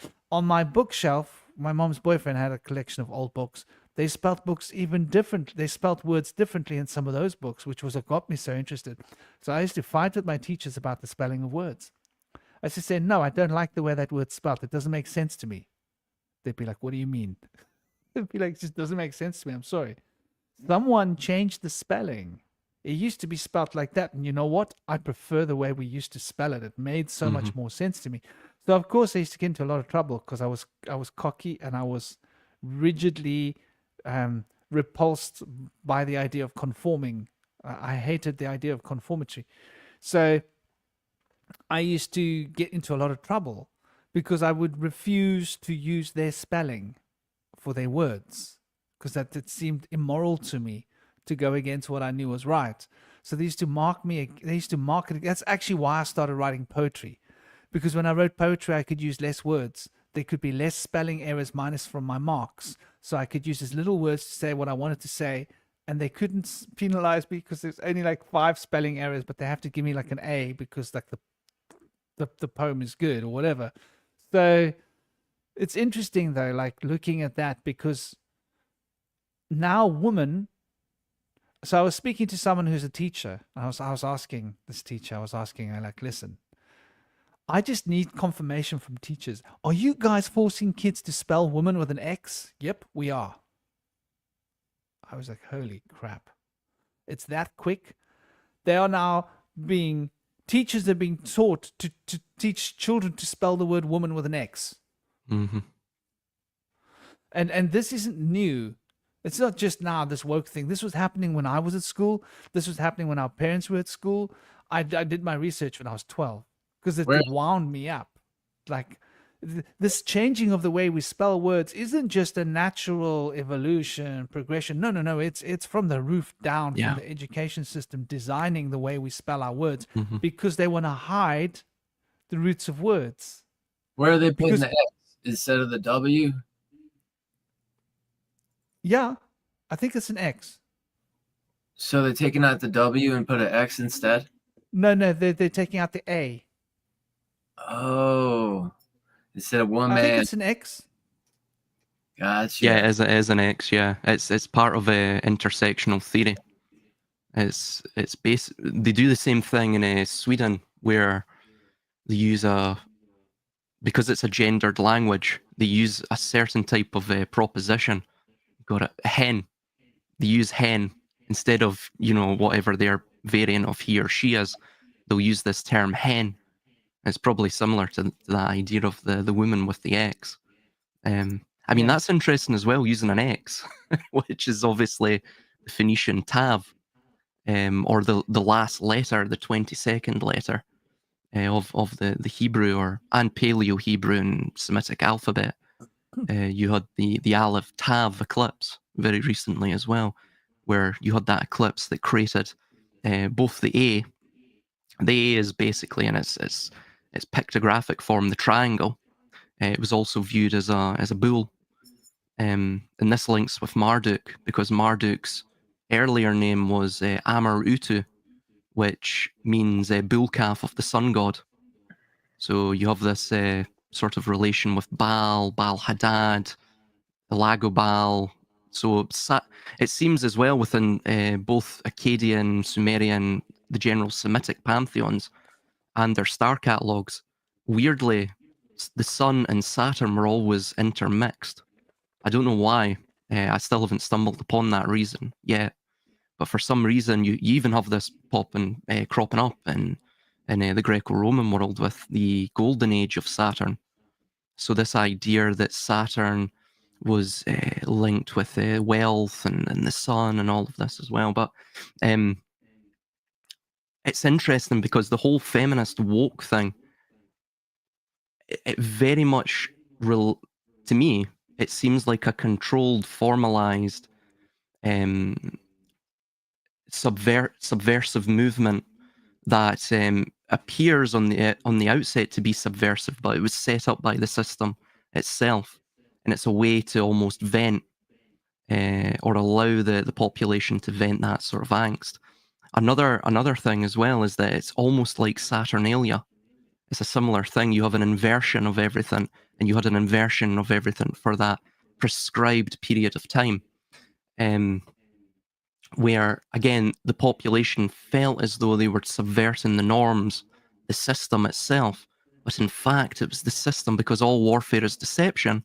It was the system that was enticing them, funneling them into that path of least resistance, so they could vent that spiritual, energetic anger in a way that didn't harm the system.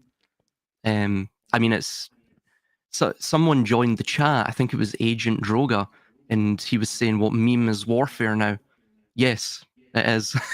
It always has been. I mean, the psychological warfare is done in a subtle way. Even you brought up the idea with the notion of standardizing spelling. That's a form of mind control. But we would never, the majority, but the majority would never think it is mind control. They would think, well, it's just, we standardize the spelling because it's easier for us to communicate. Or is it molding your mind? Is it gradually bringing you into this framework, this psychological framework, rather, where you're more open to new ideas from the system, or new ideas from, controlled opposition or agents or whatever it may be, right? Where you're more psychologically primed for that. It's a form of social priming. And all deception occurs in a gradualized format because it's magic. It's magic, Yeah, to respond to something you said earlier about the mixing up of the black sun with the sun, or Saturn with the sun. I think there's two explanations that I've heard that kind of bring some light to that, although I'm sure there's a lot more to this. But I think that there was like an older, a different name for Saturn that was used, that was then later switched to become the Apollo sun. But there's one aspect is that we think that the organized religions are probably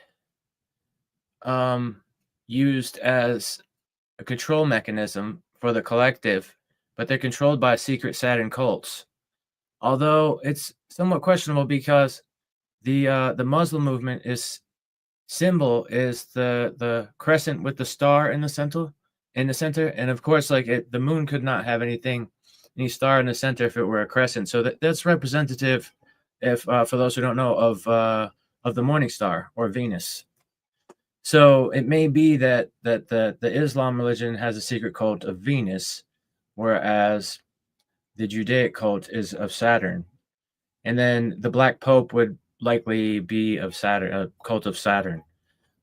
So like there was probably a time where people were in on the understanding of the worshiping of Saturn, and then they probably flipped the script, and then put into a fake organized religion to distract the people, and a religion of ignorance to keep people willfully ignorant so that they didn't understand the occult, and then hide their old god and now portray a false god.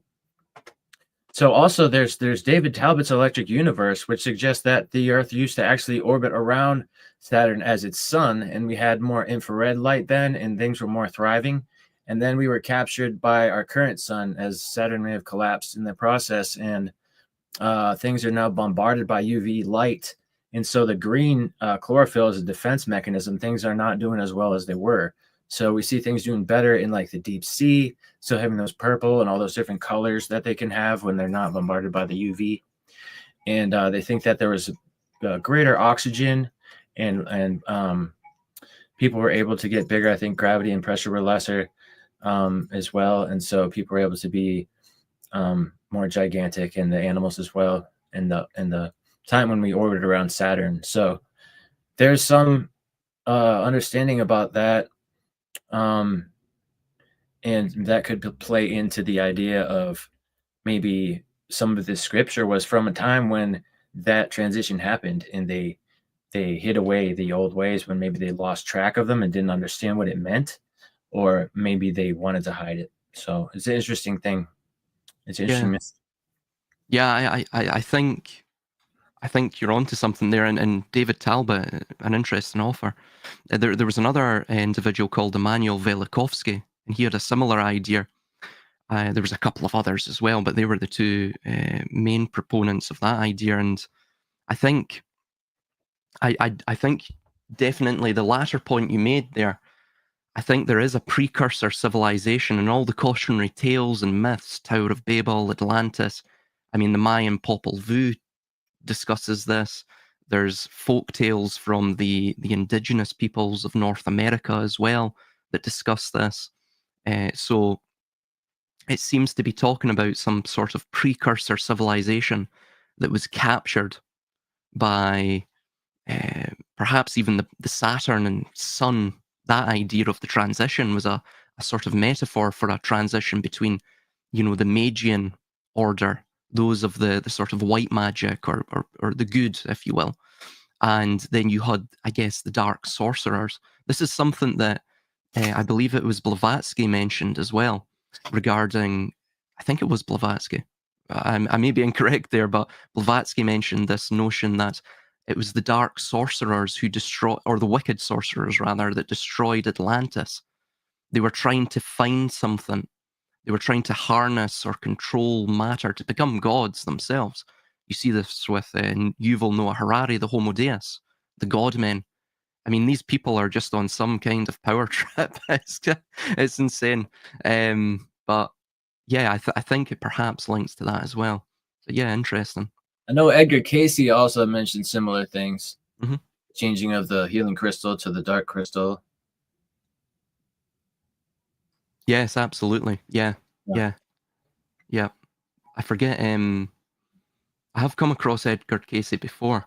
Yeah, that's interesting. There's someone in my Discord server that talks about crystals quite a lot, and the idea of the crystal universe and things such as that is quite interesting. And yeah, he's an expert on it. I'm I'm a bit of a neophyte when it comes to that. I think there's a lot to this. The pre-deluge society got reestablished, and so I think there's a culture behind the culture. I think there's one, and you look within that one, there's a one, and you look within that one, there's one. Like there's three of them, and so we're in the fourth evolution of this, as an idea. The Kali Yuga, moving towards the fifth. And like they speak about this great, terrible thing that happened, this cloud that covered the world, these crazy weapons, and the same story is in the Celtic legends, in the Sumerian accounts. that they brought these hidden weapons out and they used them, and it created a catastrophe. And most of the world was wiped out because of famine. And in Babylon, the stories are that they were pestilence destroyed Babylon, right?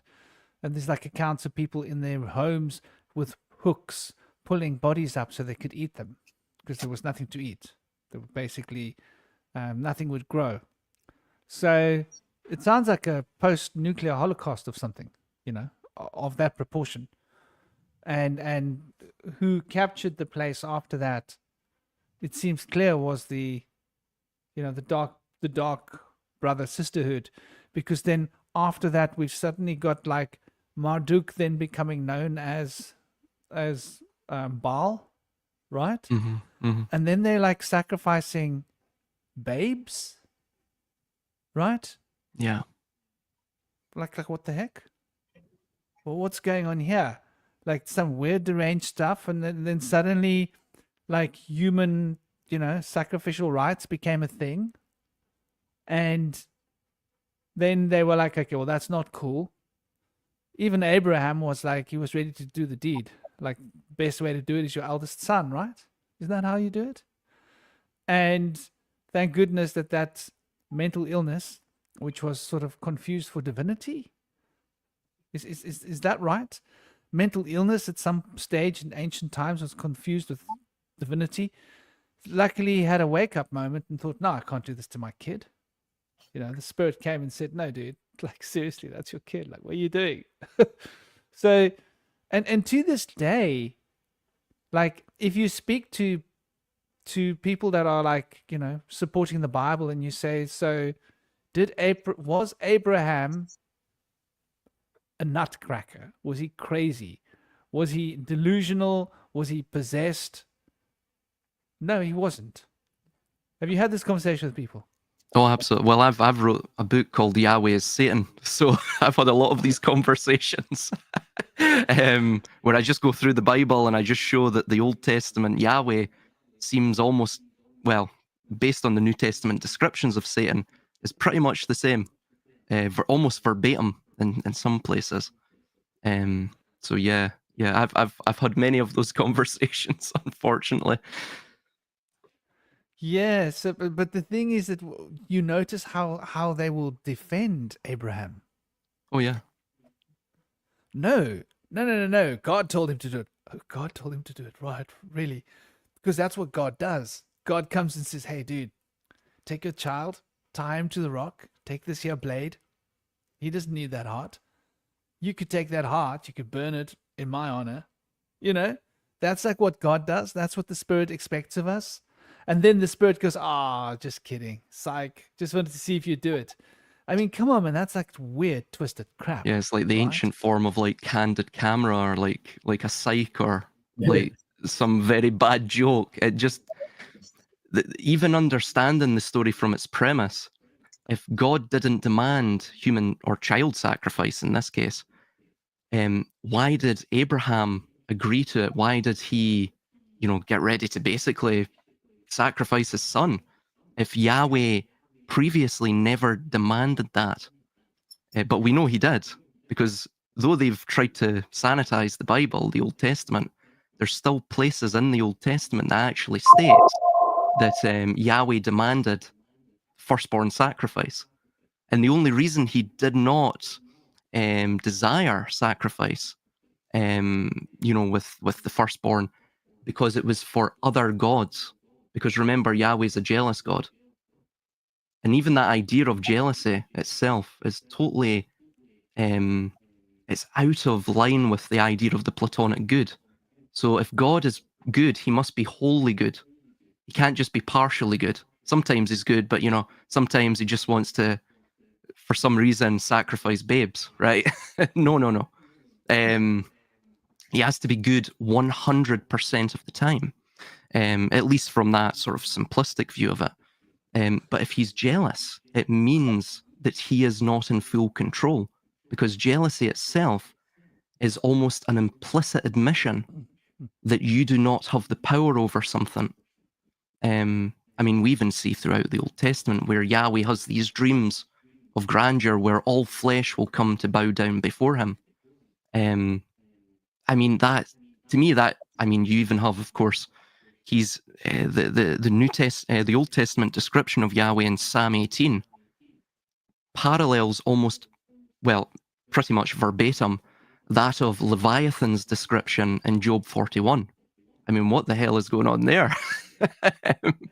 So things like that, it just, I don't know. To me, it comes across as the demiurge or the devil or Yaldabaoth. But you're totally correct. There was a distinction there that was made. You had, for example, the Zoroastrian religion, and this is not to pick on Zoroastrianism, but there was an interesting inversion that occurred between Hinduism, where the devas were the good beings, and then you had the asuras. But then you go to Zoroastrianism, you have the total inversion. You have the likes of Ashmadeva, and the devas are the evil ones, and Indra turns into Viritra, the dragon, and tries to murder Ahura Mazda, I believe. So the Ahuras are the good ones. The good guys. Yes, it's very. But in India, the Rakshas are the bad guys. Yeah, so it's like what you're saying. There was an inversion going on somewhere. Yeah. Yeah, so that's very interesting. When we look at that whole story, like all of those inversions, I think that sort of brings back to what Indy was saying about this, and what you were also, saying about this takeover, and it makes me wonder, just how far have they gone? I've often wondered about this idea of the mud flood and whether so they corrected time, right? There was a mistake with time. Excuse me, everybody. We made a mistake. Time's wrong. We're going to add on just a few days. How many days did they add on officially? But we know that they corrected time. It makes me wonder just how correct they corrected time. Did they add on 1,000 years and a few days? Just exactly how much of our time and our history has been concocted, because like you look at those historians, the so-called Roman historians that were essentially Greek aristocrats, right? And when you start to look at them, you notice like the pseudonyms. It's one like aristocrat writing under 3 pseudonyms, and each 3 of those pseudonyms are writing under like 3 or 4 pseudonyms each. And you look at those pseudonyms, and those pseudonyms are writing under this, and see one aristocrat has written like under 15 or 20 pseudonyms. And then you find like basically all of our Roman history is like a handful of Greek aristocrats that are all part of the same family. Yes. Yeah. And like you got to wonder like, what the hell? And we credit the stuff as relevant. We give this stuff validity as history. Like, what were we thinking? Like, and there are other people out there that are speaking different things, but that's nonsense, right? Because that's the history we want to hear. That's the history that works for us. It's our lens. Yeah. So I wonder, like, just exactly how much of history is concocted. I couldn't wrap my head around the Second World War. How much of that is nonsense? Science. That's the one religion that Indy didn't mention. Huh? I believe it's also one of those religions that have been hijacked. Oh, certainly, yeah. Well, for example, the classics, you brought up the classics. You could literally fit the classics probably into one semester of learning. That's how narrow they are, especially from the sort of Greco-Roman world. I mean, there's very, very little that we have. And I mean, wherever you go, well, for example, let's look at the sort of Abrahamic branch religions. I find it very interesting that you have, for example, the WF talking about great resets, which obviously conjures this notion of cycles and time and them controlling time, like what you were mentioning. And then, for example, the burning of the Library of Alexandria, the murdering of Hypatia at the hands of the militant Christians in the early centuries AD. And then you have when, of course, the Islamic world invaded the Hindu world. You had, well, the Hindu Kush, it's called as such because it means death place of the Hindu, and they went in there. I think it was under one, oh God, what was his name? Muhammad Bakhtia, I think it was his name, where he burned, thousands of libraries. That was the first thing they went for. There was something like 9 million tomes contained in these libraries. So almost, again, like what you would do if a reset, you're wiping the reset clean. So the informational residue isn't there from the precursor civilization, so that people can sort of catch on to the fact that, well, perhaps there is a source of concoction going on. Perhaps there is, all of this is being scientifically designed in some way. Yeah, it is. I do think absolutely history has been written, rewritten, probably as many times as the holy texts and things such as that. The Bible being one, for example. Yeah, you talk about these resets. It's interesting how prior to the reset, they had to remove a whole lot of statues, right? Yes. So a whole lot of statues had to be removed. Yep. And it was happening in all the cities around the world. We're talking about a lot of structures. Yeah. And they had to remove certain plays from Broadway and things that are taught in universities, literature, not allowed anymore. It's not woke enough. The Ministry of Truth impact was on the is actually case. quite huge if you think of like educationally. Yeah.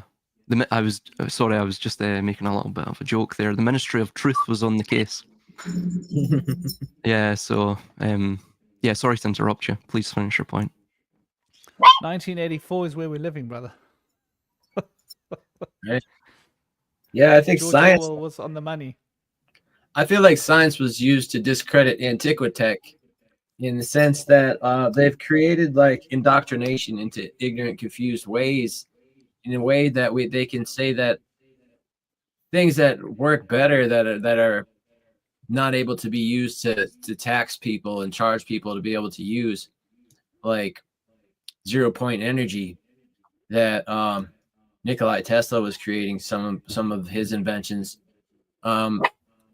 If people are told, like in electrical engineering, that you cannot make symmetrical circuits, then they're never going to be able to figure out how to make 0-point energy. And if you talk to people who are like accredited, doctorates of electrical engineering, and you tell them like, what about this? Could we try that? And they'll tell you, no, that's never going to work. You can never do it like that, just because of the principle that they've learned from the beginning, which is wrong, that you cannot make symmetrical circuits. And so that's just an example. But we know a lot of different examples where there's highly superior technology, like the water-powered car. There was the EV1 electrical vehicle that was buried in the year 1999 or 2000. There was like over, I want to say, hundreds of thousands of those things were buried. But there's a lot of technology that's been pushed away by science, and I think they have that power now. Like these things, like there's probably a movement where people are starting to come up with better technology again, and they're trying to bring science in to stop that and tell people what they should be doing. And the same thing with evolution, with the science of Darwin. And like as they change the script and they allow these things now, why are they doing that? Probably because people are starting to catch on, and so they're starting to use that as a bait to draw them into something that's similar, and then draw them off again into a herd of confusion by compartmentalizing the ideas and then drawing people away from the actual truth. They're able to keep people antagonizing each other and stay in a divisive way. And so there's always going to be people that are intuitively going to be able to see through the lies. But when the collective is taught the opposite, it's going to be hard for those people to have any credit.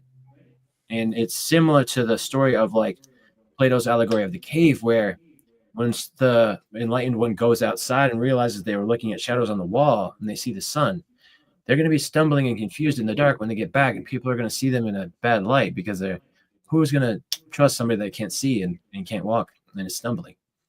But we can kind of see that in this aspect as well. So also, you mentioned that the statues removed. Was this also a time when like the bells were starting to be removed as well, or is that something newer? I want to mention that as No, well. I'm talking about Arm Prick Adventure Time.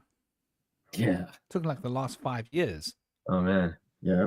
And that's when they've started reconstructing certain words and changing, like removing the word woman spelling. And there's like all these other social engineering programs. But you talk about the bells, Gaz was talking about 1776. It's a big date, that era.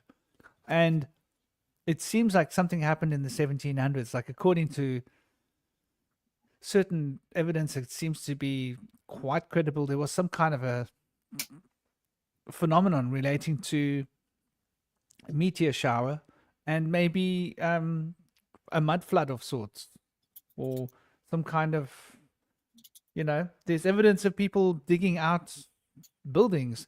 Here in Cape Town, where I live, if I go into Cape Town, right? So, if I go into Cape Town and I look at some of the buildings, the ground floor is underground, to the point where there's a place where you can go, Mama Africa, here in Cape Town, and you can go and sit and listen to some really lovely African music and eat your food, right? And they have like great performers there, playing marimba, djembe, whatever. I mean, I haven't gone since like, I don't know when last I've gone, but anyway, it used to be a cool place. I don't know if that place is still in that venue, but you literally sitting looking at windows, and the windows are looking at the soil like 6 feet under the road. And there's a door. They literally haven't removed the door. They kept it quaint. And if you were to be able to open that door, you'd be standing looking at soil, because the road is so far above you. Now, nobody does that. And this, when I was in London, I'm sure it's the same in Scotland, right? Like, Oh, yeah, how absolutely. much of, like, who builds bloody windows under the soil? You don't do that. It's No. madness. I'm in construction, and we were doing we were involved in the conservation work. I work with rebar and formwork, but the guys that were doing the conserving the facade and the stonework, you can see it exactly what you're saying. the pavement's at a slant, and then you have windows basically in the basement. I mean, it makes absolute, unless of course what had happened was, like what you're saying, there was a mud flood, and the ground floor was at that point in time, prior to the mud flood or whatever it was, the Great Deluge. We have tales about that from the mythologies as well. That was the ground floor. So, but of course, with the displacement of sediment, it's now become the cellar.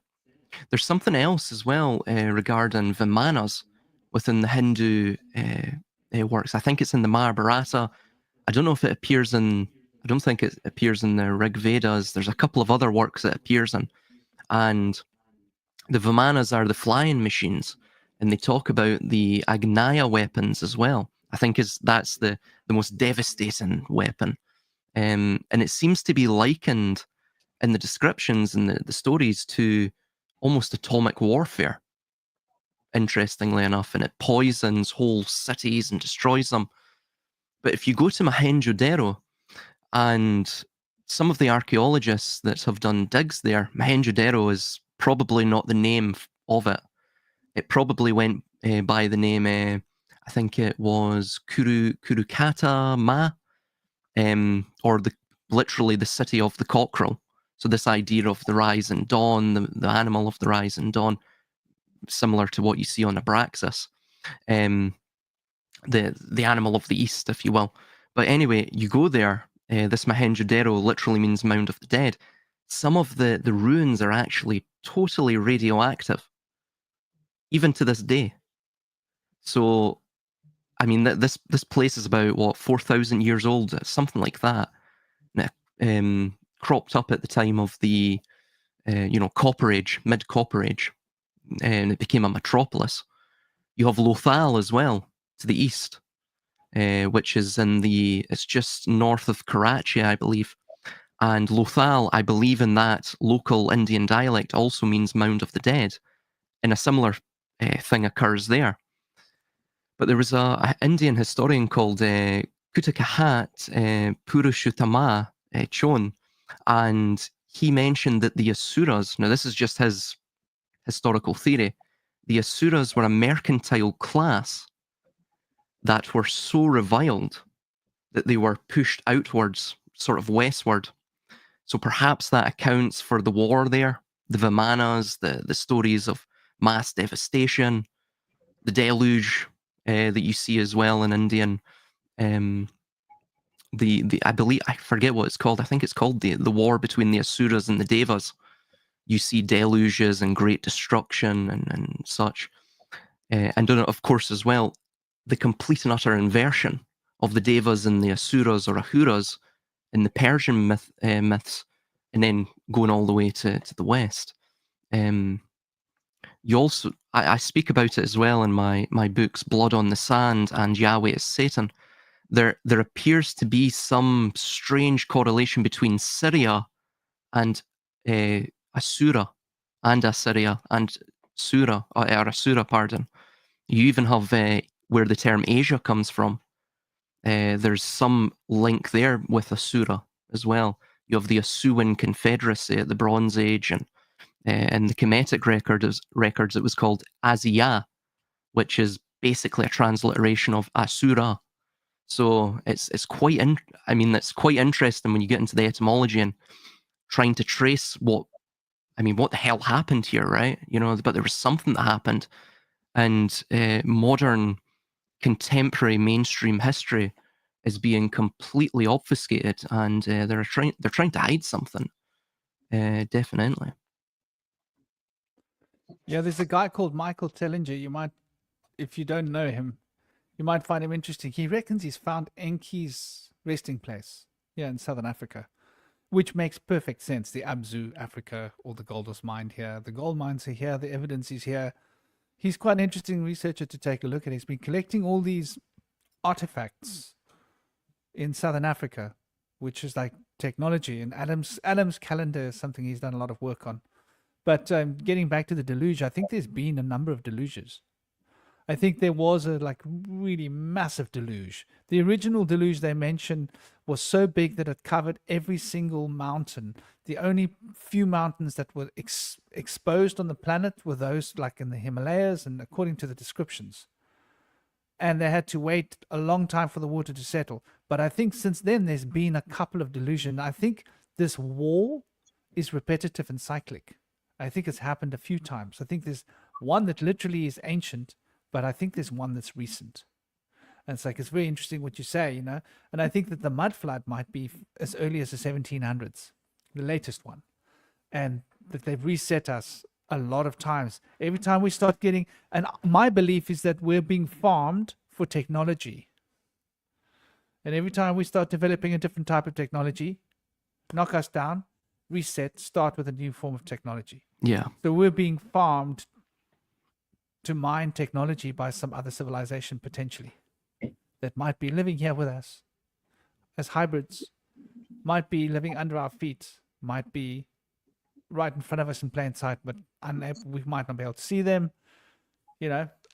I don't know the extent of the exact dimensions of it, but I do get a feeling that there's definitely something going on, and that there are there are hidden processes happening, and all of these beings that we were getting technology from in crystal balls, Hitler and his SS crew and all of the others. I think there's more to this. But tell us about your book. Where can people find your book, Blood on Sand? Yeah, I'm on Lulu. I primarily just sell on Lulu. I have a few books on Amazon, but a lot of the books, Amazon just will not accept it. But yeah, I'm on Lulu. I'll provide the link in the private chat here. And it's I've written 5 books to date. The first book is on the rise and fall of civilizations. Is there a link to your Lulu place?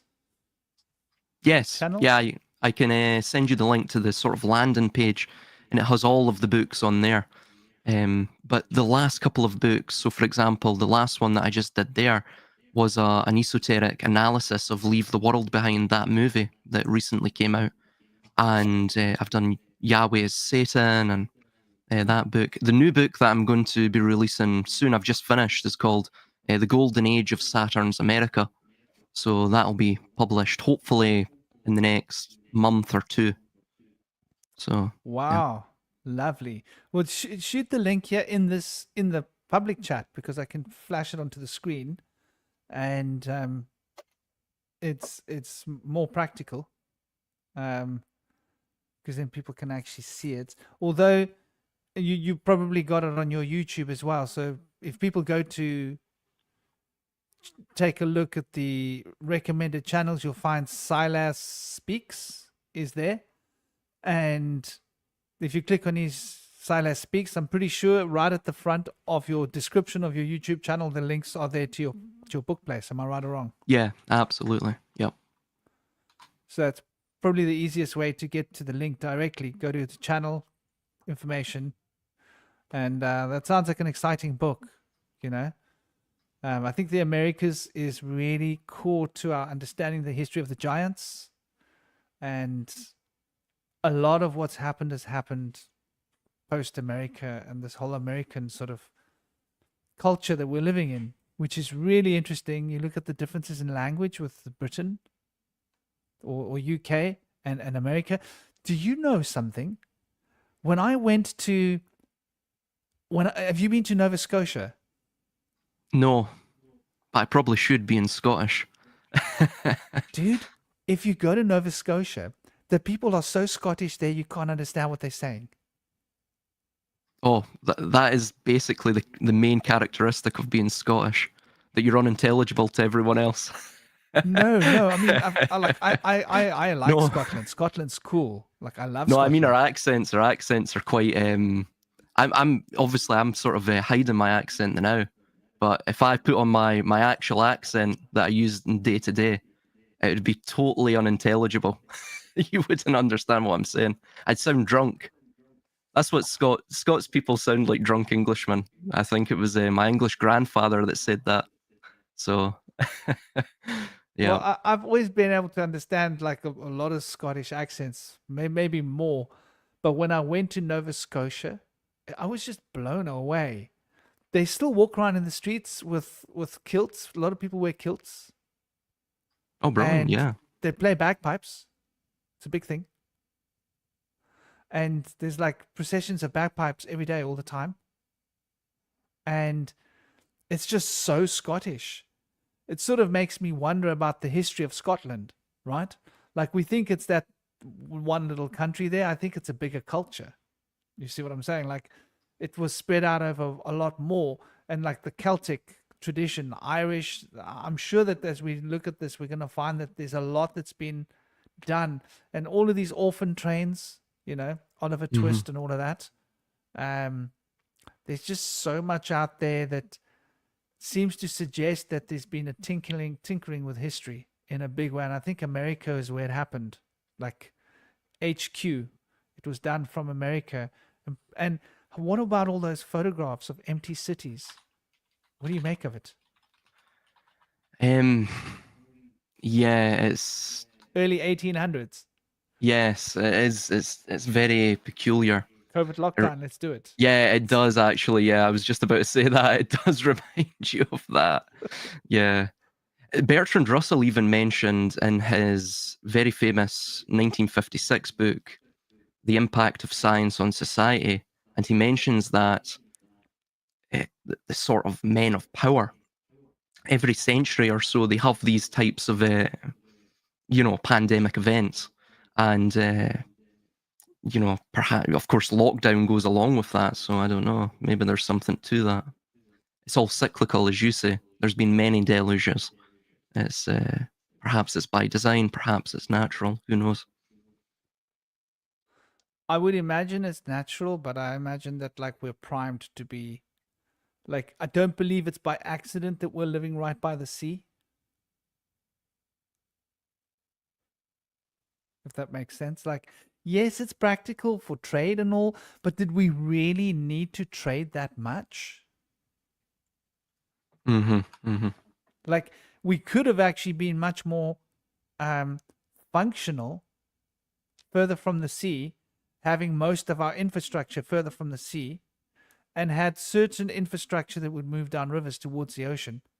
And we could have built our societies on slightly higher ground, knowing that every once in a while a deluge is going to come.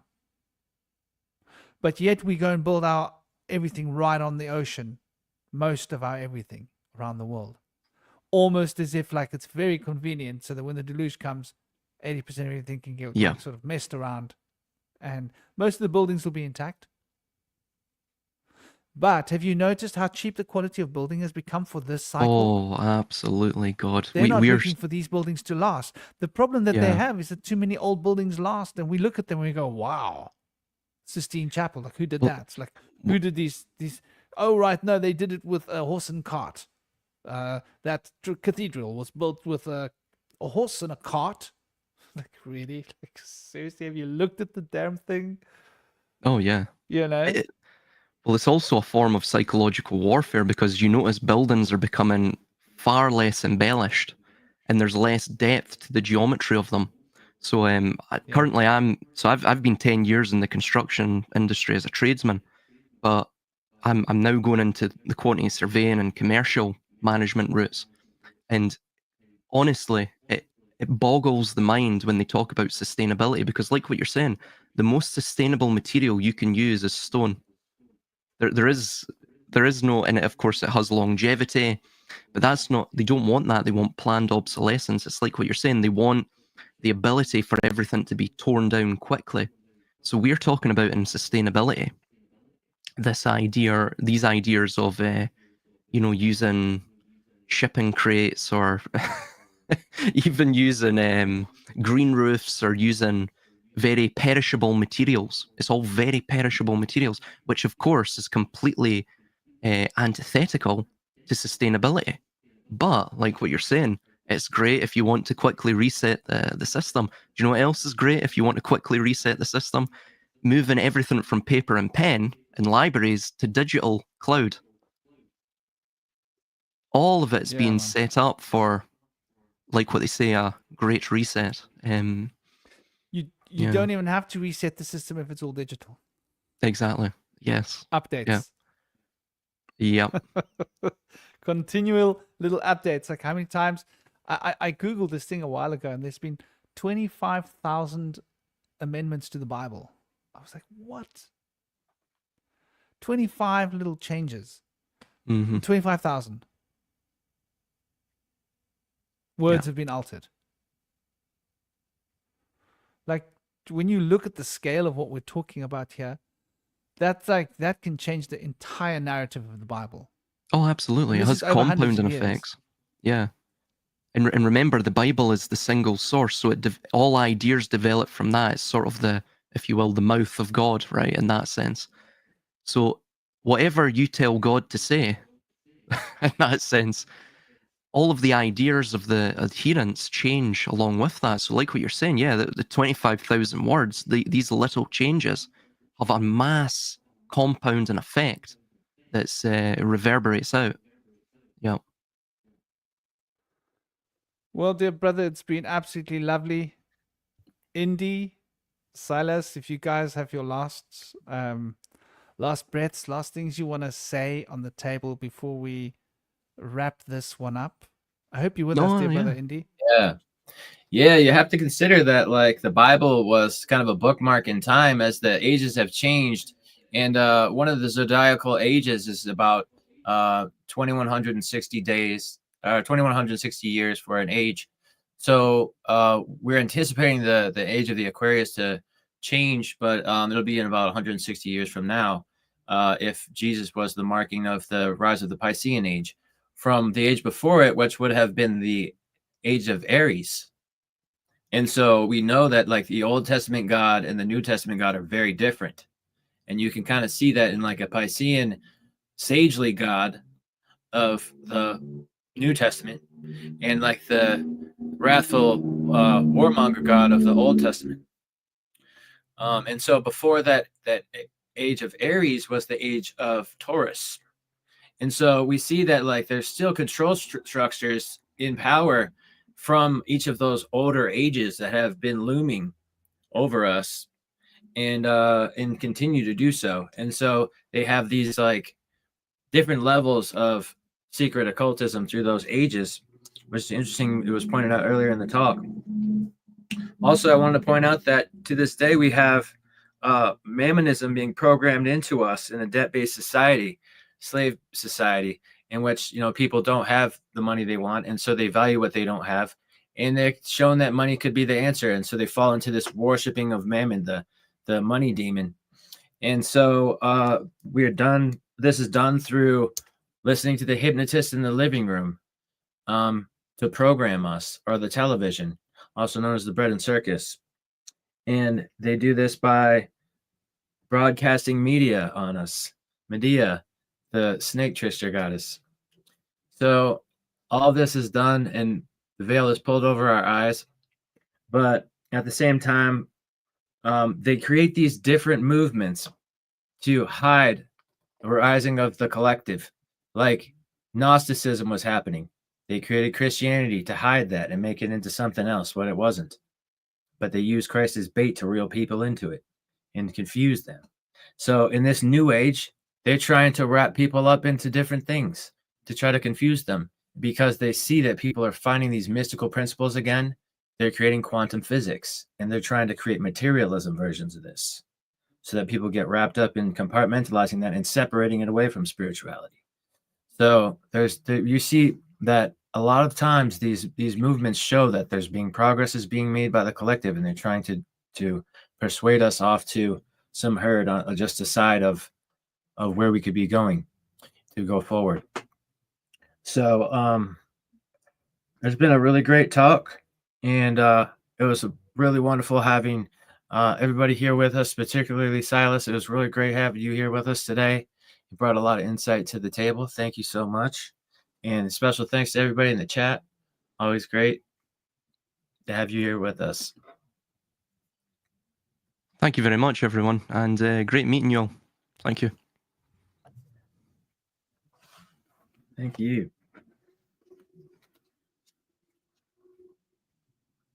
Oh, I believe you're on mute.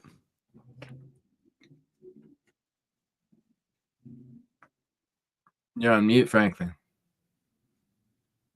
There you go. Thank you, brother. I was saying thank you both. Thank you, Indy, brother, as always. Wonderful. Thank you, Silas, brother. Lovely having you. An honor.